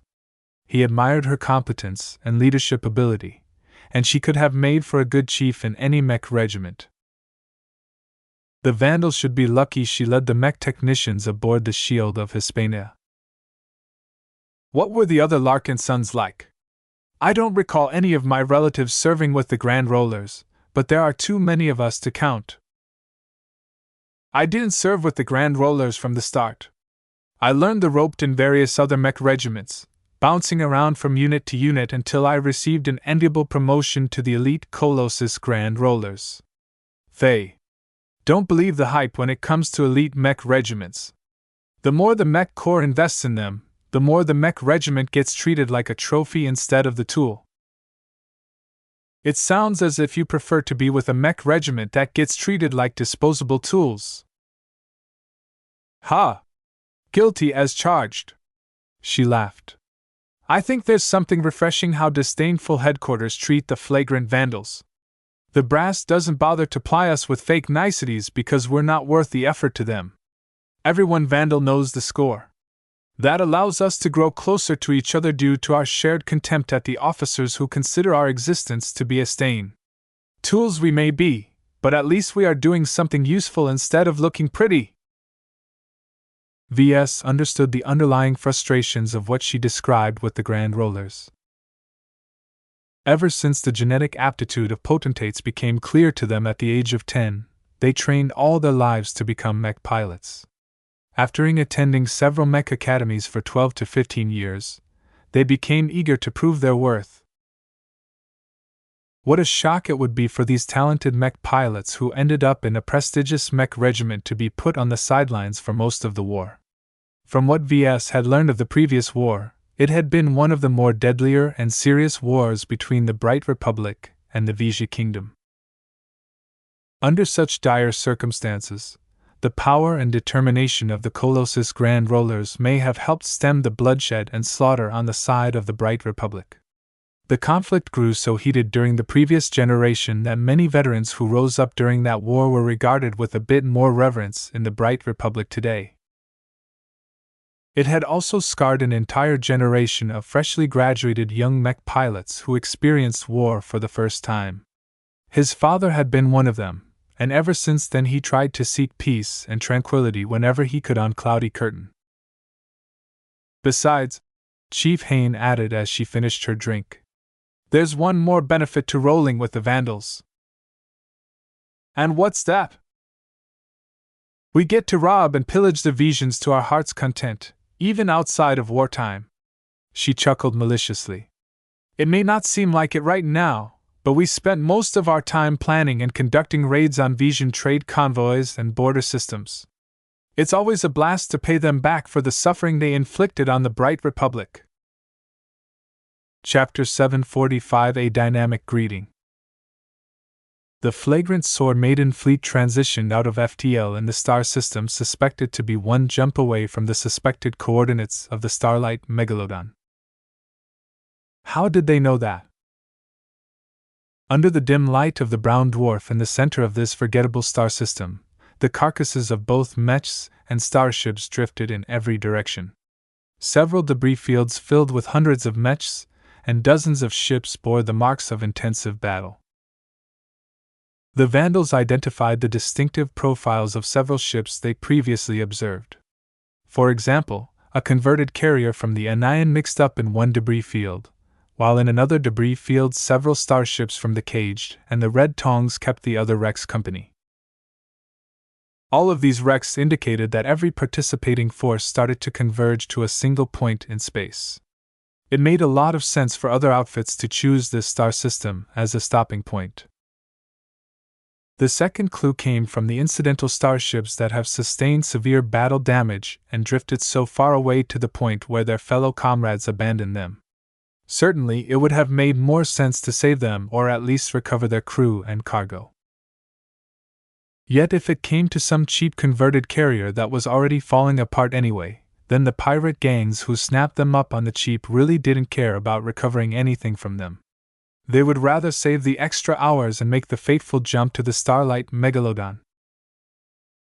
This not only applied to entire ships, but also for mech pilots who ejected their cockpits or crew members who boarded their escape pods. Stranded, helpless and left behind, the survivors did everything to save their lives. The ship crews utilized whatever mechs or shuttles they had to stop their uncontrolled coasting in space and tow their ships towards anyone that could help. The people stuck in their cockpits enjoyed no such luck. They broadcasted the facts and their calls for help in open space for anyone to listen.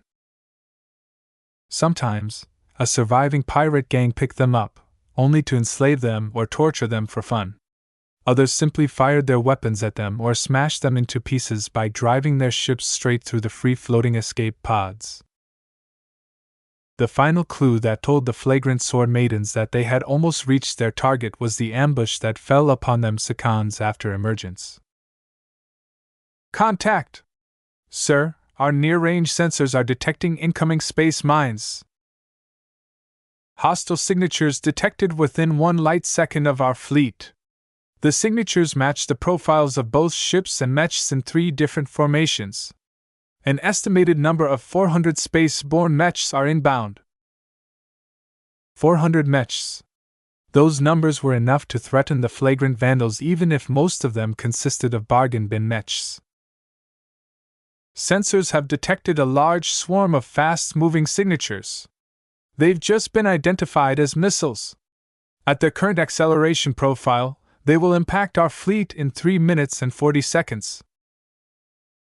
A mass of reports and alerts sounded out as the flagrant sword maidens immediately entered hot water. Due to the recent transition, the sensors and several sensitive systems of their ships and mechs still needed time to recover and adjust to the material dimensions. During this limited window of time where the fleet was at its weakest and most vulnerable, the helmsmen of the combat carriers all tried to orient their vessels so that the strongest side faced the incoming attacks. The combat carriers also contracted their formation so that their armored bulk could cover for their flimsier logistics ships. A series of rumbles shuddered throughout the shield of Hispania. The mines previously laying dormant in the minefield began to pelt the combat carriers with their payloads. Damage report. Our armor belt is holding up, sir. The payload of the mines are weak. They've never been designed to take out a decently armored ship. VS nodded in agreement. Light mines like these would have wreaked carnage among a fleet of light carriers or converted carriers along with their accompanying transports. Basically, that sounded like the average pirate or mercenary fleet. Too bad their ambushers attacked the wrong force.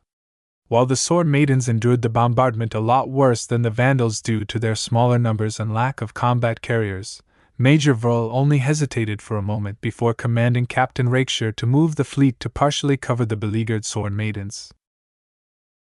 This also had the effect of putting the vandal ships at the mercy of the sword maidens.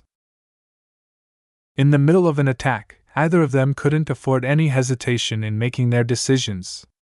When it came down to it, the vandals were willing to extend their trust to the sword maidens. The sword maidens, for their part, didn't initiate any shenanigans. They deployed their meager lineup of space-borne ranged mechs first in order to intercept the mines.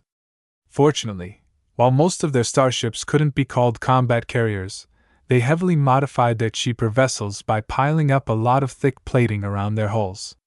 This provided them with enough of a buffer to form a response. After a few minutes had passed, the sensors and systems of the flagrant sword maidens fully recovered by now.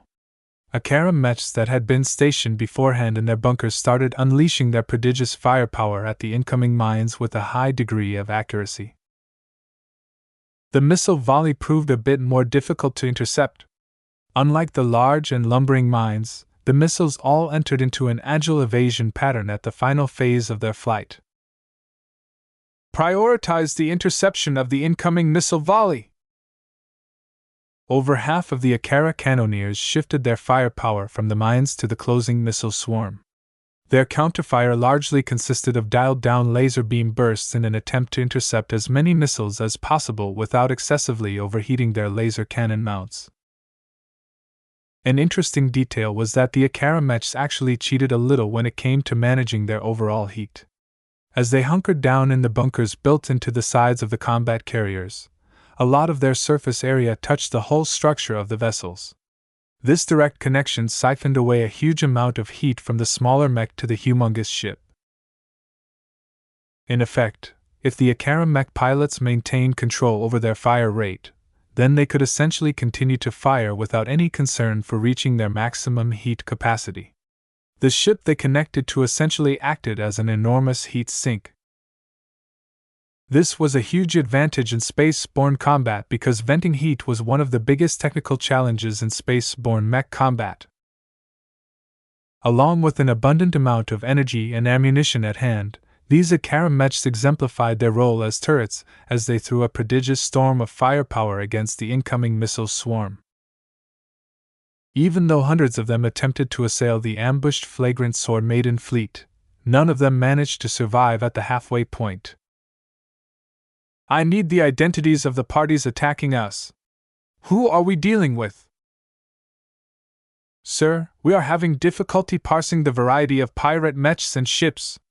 Even the Sword Maiden database doesn't have entries for every ship we've managed to observe.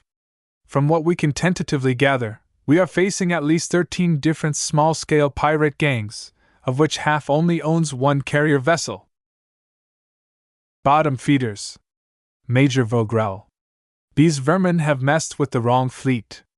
Prepare for a counterattack as soon as the mines are cleared out. During the time the other officers and operators handled the immediate crisis, VS and Kedis calmly performed their own duties in the background. The two tasked themselves with identifying the origin, provenance, and attributes of the mechs arrayed against them. While Kedis managed to identify a couple of mechs from the top of her head, most of the motley mechs arrayed against the flagrant Sword Maidens consisted of cheap salvaged junk. They were so inconsistent that VS had no way of determining their original mech models through all of the sloppy accessories and other junk the pirates tacked on. VS had to make a brief visual inspection in 5 seconds and quickly list out the most pertinent strengths and weaknesses that came to mind within the next 5 seconds. Observe a new mech for 5 seconds. List out its traits for 5 seconds. Observe another ugly pirate mech for 5 seconds. List out the new mech's traits for 5 seconds. His quick, bot-like manner of analyzing the mechs would be sent into the local database, which would corroborate his analyses with the ones performed by AIs and other experts. As VS was a bona fide mech designer who also happened to be the head designer, his analyses usually trumped the others, though the AIs usually managed to pick up something new due to their radically different thought processes. All of this information became available to the mech pilots when they deployed into the field and faced off against one of the identified mechs. The wondrous part about the man-machine connection between a mech and their mech pilot was that they shared the best of both worlds.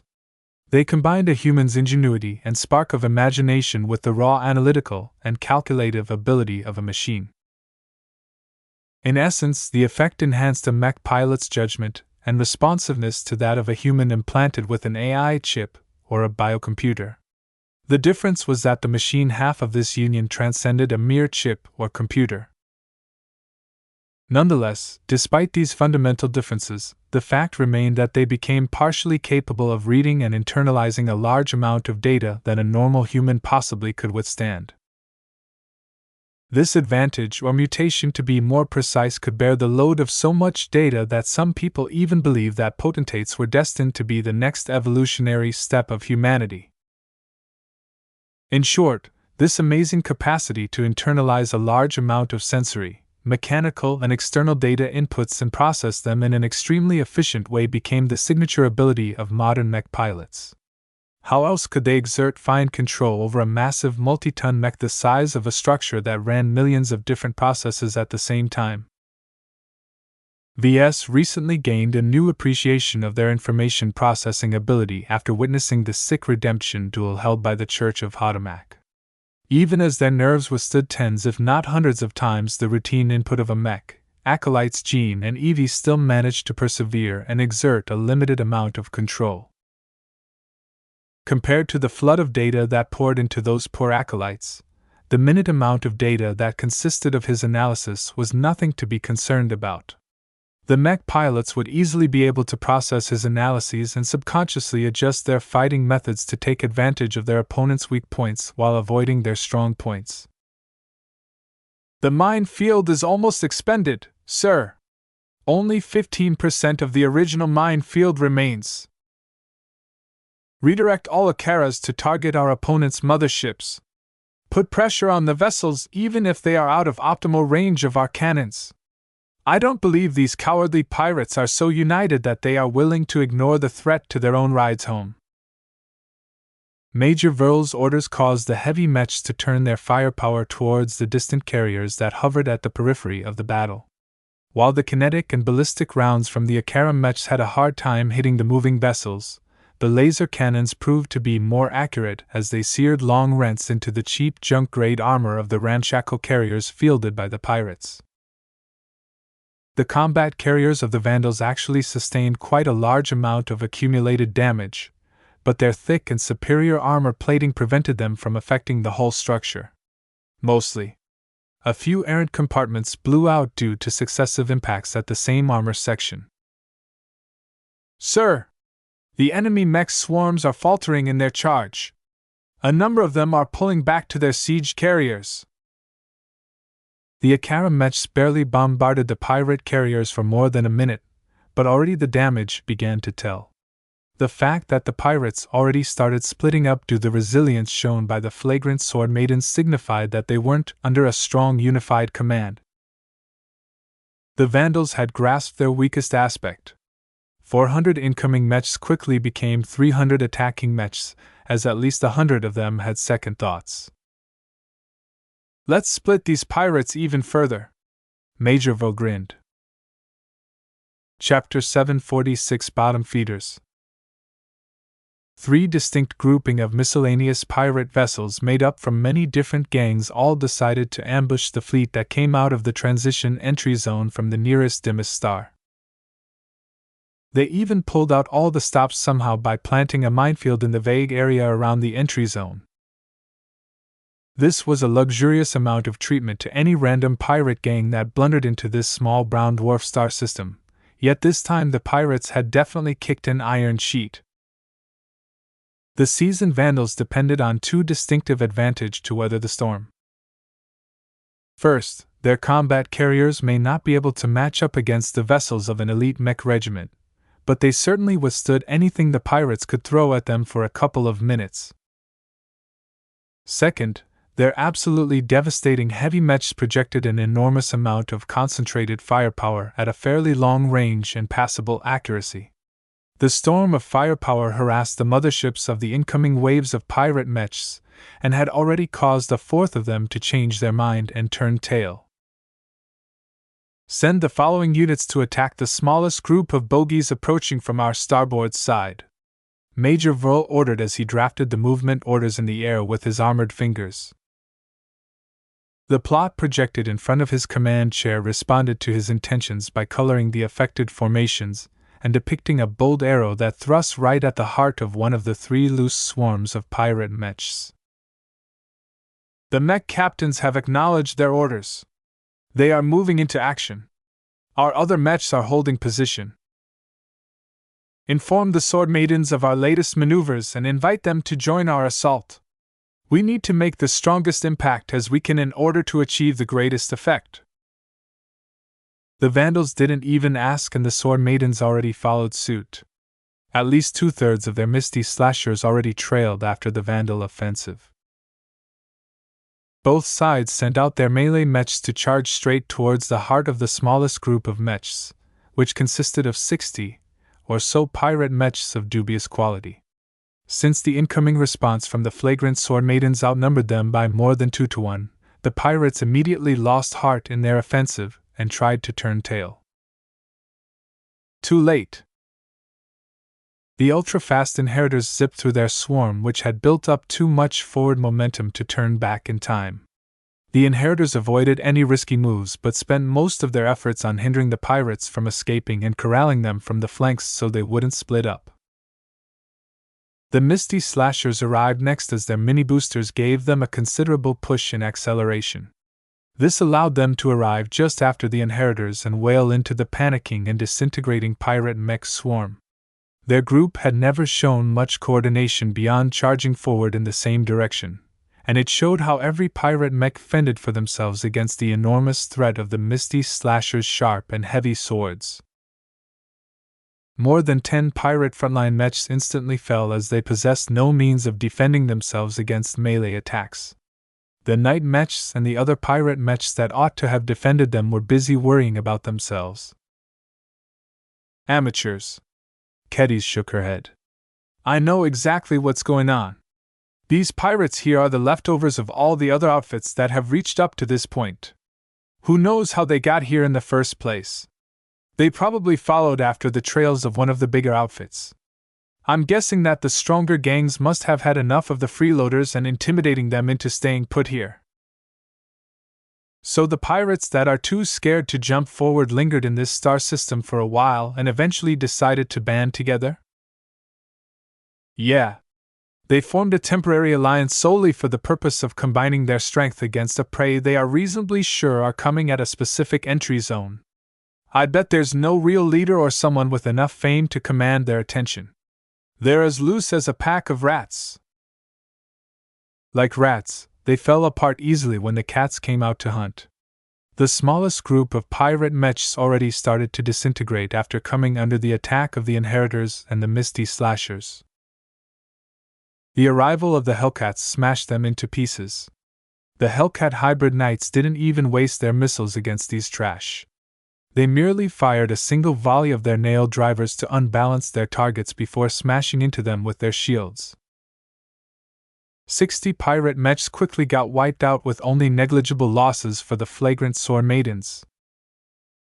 The reckless fighting style actually caused some overreaching Misty Slashers to sustain heavy damage to the point where 2 of their pilots had to eject, but that was the extent of their down mechs.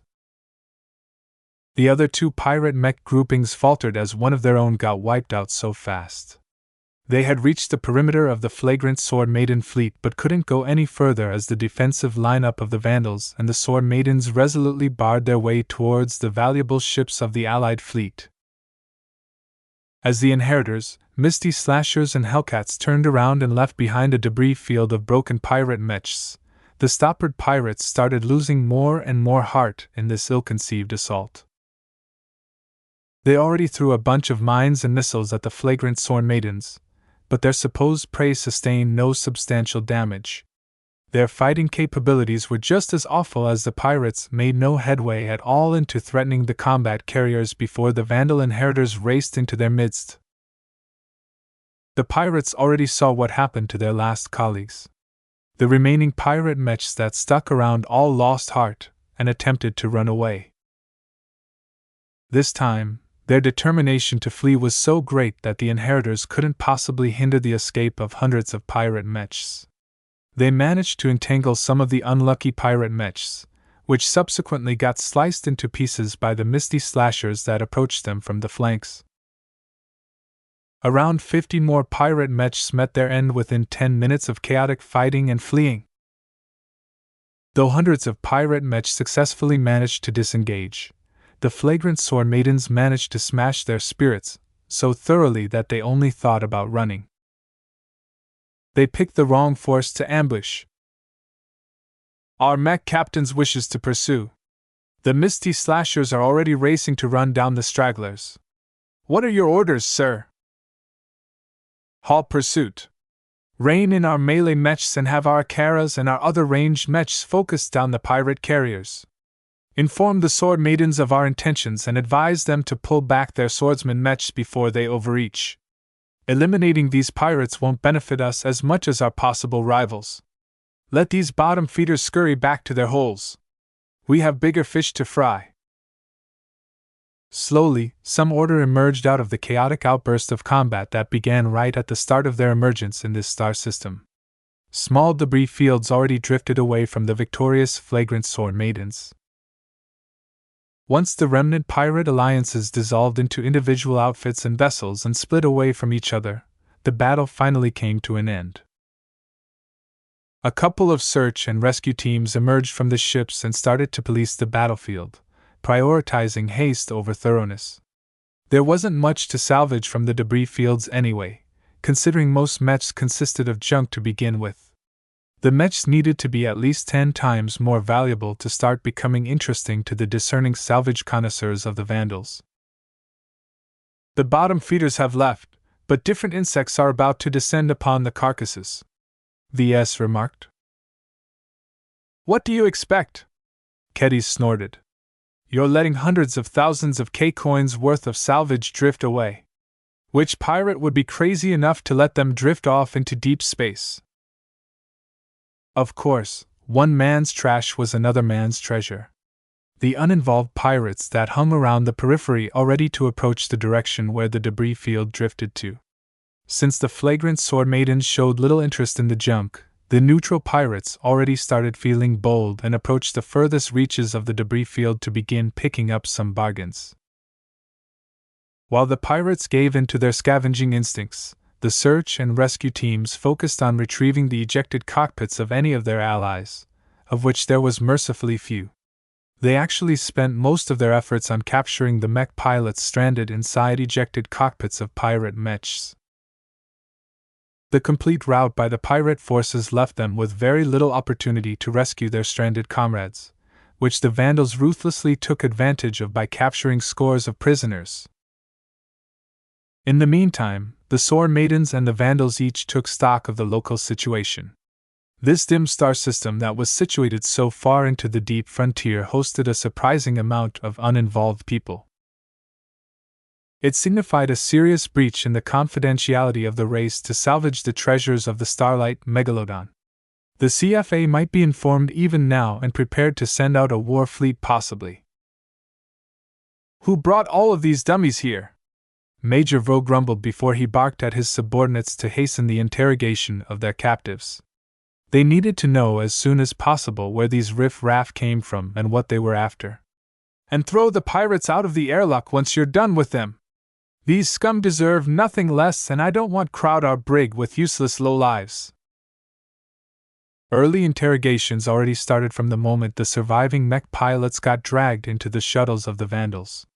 Through a mixture of coercion and intoxication, an incoherent set of intelligence poured in. They told them less than they liked. "Most of these pirates have indeed followed the trail of larger fleets, but they don't know what lays ahead. Furthermore, they lack the navigational key that will allow them to jump towards where the other major fleets have gone ahead." Interrogating the prisoners further about which forces they saw painted a small list of all stars the flagrant sword maidens needed to pay attention to. None of the forces mentioned possessed a simple background. A small list of outfits and alliances spread among the crew. "Well, we already know about the Caged and their recent team-up with the Red Tongs," VS said as he perused the list. Most of the outfits mentioned in the list held no meaning to VS. He never heard of these outlandishly named groups before. "Fortunately, there aren't any military units among the listed groups. We can beat the pirates as long as they don't unite." Due to the navigational restriction required to dial in the coordinates of the Starlight Megalodon, only 5 different outfits or alliances actually made the jump. That didn't preclude latecomers from joining in at the party at a later date, but for now these 5 groupings became the focal point of the flagrant sword maidens. Major Verl summoned the officers for another conference meeting in an hour. It should be the final one before they made the jump themselves, because the longer they lingered at the gates, the longer they remained vulnerable to another bottom feeder assault. It took a few more hours for the FTL drives of their supply train to finish cycling. Those slow transports and cargo haulers that carried all of their essential supplies had pretty much slowed them down from the start, allowing the other participants of the game to overtake their progress. Still, the Vandals remained unconcerned as the extra supplies gave them a lot more depth and lasting power in a long campaign, which the Vandals possessed a lot of familiarity with. Most pirates, on the other hand, had a tendency to neglect logistics, with the excuse that they could always raid the supplies of another force if they ran out of stuff. This also happened to make the supply train a juicy target to pirates. Chapter 747 Space-Time Anomaly. An hour before the final briefing, VS dug through the logs of the previous battle. The pirate ambush may have been repelled, but the space mines inflicted serious damage to the armor belts of their combat carriers. Just because their ships could take them didn't mean they liked to get hurt. Various engineers formed up work crews composed of ship technicians and other ratings in order to assist with the emergency patch-ups of the worst armor breaches. They pulled out various pre-prepared alloys from the cargo holds that molded easy into shape and possessed enough resilience to act as stopgap armor. "Huh," he said. "That's interesting. What is it? Kedis looked over at his console. Venerable Sia deployed into action. He took the Parallax Star for a spin. Footage of the Parallax Star in action showed the Parallax Star inconspicuously trying to blend in with the Hellcats, though it mostly failed at that because the expert mech appeared too flashy to be mistaken for anything else. Still, Venerable Sia avoided utilizing any flashy resonance abilities, so the modified Lancer mech only showed an elevated level of performance compared to veteran mech pilots. The Venerable likely wanted to test his actual performance with the Parallax Star, Kedis pointed out. Since the simulators are so poor in modeling his piloting ability, only a real battle can show whether he has the chops to pilot the Lancer mech. VS also surmised this was the case, as the Parallax Star moved rather jerkily in some instances, as if Venerable Sia tried and failed to perform a complicated move. Overall, the Parallax Star appeared to be a poor fit for the expert pilot. He was like a kid trying to make an adult-sized suit of exoskeleton armor to work. The expert mech simply demanded too much out of the weaker expert. We've already anticipated this outcome, but the results are worse than I feared. VS spoke. While Venerable Sia increased his mastery over the difficult Lancer mech, it never quite ran smoothly. Expert mechs are always intricate machines that are designed to be piloted by one specific individual. The higher the degree of fit, the less the mech is compatible with other mech pilots, particularly ones that don't resemble the original pilot at all. Specialization is a strength as well as a weakness when it comes to expert mechs. He pulled up some of the telemetry of the mech in combat, though it didn't tell him much because he hadn't dove into designing expert mechs yet. The telemetry of an expert mech diverged so drastically from normal mechs that they should be considered as two separate species. He wrote a quick report about the Parallax Star's performance, and added on the advice that the mech would continue to perform poorly unless Venerable Sia suddenly grew stronger, which wouldn't be happening anytime soon. He expected the expert pilot's performance with the Pale Dancer to be a lot better than his attempt to make the Parallax Star work for him. After all, unlike the space-borne Lancer mech, the land-bound Rifleman mech at least had the benefit of fitting to Venerable Sia like a glove. Of course, once the Vandals finally got out of this mess, they should scrap and replace the Pale Dancer as soon as possible with a new machine designed in-house. As much as the Pale Dancer seemed like a convenient gift, who knew how much the senior retained by the Royal House of Talk tampered with some of its functions. Almost an hour later, a bunch of armored men and women entered the conference room. The mood among the Vandal officers and chiefs appeared grim. While they feared what lay ahead, they all accepted the importance of their duties. The Starlight Megalodon beckoned, and if they couldn't secure its bounty, then the pirates would do so instead, allowing them to gain a massive boost of strength. Even if this mission had nothing to do with the war between the Bright Republic and the Vija Kingdom, they still intended to do their duty. VS sat next to Chief Avanian and Chief Hain. All of the people from the technical and support department sat on one side of the compartment, while the mech officers and security officers stood on the other side. Once the hatch to the conference room became locked, Major Verl stepped to the center and drew everyone's attention. Good work on repelling the pirate ambush, everyone. None of us panicked or faltered when we transitioned out of FTL in the middle of a minefield, and everyone kept their eyes focused on their tasks.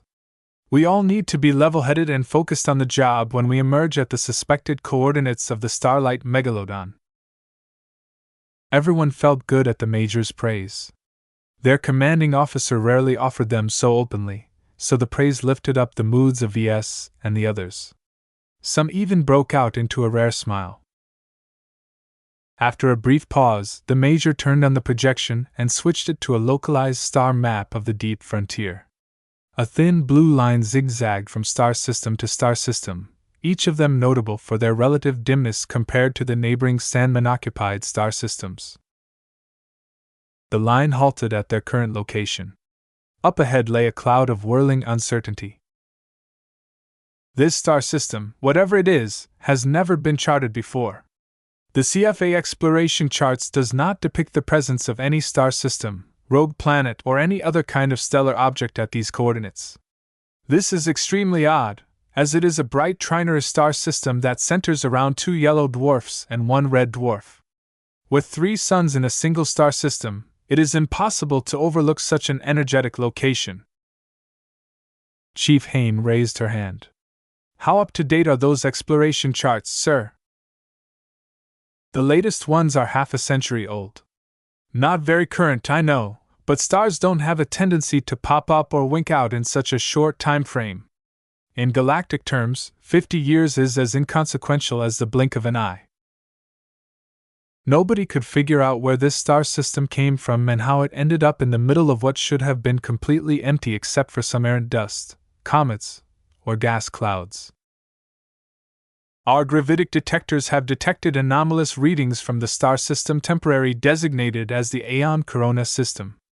The reason why we have given this star system this designation is because space-time itself is rippling around these coordinates. That caused the crew to burst into concern. Now, our science officers along with our specialists in FTL travel have indicated that it is impossible for normal FTL drives to reach the Aeon Corona system. The space-time phenomenon that surrounds the trinary star system effectively surrounds it in a permanent gravitic storm. Any ship that attempts to drive through the turbulence will be swept off course and will likely end up lost or reach an entirely different star system many light years away from the intended destination. Then how do we reach this freaky star system, sir? A security captain asked with a pensive face. All of this science stuff flew right over his head. We have a key. Chief Avanian spoke out after Vril gestured to him. The space-time storm looks random and uncontrolled, but the ebbs and waves actually follow an extremely complex set of mathematical patterns. It's frankly impossible for us to model the undulations and crack the code in less than a century, but we don't have to because we have already obtained the solutions. Using this data as our key, we can program in our FTL drives with a highly customized configuration that will allow us to slip through the cracks of the space-time storm and reach the Aeon Corona system without our ships getting battered aside. All of this sounded discomforting to the rest of the Vandals. While Avanian tried his best to dumb down the explanation so that normal people understood the overall principles behind the science, his analogy painted a hazardous journey where one misstep might lead their ship to oblivion. A bridge officer raised her hand. Chief, does that mean without this key, no one else will be able to tool their FTL drives in the right way? Yes. The key is safe in our hands. As soon as the FTL drives of our supply train has finished cycling, we can immediately use the key to input the right settings for our upcoming FTL transition. Once we do that, we will be committed to entering the heart of the storm. Do note that it is highly likely that we also need this key to exit the Aeon Corona system. Those same gravitic waves can easily batter us back into the system if we attempt to make it out without going through the same cracks as we initially entered. A worrying silence fell over the conference room. As they began to contemplate the implications of this key, VS slowly began to grow more alarmed. How long would it be until the FTL drives of their slower ships finished cycling? How many of these keys still existed outside of the Aeon Corona system? An ominous possibility flitted in his mind, and his paranoia screamed at him that the uninvited guests might make their play soon. After all, if the objective of the Church of Hotamak was to piggyback off the flagrant Sworn Maidens all the way to the Starlight Megalodon, then they needed to take the key for themselves before it went out of their reach. His heart pumped faster as his fingers started itching. He had programmed a series of pre-planned actions into his suit of combat armor. He also made some preparations during his time at the Gorgon's Gaze when Acolyte Villies didn't dare to be present in the same compartment as Venerable Sia. Now would be the time to see if the Vandals believed his warnings. He didn't wish to pull the trigger at this moment, but time waited for no one. He forcibly tried to present a calm facade which belied the fear and excitement that sprung up from his heart. He slowly raised his hand, moving far too slow for his like. After Major Verl answered someone else's question, the man turned his attention to VS. Yes, Mr. Larkin's son? I'd like to declare a code 835.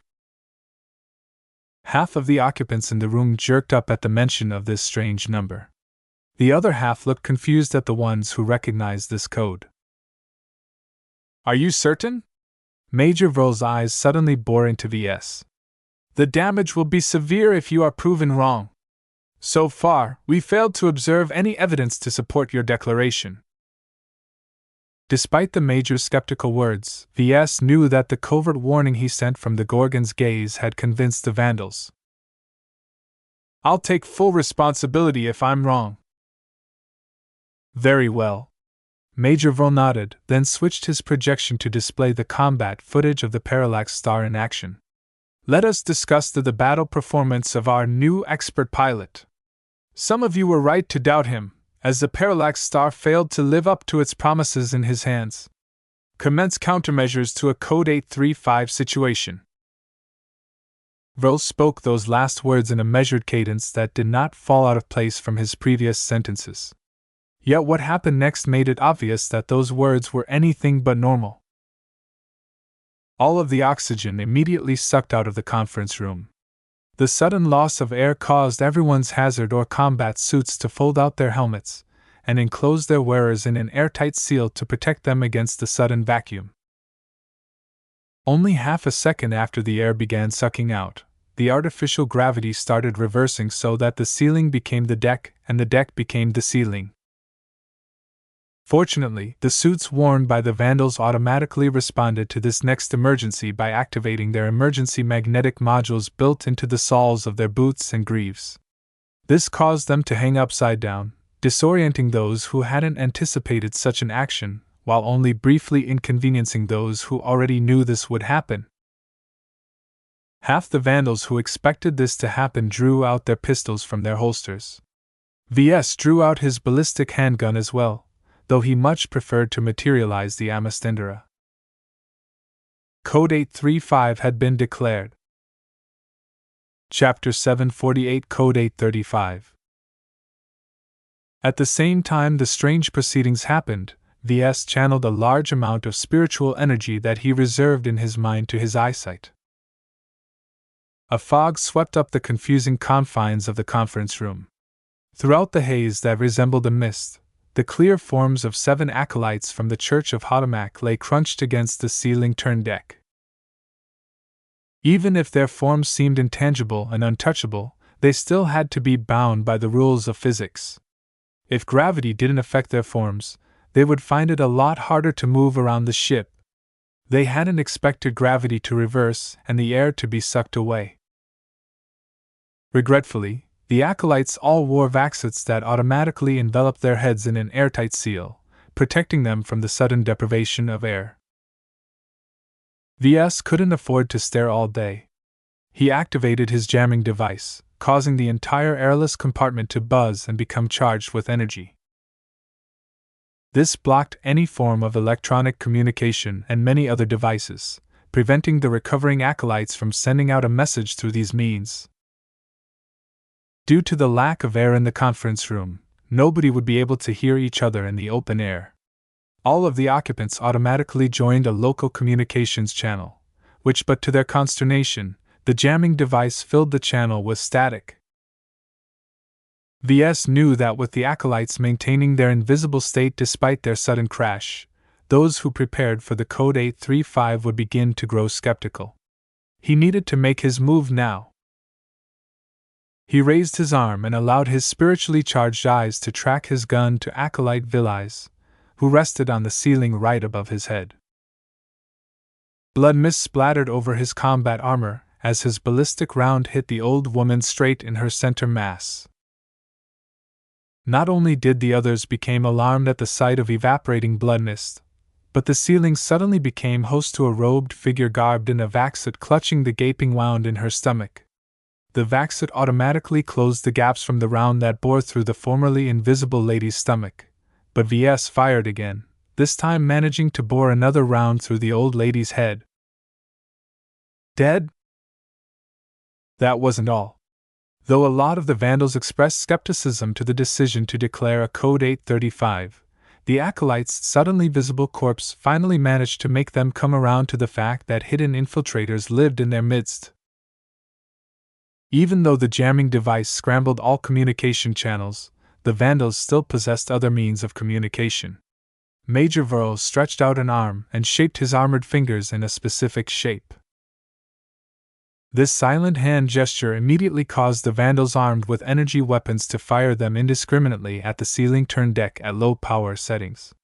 The sustained laser beams emanating from their pistols raked across the ceiling, eventually hitting some of the Acolytes and causing them to pop to visibility.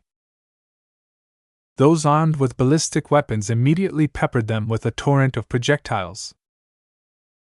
However, not every Acolyte went down without a fight. Those who became aware that they had been exposed began to fight back. They did not appear to employ any weapons for some reason, but instead they stretched out their hands towards the upside-down Vandals, who stuck themselves in place with their magnetic boots and greaves and pushed out a strange purple energy wave that caused the Vandals in the way to lose their consciousness and fall. What was that? That energy wave passed straight through everyone's armor as if they didn't exist. The counterattack merely spurred the armed Vandals on. They directed their full firepower into taking out the Acolytes in short order. The locked compartment left no room for them to run. VS kept his high-powered jamming device active even after the last Acolyte succumbed to the lasers and bullets that turned his body into a smoking sieve. The robes and vaxits may have facilitated their ability to stay out of sight, but it offered them little protection against attacks.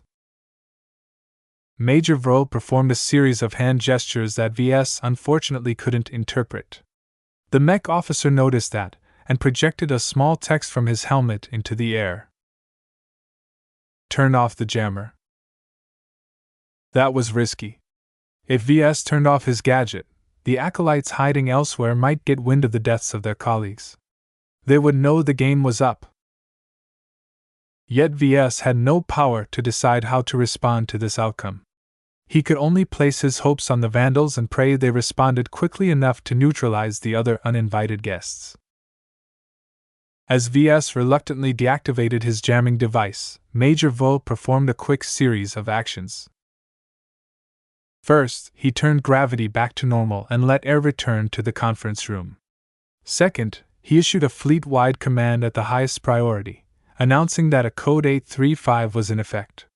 Third, he fired off a quick message to the Sword Maidens to warn them of the same threats, though whether they listened or not VS wasn't sure. Sweep the fleet of these infiltrators. Get to your stations and prepare for retaliation. The entire Vandal fleet entered the highest level of alertness. Alarms rang like crazy and red lights flashed ominously over everyone's heads. The Code 835 declaration caused the ship captains and mech officers to use similar tricks to catch any possible infiltrators. Yet somehow the Acolytes stationed on the other vessels received a separate signal at the exact same time.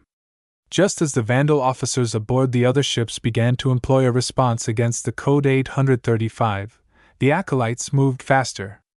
Each of them employed their strange energy attacks that struck the commanding officers of the other ships. Reports of ambush attacks and assassinations already started pouring in. The only upside was that the other combat carriers only hosted 2 or 3 uninvited guests at most.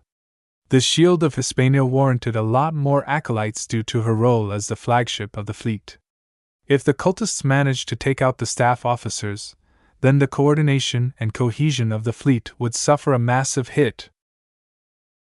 As VS raced towards the command center and plopped himself to his seat, security officers drummed in every direction and started inspecting each corridor and compartment with handheld scanners, dust sprayers, and other methods of stealth detection.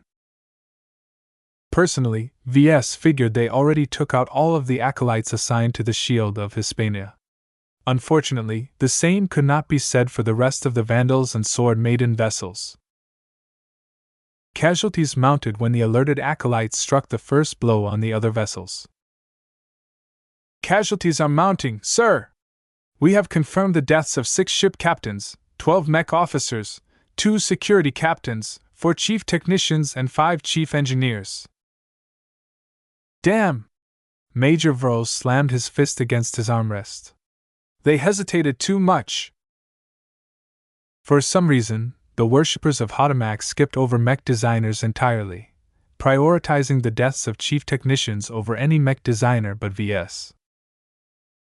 He felt rather insulted for his profession. Did the cultists regard mech designers as useless? Wounded? Over 60 wounded officers and chiefs are being tended to, sir. All of them have suffered various degrees of neurological damage, but the docs estimate they can make a full recovery within 2 weeks of intensive treatment. That's still too much. Too many Vandal officers hadn't been diligent in memorizing the contingency codes. Code 835 was one of many possible emergency situations listed out in a disaster manual of the Mech Corps. The military truly thought about almost anything, considering that the unclassified portion of the disaster manual already exceeded over 1,000 different codes. While the rank and file weren't expected to memorize the codes by heart, as they would simply be informed of their meaning when the commanding officer declared an emergency, the officers and chiefs should have known better. Now that the acolytes succeeded in assassinating their primary targets, they attempted to avoid retaliation as best as they could in order to sow more chaos. Sir, severe cases of sabotage has been detected on the Ascendant, the Finmoth Regal, and the Linever Swan. Their FTL drives blew apart, and their power reactor's containment has been damaged. The surviving engineers have immediately initiated emergency shutdowns for their ships. All 3 ships are dead in space. More bad news. 2 important combat carriers and 1 extremely vital logistics ship turned from functional starships into vulnerable metal prisons. Assign 3 combat carriers to cover 1 ship each. Inform the rest to stand by and deploy their space-borne mechs to cover against a possible pirate attack. Sir, Captain Rakeshire informs us that the antecedent's power reactor is reaching critical levels. Their chief engineer is dead, and their remaining engineers all suffered severe wounds in their attempts to put down the chief engineer's assassin. He intends to give the order to abandon ship. Major Vaux grimaced even more. Even if their most senior ship captain managed to survive, the crisis had reached such a dire level at the antecedent that they were about to write off a precious combat carrier. Reply with an acknowledgement, and tell him that he has full discretion over the matter. While the Vandals buckled and heaved due to this crisis, the Sword Maidens suffered comparably worse. 3 of their vessels already started sputtering and faltering as large heat signatures emanated from their engineering bays. Escape pods and hastily launched mechs escaped the doomed carriers as fast as they could. If not for the abundant amount of safety mechanisms built into even the cheaper models of power reactors, the Sword Maidens would never have enough time to complete their evacuation. Even then, the predominant evacuees consisted of the female Sword Maidens. As for their male enslaved technical personnel, they weren't allowed to flee before every other Sword Maiden made it out. By the time the 3 precious Sword Maiden carriers blew up, hundreds of slaves and scores of Sword Maidens failed to make it out in time. Perhaps the only consolation was that their pirate allies actually lost less officers and chiefs than the Vandals. Not only had the Church of Hotamak assigned fewer acolytes to stalk the Sword Maidens, but Commander Lydia and most of their senior officers possessed extremely good battle reflexes. Their robust, genetically modified bodies also managed to withstand the energy wave attacks, causing them to fall into a temporary coma instead of becoming permanently brain dead. VS started to harbor some suspicions about the strange mode of attack. He understood why the acolytes didn't carry any weapons. Their light garments and lack of equipment facilitated their stealth. Yet where did the energy wave attacks come from? After he listened to the reports that poured in from the other ships, he suddenly found that the others hadn't detected any purple waves. Those struck by the attacks never saw them coming, and witnesses stated that they all saw the officers and chiefs collapse like a puppet whose strings were cut. Is it my vision? VS realized that he had only been able to see the energy waves due to his spiritual vision. The implications dawned on him. The Church of Hotamak and by extension the Five Scrolls Compact managed to find a way to weaponize spirituality. The only good news was that once the Acolytes unleashed their energy wave attacks, they lost all of their accumulation. They couldn't attack again and possessed no other weapons. Even if they picked up the pistols of the fallen officers, the weapons were biometrically locked to their owners. The only way the Acolytes could do more damage was to activate their hidden bombs and lead the flagrant vandals in a merry chase. Keep hunting down the rats! Scour our ships from top to bottom at least thrice!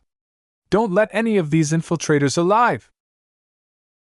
Still, the loss of the antecedent, the crippling of 2 more vital starships and the death of so many leaders among the flagrant vandals definitely set them back a lot.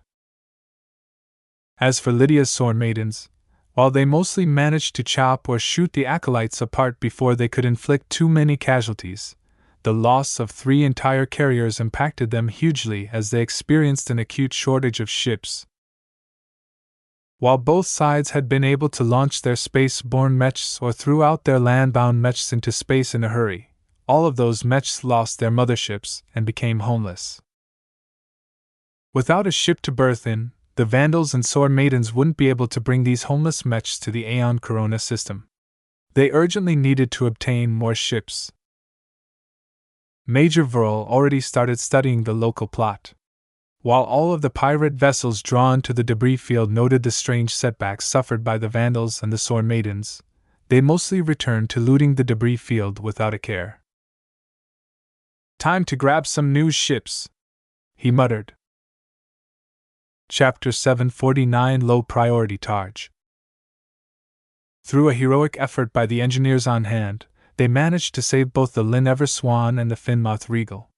The logistics ship and combat carrier respectively both played vital roles that couldn't easily be replaced if lost.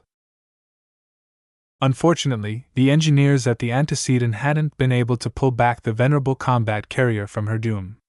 The Acolytes of Hotamak demolished their ranks so severely that the ones who survived and managed to stay conscious lacked a deep understanding of power reactors.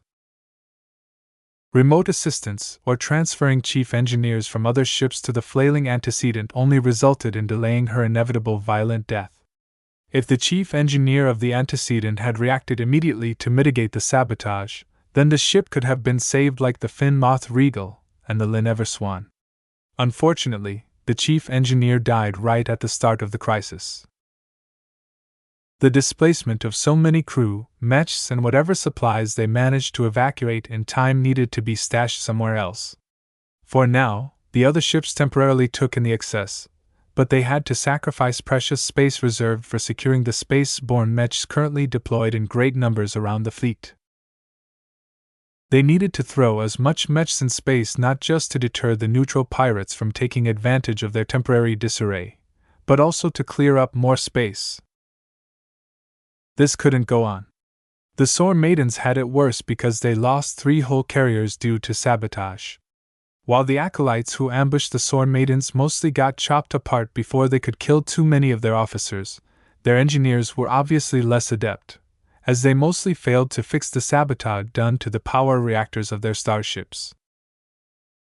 The Sword Maidens either employed enslaved men as engineers or female combat fanatics that mostly earned their engineering chops by following free lessons on the galactic net. The difference between a pirate engineer and a military-trained engineer was like night and day. If the Church of Hotamak stationed more acolytes on the Sword Maiden vessels, then they could have probably crippled their entire fleet. Sadly, they rightfully regarded the flagrant vandals as the greater threat, and prioritized eliminating their key officers and chiefs at a critical moment. The esoteric stealth methods of their acolytes likely gave the cultists boundless confidence in their ability to defeat the flagrant Sword Maidens in a single blow before they departed for the Aeon Corona system with the all-important key in tow. Of course, the other vandals also began to figure out that the acolytes had been placed aboard their ships as a supplementary attack to the main threat. The Temple of Hotamak and her swarm of pirate escorts must be on their way right now, Major Vo concluded with a grim face. Everyone felt the pressure. We need to move fast. Capture the marked-out pirate vessels and load in our mechs and supplies. Start using the key and configure our FTL drives for the jump to the Aeon Corona system. Yes, sir. Major, our Sword Maiden allies report that some of their ships have lost their FTL drives. They will need at least half a day to rig up their spares. That's too slow. One of our chief engineers to each ship that requires a replacement drive. Sir, we lost 5 chief engineers during the ambush. Almost all of our surviving and unwounded chief engineers are occupied with replacing the FTL drives for the Finmoth Regal and the Lyn Ever Swan. Spare what we can. It matters little if we get our FTL drives up faster if the Sword Maidens can't keep up. We have traveled too far to abandon our comrades now. The censor officer spoke up then. The pirate ships have ceased their salvage attempts, sir. They are attempting to flee from our approach. The pirate scavengers always remained skittish as they attempted to loot the spoils of the flagrant Sword Maidens. According to custom, the salvage belonged to the victors, so the neutral pirates always maintained a wary posture in case the winners changed their mind. Besides, the pirates constantly observed the movements of the flagrant Sword Maiden fleet. The sudden evacuation and collapse of 4 whole starships caught their attention instantly. They knew the implications of floating in the vicinity of a force with too many mechs and too little ships. Such a force would immediately seek to steal someone else's ships. So they made the logical decision and ran. Hee hee. Look at these fat tubs run. They'll never be able to get anywhere. The independent pirate vessels mostly consisted of cheap and dubiously ship-worthy converted carriers. The Vandals and the Sword Maidens each possessed more discerning tastes, so they outright ignored these ramshackle ships that began their lives as cargo haulers and moved on to the slightly more upscale light carriers. Despite being called light, this quality only referred to their relative place among the carrier classes. Compared to the beefier combat carriers or the capital ship-sized fleet carriers, the light carriers formed one of the favorite mech-carrying starships for the serious mercenary or pirate commander. Although the pirates as a rule never took great care of their ships, the flagrant Sword Maidens weren't spoiled for choice. While the light carriers out-accelerated converted carriers by a wide margin, they couldn't outrun the Inheritors and the Misty Slashers. Ships may have the advantage in terms of reach, but in shorter distances the superior acceleration of mechs trumped the sluggish vessels which needed a long time to get going. Neither VS nor Verl nor any other Vandal or Sword Maiden expressed any concern about the success of their mechs. The pirate scavengers all spread out and claimed their own little territory across the debris field. They also didn't trust each other, so they would never united and face a common threat.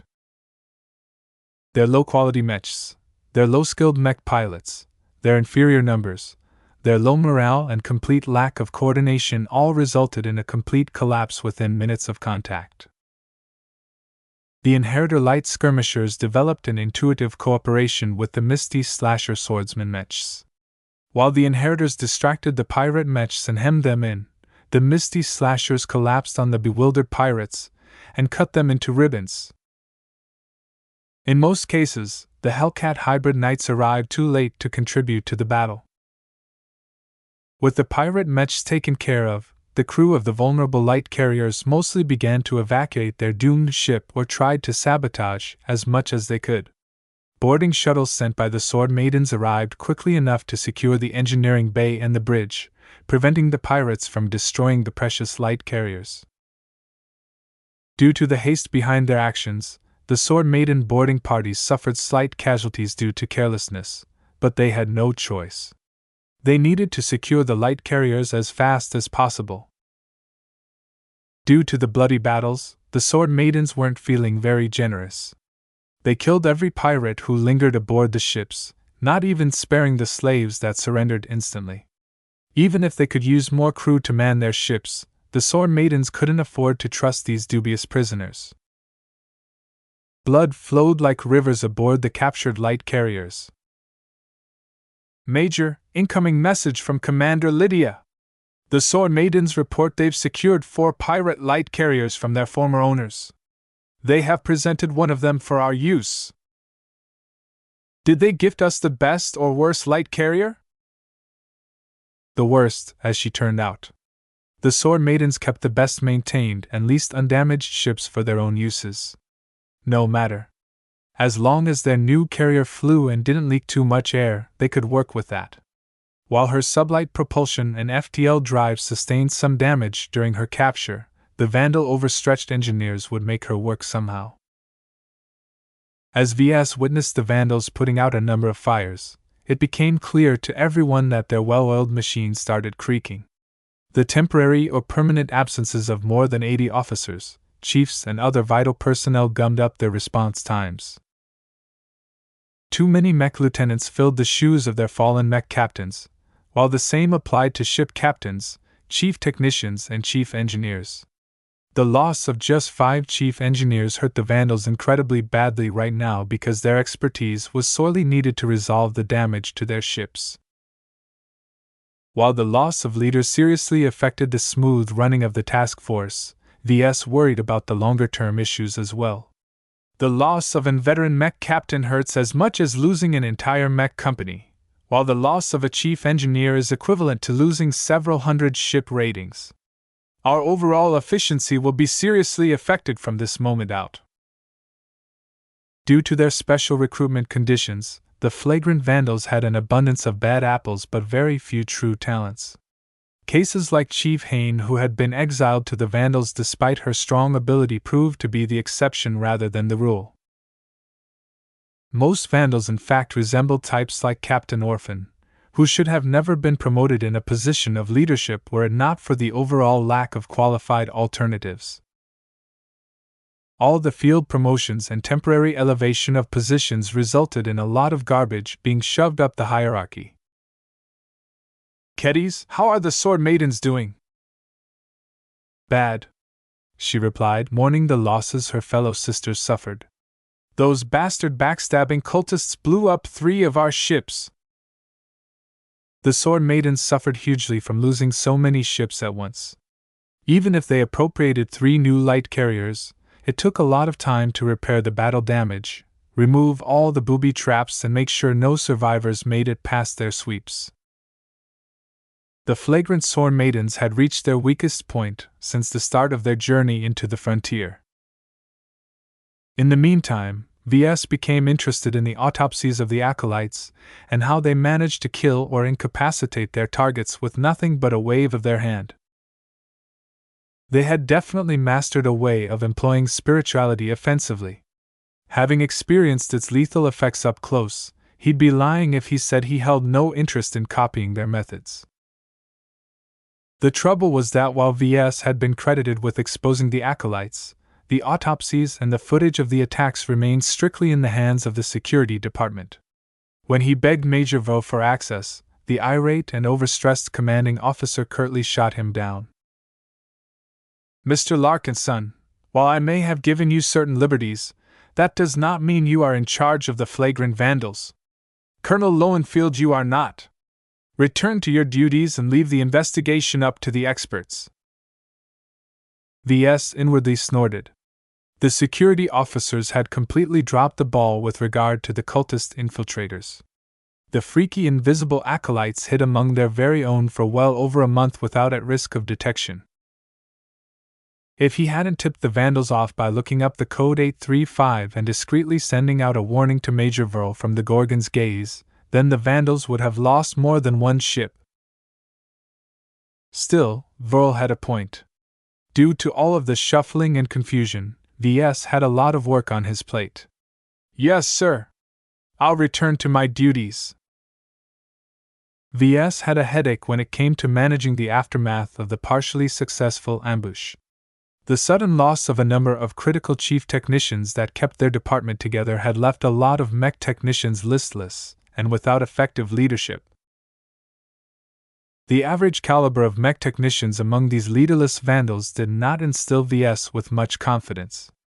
The vandal officers aboard the affected ships may have field promoted the most senior mech technicians among their bunch, but these fellows mostly consisted of cynical old salts. They resembled the old grandpas and grandmas who held a very dim view of authority, and only became competent with working with mechs due to sheer repetition. In terms of leadership and technical ability, these so-called acting chief technicians couldn't match even a fourth of the capabilities of their predecessors. All of this showed as the overall productivity of the maintenance departments instantly plunged. Mechs that needed servicing didn't get serviced, while mechs that cried out for repairs received the wrong mech technicians who didn't specialize in repairing the specific damaged components. It's time for my mech designers to get off their lazy butts. Useless, eh? Not worth assassinating, eh? I'll show those acolytes that mech designers are worth something. Chapter 750 Another Crisis. As everyone in the command center of the Shield of Hispania constantly put out the fires as they came, Major Verl suddenly received a priority message. The commanding officer took one look at it before he instantly discolored. He quietly cursed and jumped out of his command seat. Maintain your duties and keep the fleet from falling apart. The latest crisis must be a really huge one if the big man himself had to depart from his command seat. The flagrant vandals could still manage without him, but his constant presence and his measured confidence had done much to disperse the confusion and stabilize their flagging morale. Right now, the Sword Maidens and the Vandals each focused a large amount of their efforts into breaking in their newly captured light carriers they liberated from their previous owners. Of course, pirates being what they were, practically all 4 carriers were cesspools of filth, junk, and other unpleasant goods. Cleaning up the compartments and throwing away the junk into space took much longer than they thought. This was in addition to the expansive inspection of all of their systems. The boiled duck, the unflattering name for the light carrier handed over to them by the Sword Maidens after they killed the original crew, hid a large number of booby traps. They already caused some of the Sword Maidens some grief when they took over the ship, and they became an enduring headache for the security officers slowly sweeping them up and defusing their deadly mechanisms. Keddies didn't look surprised. Every decent pirate captain booby traps their own ships to hell and back. It's standard procedure out here where every large pirate gang won't hesitate to take over your ship if you're alone. Filling up your ship with traps will at least make others hesitate in trying to take over your baby. How come you Sword Maidens easily manage to board and take over the light carriers? We're very good in boarding combat. She grinned. Our swords are sharp enough to bore through the thinner bulkhead sections that allows us to circumvent choke points entirely. Besides, those pirates aren't very well geared in the first place. At least half of them likely aren't wearing anything heavier than a hazard suit. The captains don't want their underlings to be too well armed, you see. They might think they're strong enough to demand a greater share, or force a change in leadership. VS scoffed at that. I don't envy pirate captains. Even their own crew are constantly suspect in their eyes. It's a wonder they can remain afloat under those conditions. Half an hour went by as they returned to their individual duties. He tasked Keddies with cataloging and profiling the pirate mech still in space in case they ever launched an attack, while he himself started to manage the other mech designers. They needed to be more proactive in order to avoid the mech technicians from sinking into an abyss due to the elevation of incompetent mech technicians to chiefs. He encountered a lot of obstacles while doing so, as most mech designers simply didn't have what it took to take on a leadership role. Still, if they didn't step up, then who would be able to serve as a check against some of the idiotic decisions the new chiefs had already started issuing? Almost every ship and every department dealt with the consequences of losing so many experienced Vandal leaders. Their only consolation was that many of the wounded would see a full recovery in the next couple of weeks. Yet even this absence hurt the Vandals a lot as the mission had reached a critical moment.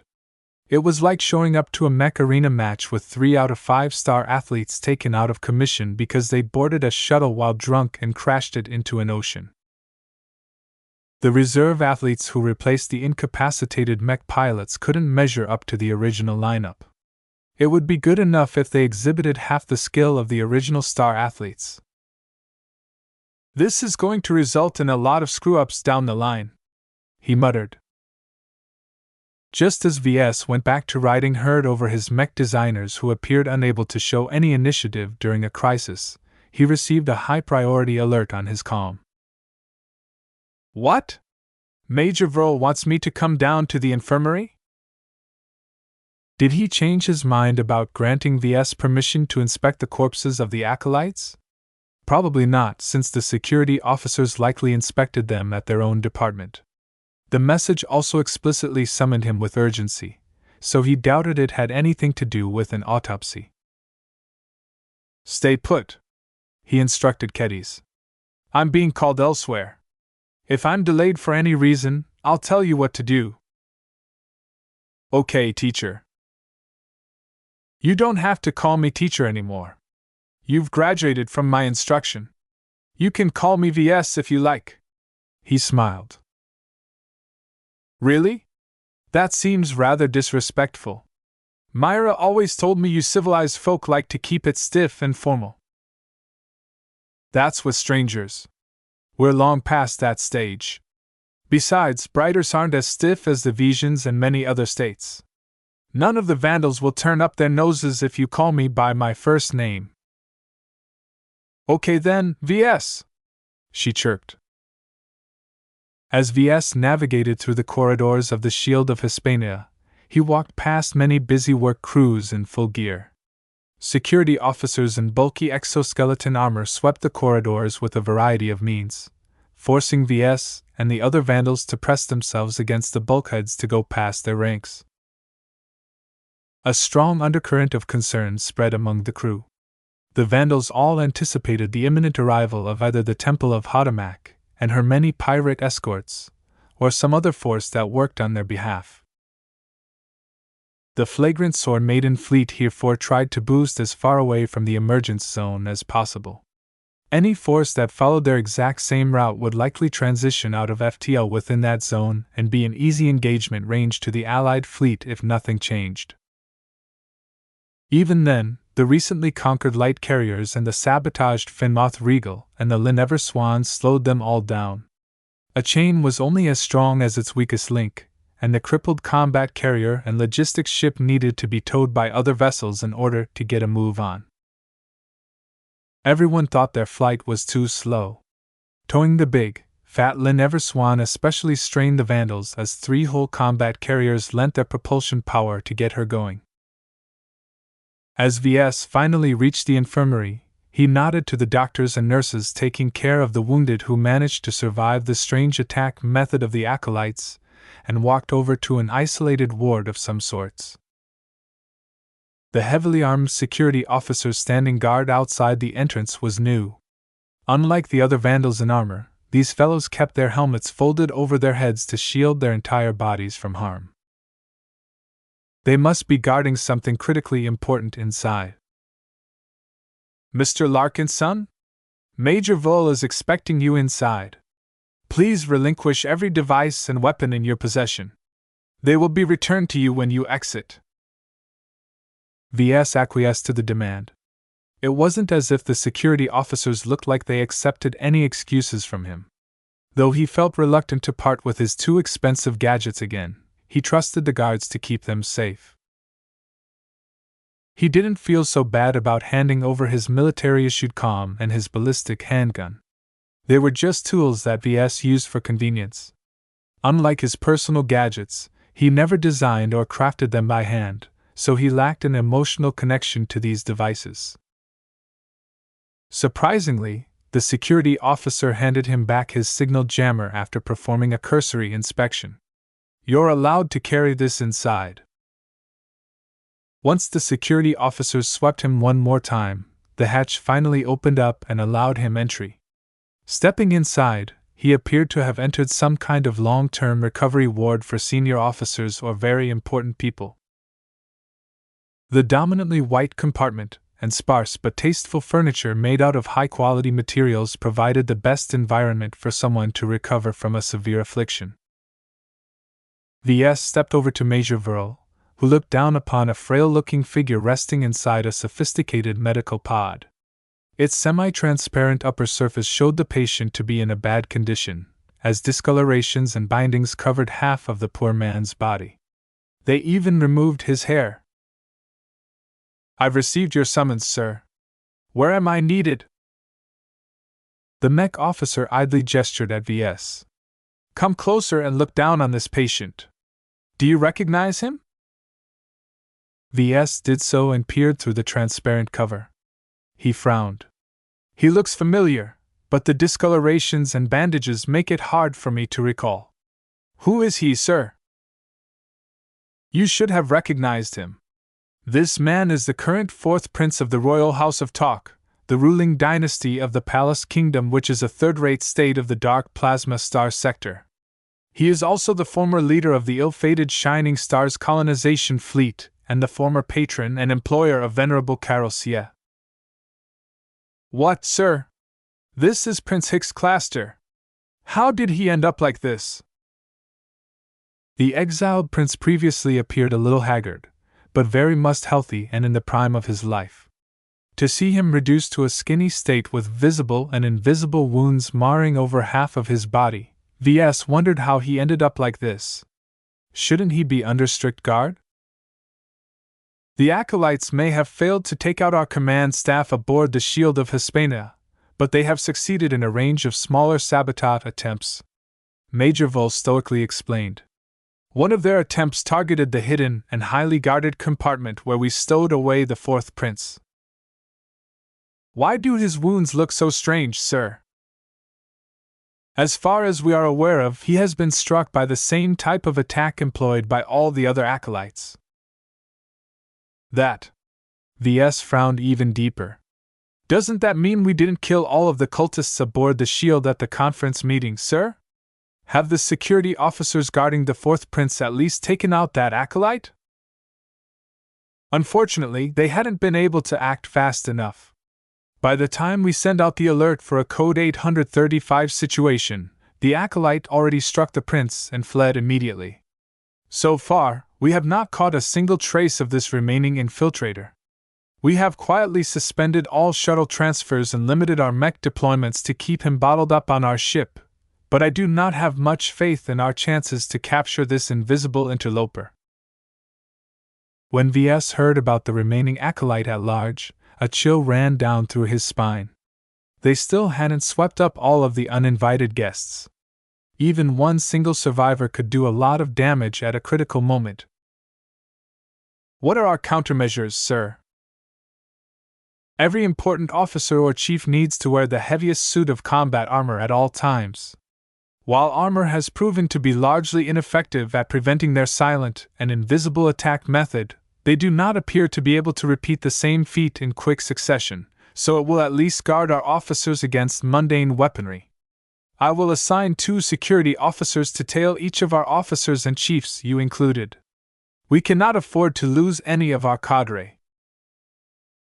Hopefully, the remaining acolyte would be cornered in time, though VS doubted it. Someone invisible could go anywhere, and the checkpoints the security officers set up may not be sufficient for the task. VS knew that the best way for the acolyte to escape a combat carrier was to infiltrate one of the hangar bays and stow away aboard a mech with a roomier cockpit. Though that left the acolyte with the problem of getting somewhere off board, at least they only had to deal with a single mech pilot instead of the full complement of the Shield of Hispania. "If I may make a suggestion, sir, I'd advise you to double or triple check the cockpits of each mech that are about to deploy. We have already taken that possibility into account. No one is allowed to smuggle themselves out by hitchhiking on a deploying mech.